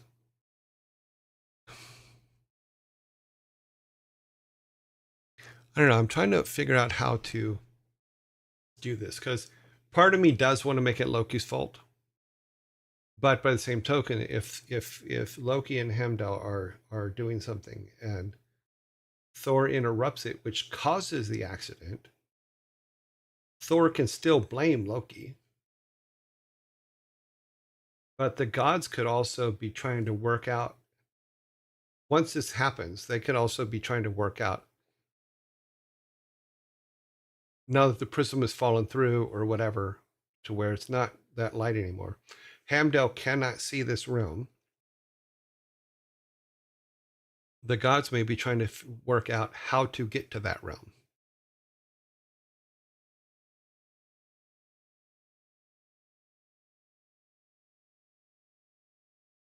Yeah, whatever Loki was doing, he shouldn't have been doing. We all know that because that's just. So it is. It's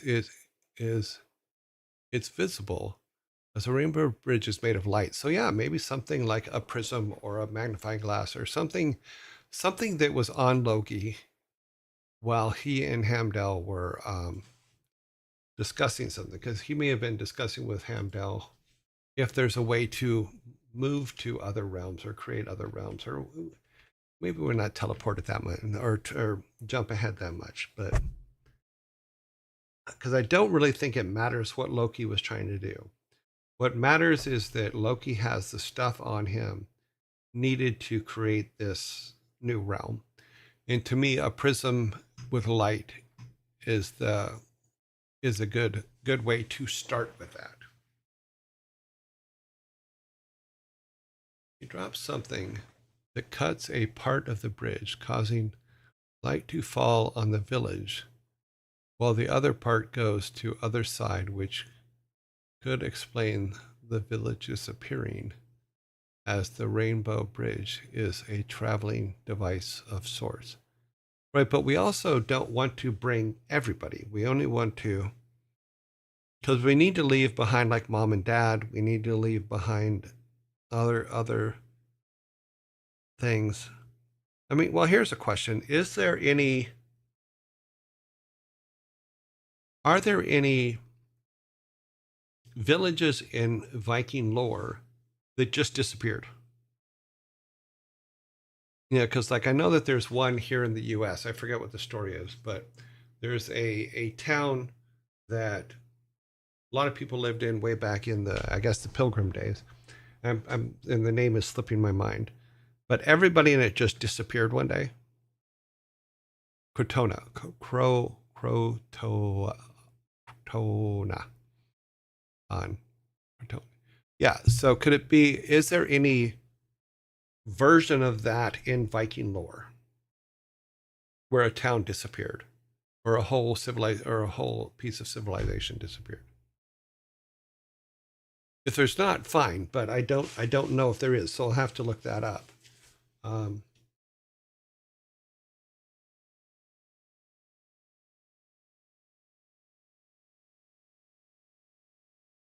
So let's go get another window up here. Roanoke. Roanoke is a city in the Blue Ridge Mountains of South Virginia. It's known as Roanoke Star, also known as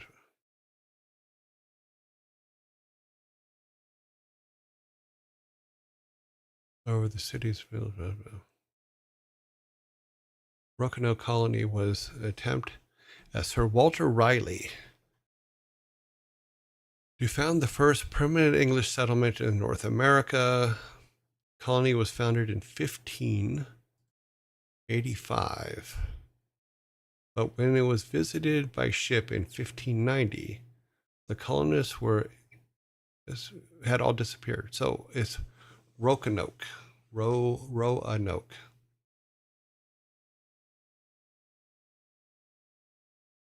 What is this other one?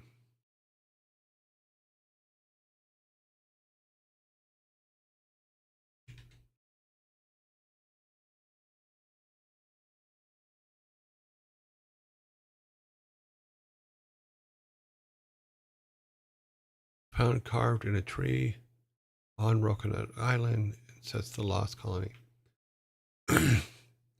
Oh, so Croatona Toan was carved in a tree on Rocono Island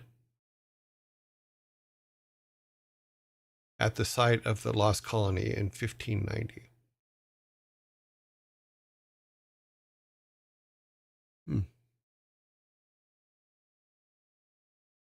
Characters have...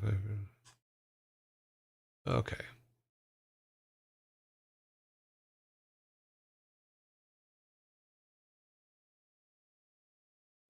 Google says, in Norse mythology, Utgard, or I can never pronounce that, is the land of the giants, a piece beyond the known world.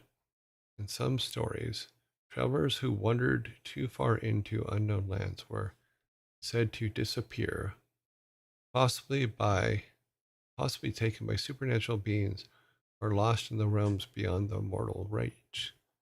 This echoes of the eerie vanishing without a trace feeling of Croata. I can't pronounce these words. I'm sorry. I cannot pronounce them. I'm just stupid.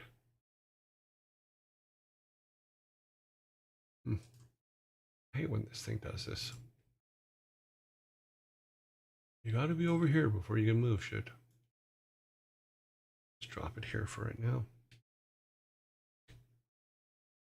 And of course, now it's lost it, but okay, let's try it again.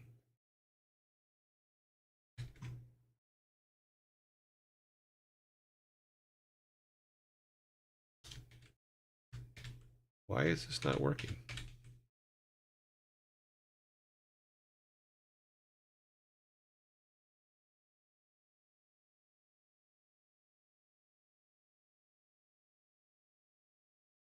Okay. Cannot be added. It would be exceed. Oh, we need a new box. Okay, new box.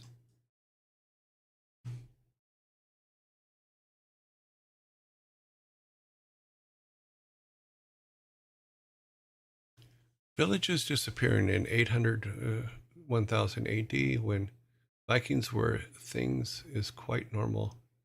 Just assume they were raided. Well,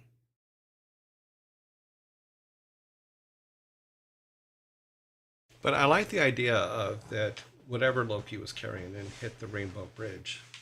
I actually like the idea that one beam went out to the village, the other beam went out to another realm, and took them with them. And whether and maybe it is Utgard, but we'll see. I'll have to do some more research on that and see.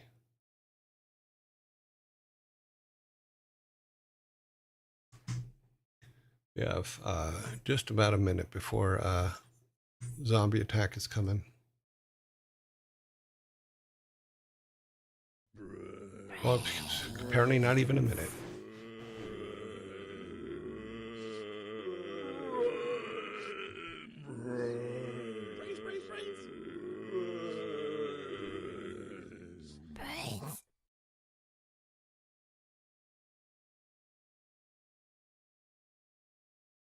I do not have a recap at this time, Scry, because we only just really started on this a short time ago. What I had suggested last week, and I haven't had time to put together yet because I was rebuilding my computer over the weekend, is I'm going to put together a Miro board and then give people access to the Miro board, and then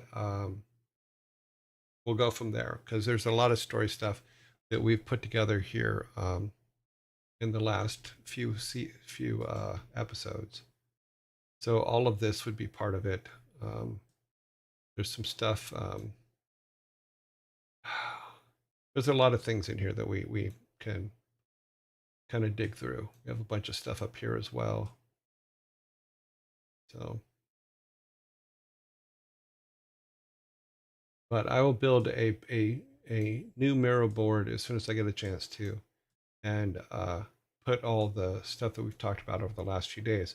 And if I can get I'll look at what Savvy sent me in regards to getting the a transcript of the chat, and I'll pull the chat from those days so that we can have everything in one place.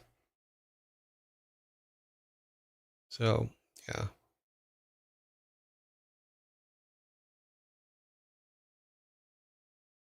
Because the gods only became a thing in the plot of the story, in all honesty, I think today, because of the questions that you brought up. You know, because we hadn't got there yet. We were still talking about, the only thing we've talked about before that is that the grandfather still believes in the gods and still wants to adhere to the gods, where the uncle does not. And based on the circumstances, you can understand that, because the grandfather is still very human, very much connected to the gods, where the uncle is his consciousness has been moved from a human being who died to a mechanized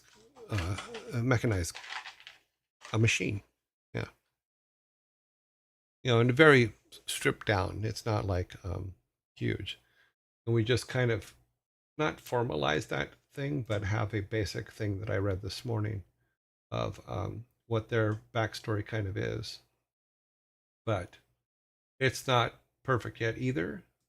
But we hadn't even started to talk about how they all got there yet. That's what we were doing this morning when you brought in your questions.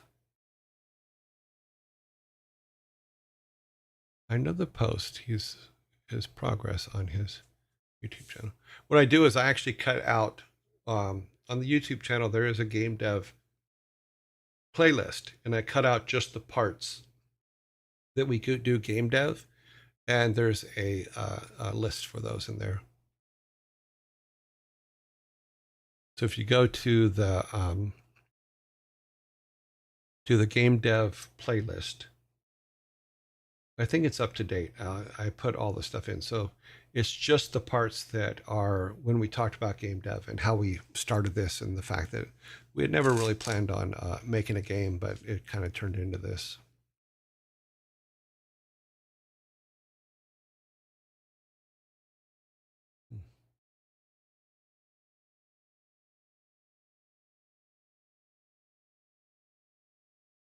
Illidan would be impressed. I don't think so.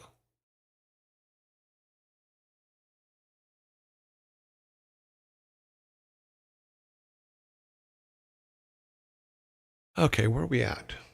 Oh, wow. I didn't realize what? Sorry, I just looked at the clock and just realized that we're pretty close to ending for today for the game dev stuff. I don't know how to pose my question. My brain is in space, in gameplay, discovering the story, and asking myself, do gods matter? And we fight, meet them, or they over articulated background.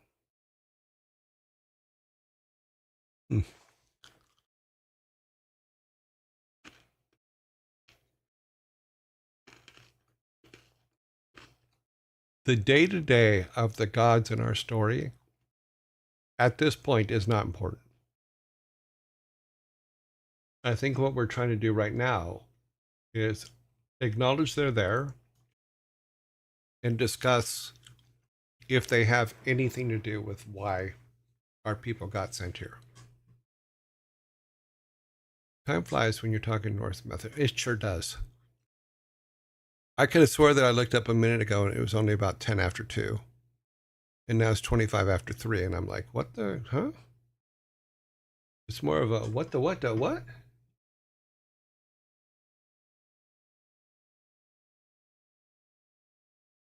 Uh,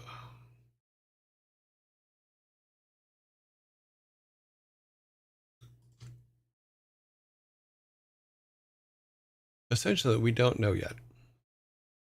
Oh, for Scry, yes. They might just because of the ordeal that the townsfolk are in. And the story is more about what the people do once they get there. That's kind of where we're at, yeah. Though the granddad still adheres to the gods, it doesn't mean that the gods are answering him. And one of the things that our character has to do that we talked about is the grandfather had built altars to the nine gods that he adheres to. And the grandson needs to rebuild those altars because the uncle had them torn down. Thank you for the bless you. But yeah, it's still pretty open.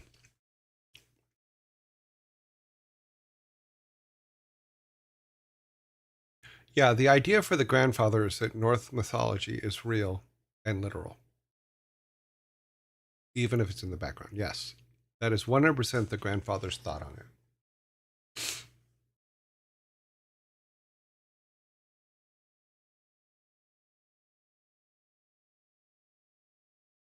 Because that's what guides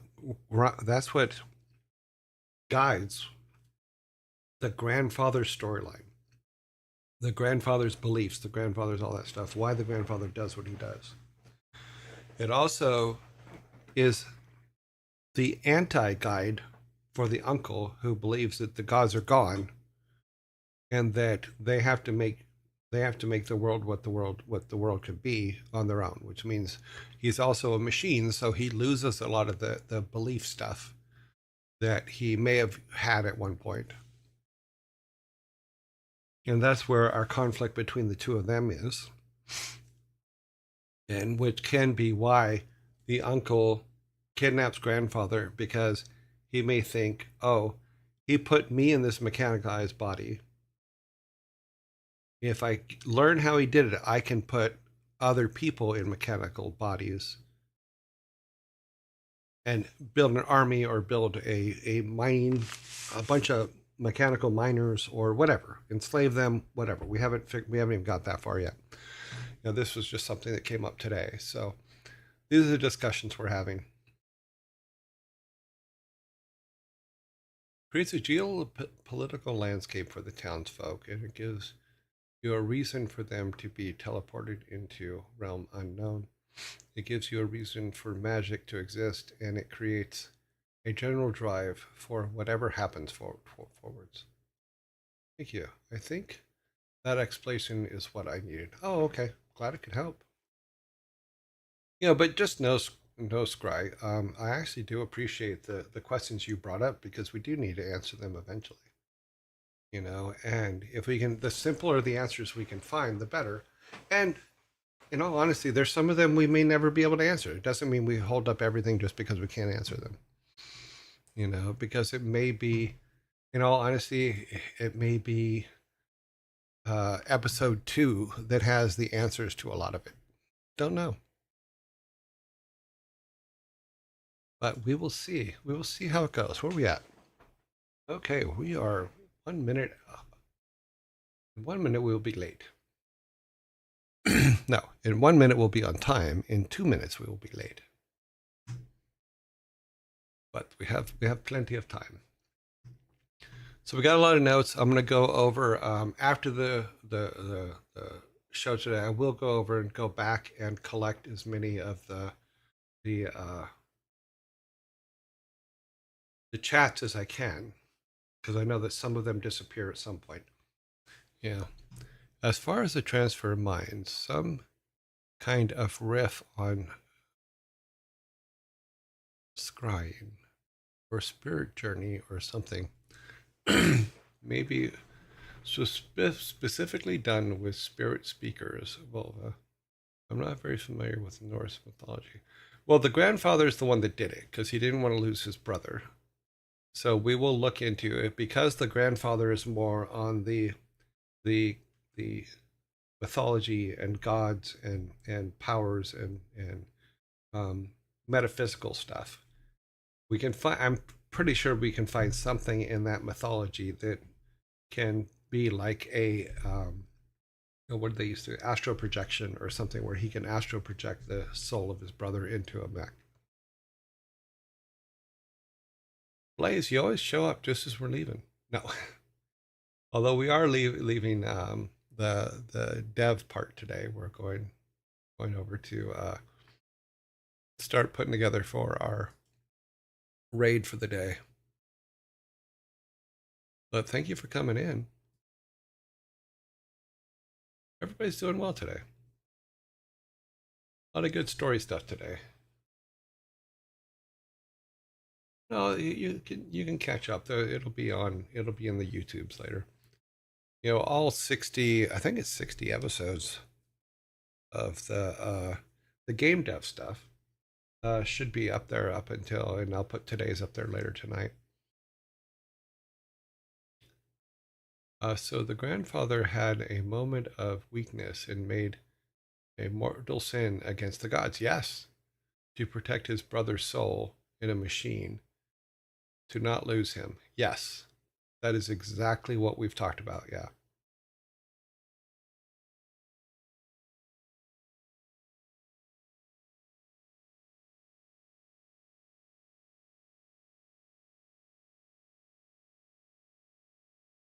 Well, because they're twin brothers. So, as much as they disagree with each other, Grandpa does love his brother. Although they probably fight at every family reunion, so.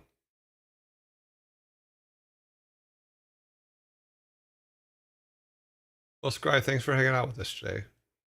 No, you're fine. Your questions helped shape the story. Yes, it did. So no bother at all. Yeah. Take care. That has a lot of potential for many roads to take. Oh, absolutely. There's a lot of things we can do with that. So, yeah. Alrighty then. Let us bring our logos back up and close this out. And close close our little windows here. And bring our logo back up. Nope, I took me out. Haha. There we go. Let our stuff run. I am trying to keep track of names and stuff to be able to put in here for the people that are helping, you know, but we do run it at the beginning of the show with the big list for the whole show and during this part here. So luckily we got a lot of people helping, which I think is cool. Yeah, you kind of show up everywhere, Sparta. You have your fingers in a lot of things. Just saying. So let us go back to me. We will end our broadcast day for Game Dev. Hello, welcome. Looking at my cameras out front, I have a package on the porch. That's interesting. I did not realize anything was coming today. Hope you wash your hands, Sparta. Cute. How will I know which pie tastes best if I don't put my finger in all of them? You do have a point. That is a true statement. Sometimes you just have to take a chance and eat the pie that's in front of you. Because nobody's going to eat it for you. Just realize that's way Z. I'll go and grab our Excel file here, move it over here so it's at least seeable. Okay. Let's see. Anybody get removed from quarantine today? Yes. Joe plays violin, gets removed today. Anybody else?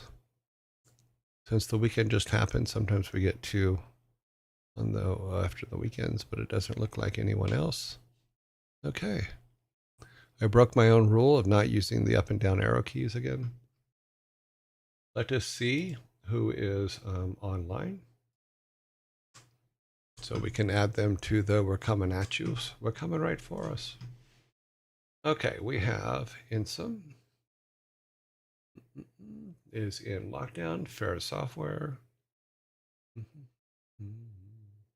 is in lockdown. Annie is in lockdown. This fog is not in lockdown, so we're good there. Sanctuary is in lockdown. Felicia Day is with us today. Furball Farm. Furball Farm. Joe plays violin is up today. Q Bunny.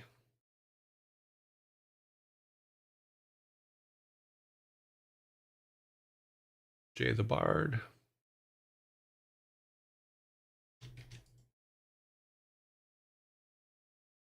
Oh, that's it? Really? 1, 2, 3, 4, 6, 7, 8, 9, 10, 11. And we have 6. Only 6 today? Let me just make a quick run through to make sure here.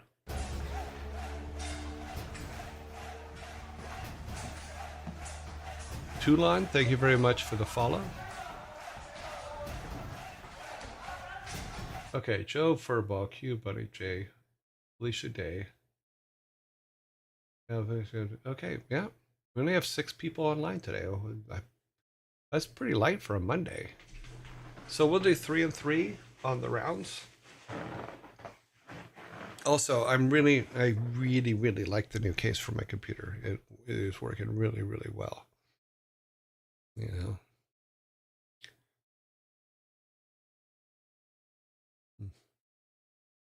Get down here. Okay.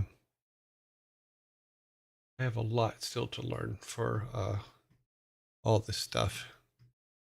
Okay, so here we go over here. That I will watch later because that has to do with the things I need to learn. Go here.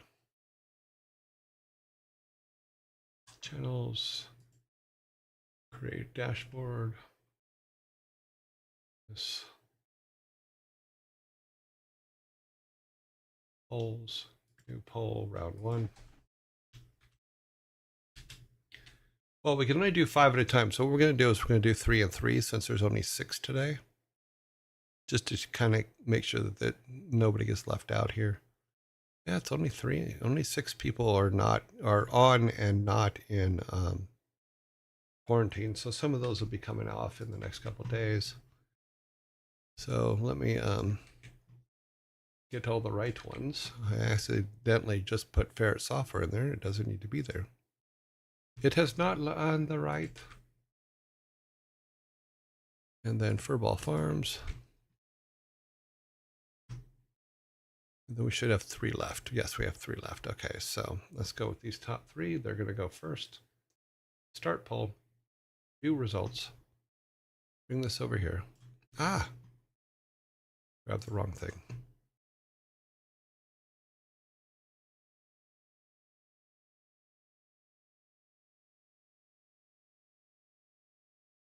Okay. 1, 4, 1 fall 1.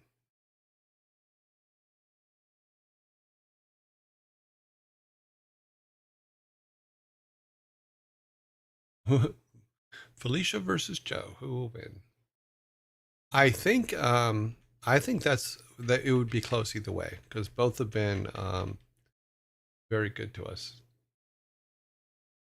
Plus, with Joe, you get a really cool song. She'll always play something for us. Last time we rated Felicia, kind of came into a really bizarre conversation.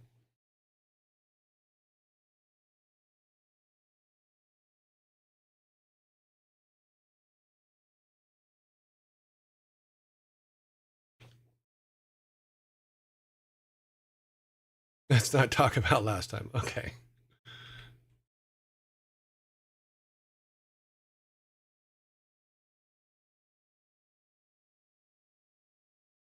There's been a couple where we've raided people and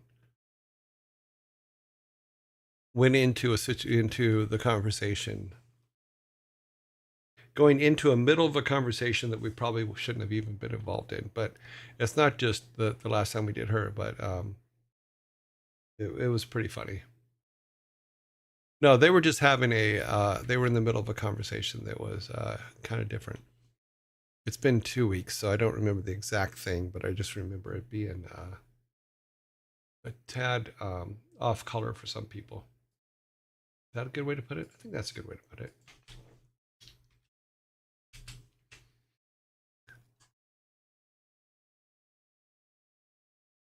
Okay, Joe the Bard, also a very popular person. Jay the Bard, sorry. Joe plays violin. And then Q Bunnies, which is a new one to our group, but has had a couple votes in the past. So here's round 2.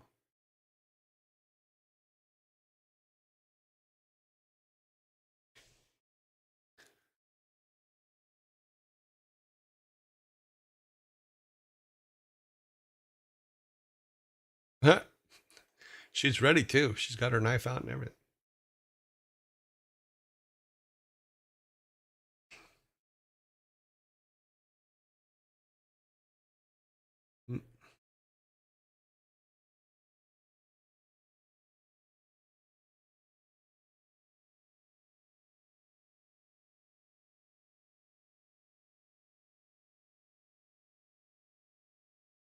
Yeah.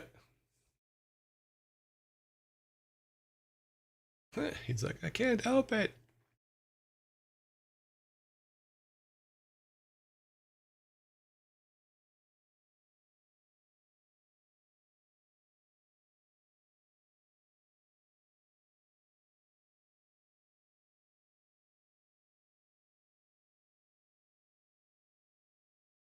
$250. That's what we're at. 350.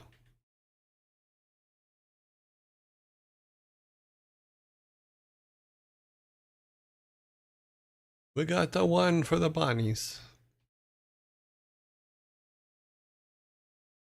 We got these 6.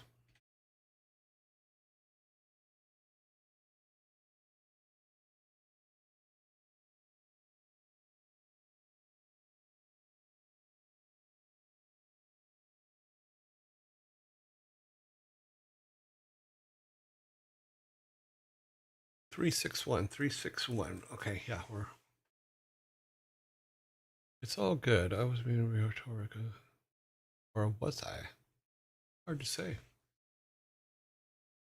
Okay, so we have 6, 4, and 1.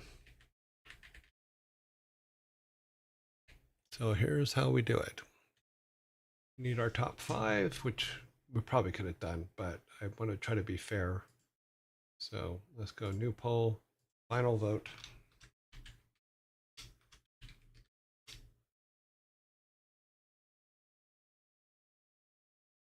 Final raid vote. And we have the top ones are 6, 5, so 6.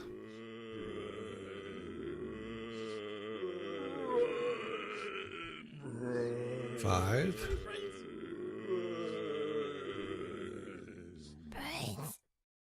4.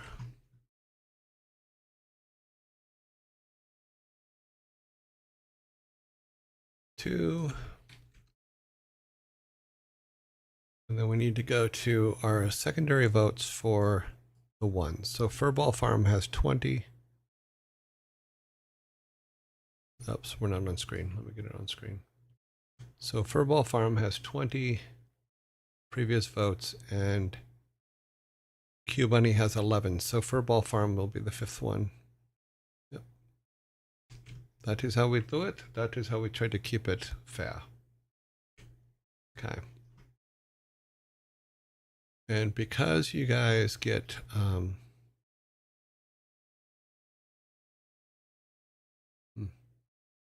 There's a hell of a conversation going on over here. What are we at? Okay. Nope, not to me. Okay, I get it. We'll wait out the. I know you guys can vote during zombie attack, but want to wait and make sure everybody is aware. So we tomorrow will be the 1st of April. So it's April Fool's Day. Something to keep in mind. Remember, people are out there. We are testing auto mod today. Okay. Did it grab something and count it out? Or, oh, if it did, you probably would have taken care of it already, so I won't be able to see it in my chat. Brains. If you're testing auto mod, I'm pretty sure Sparta has something to do with it.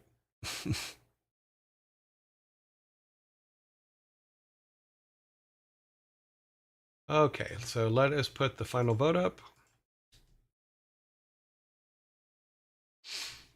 View our results. We copy this and put it in our previous results so it can count towards ties later.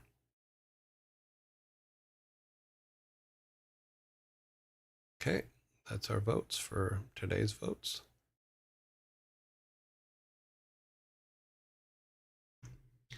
Okay, right now, Joe Plays Violin is in the lead.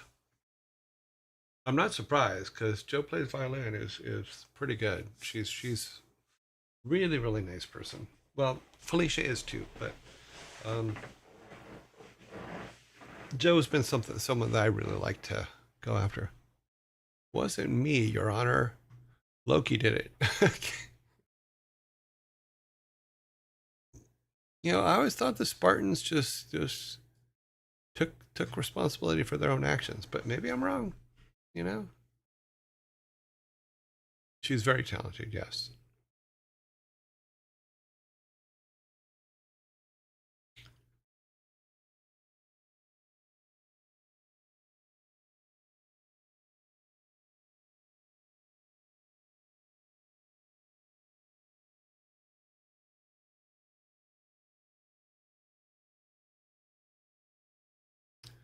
You don't have to give all the bits to him. You can give me some too.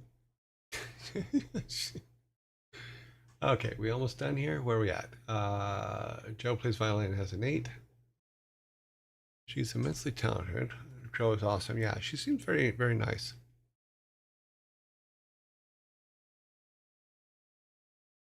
Sparta is a city in Greece. Spartan is a demon from the video game. I get a lot of confusion around it.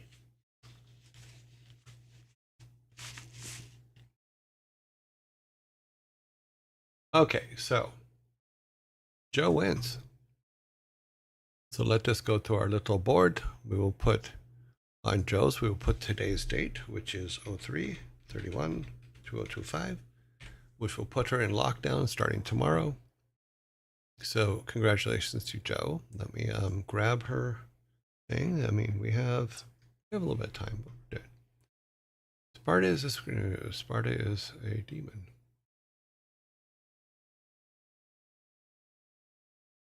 So you're saying that you're our own personal little demon?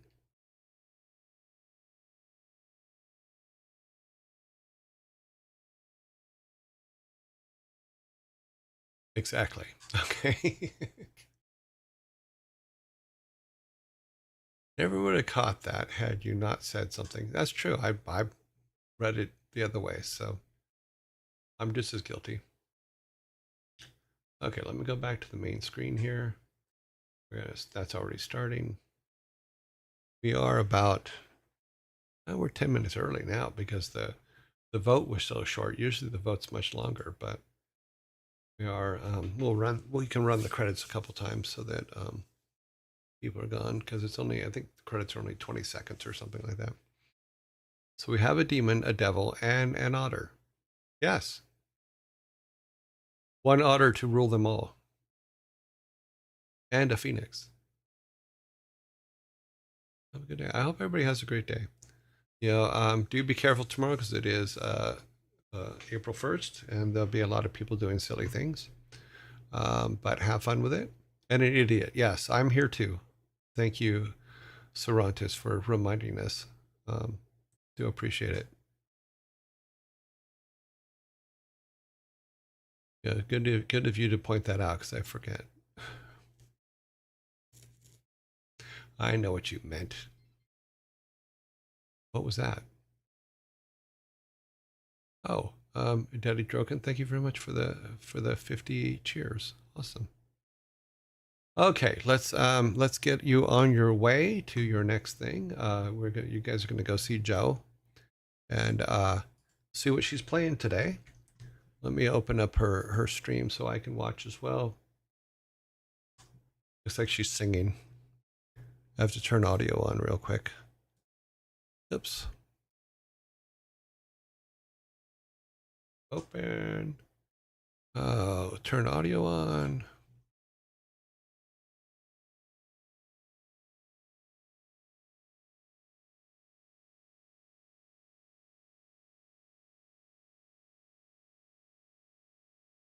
Okay, let me grab this again. Okay, so here we go. I will see you guys in 19 hours, 7 minutes, and 35 seconds. And here we go. I'm going to send you on your way. Have a great have an evening. I will see you guys tomorrow. Let's build the raid. 15, 24, 34, 42, 59, 69, 75, 76. Okay, here we go. Have fun raiding, everybody. See you guys tomorrow.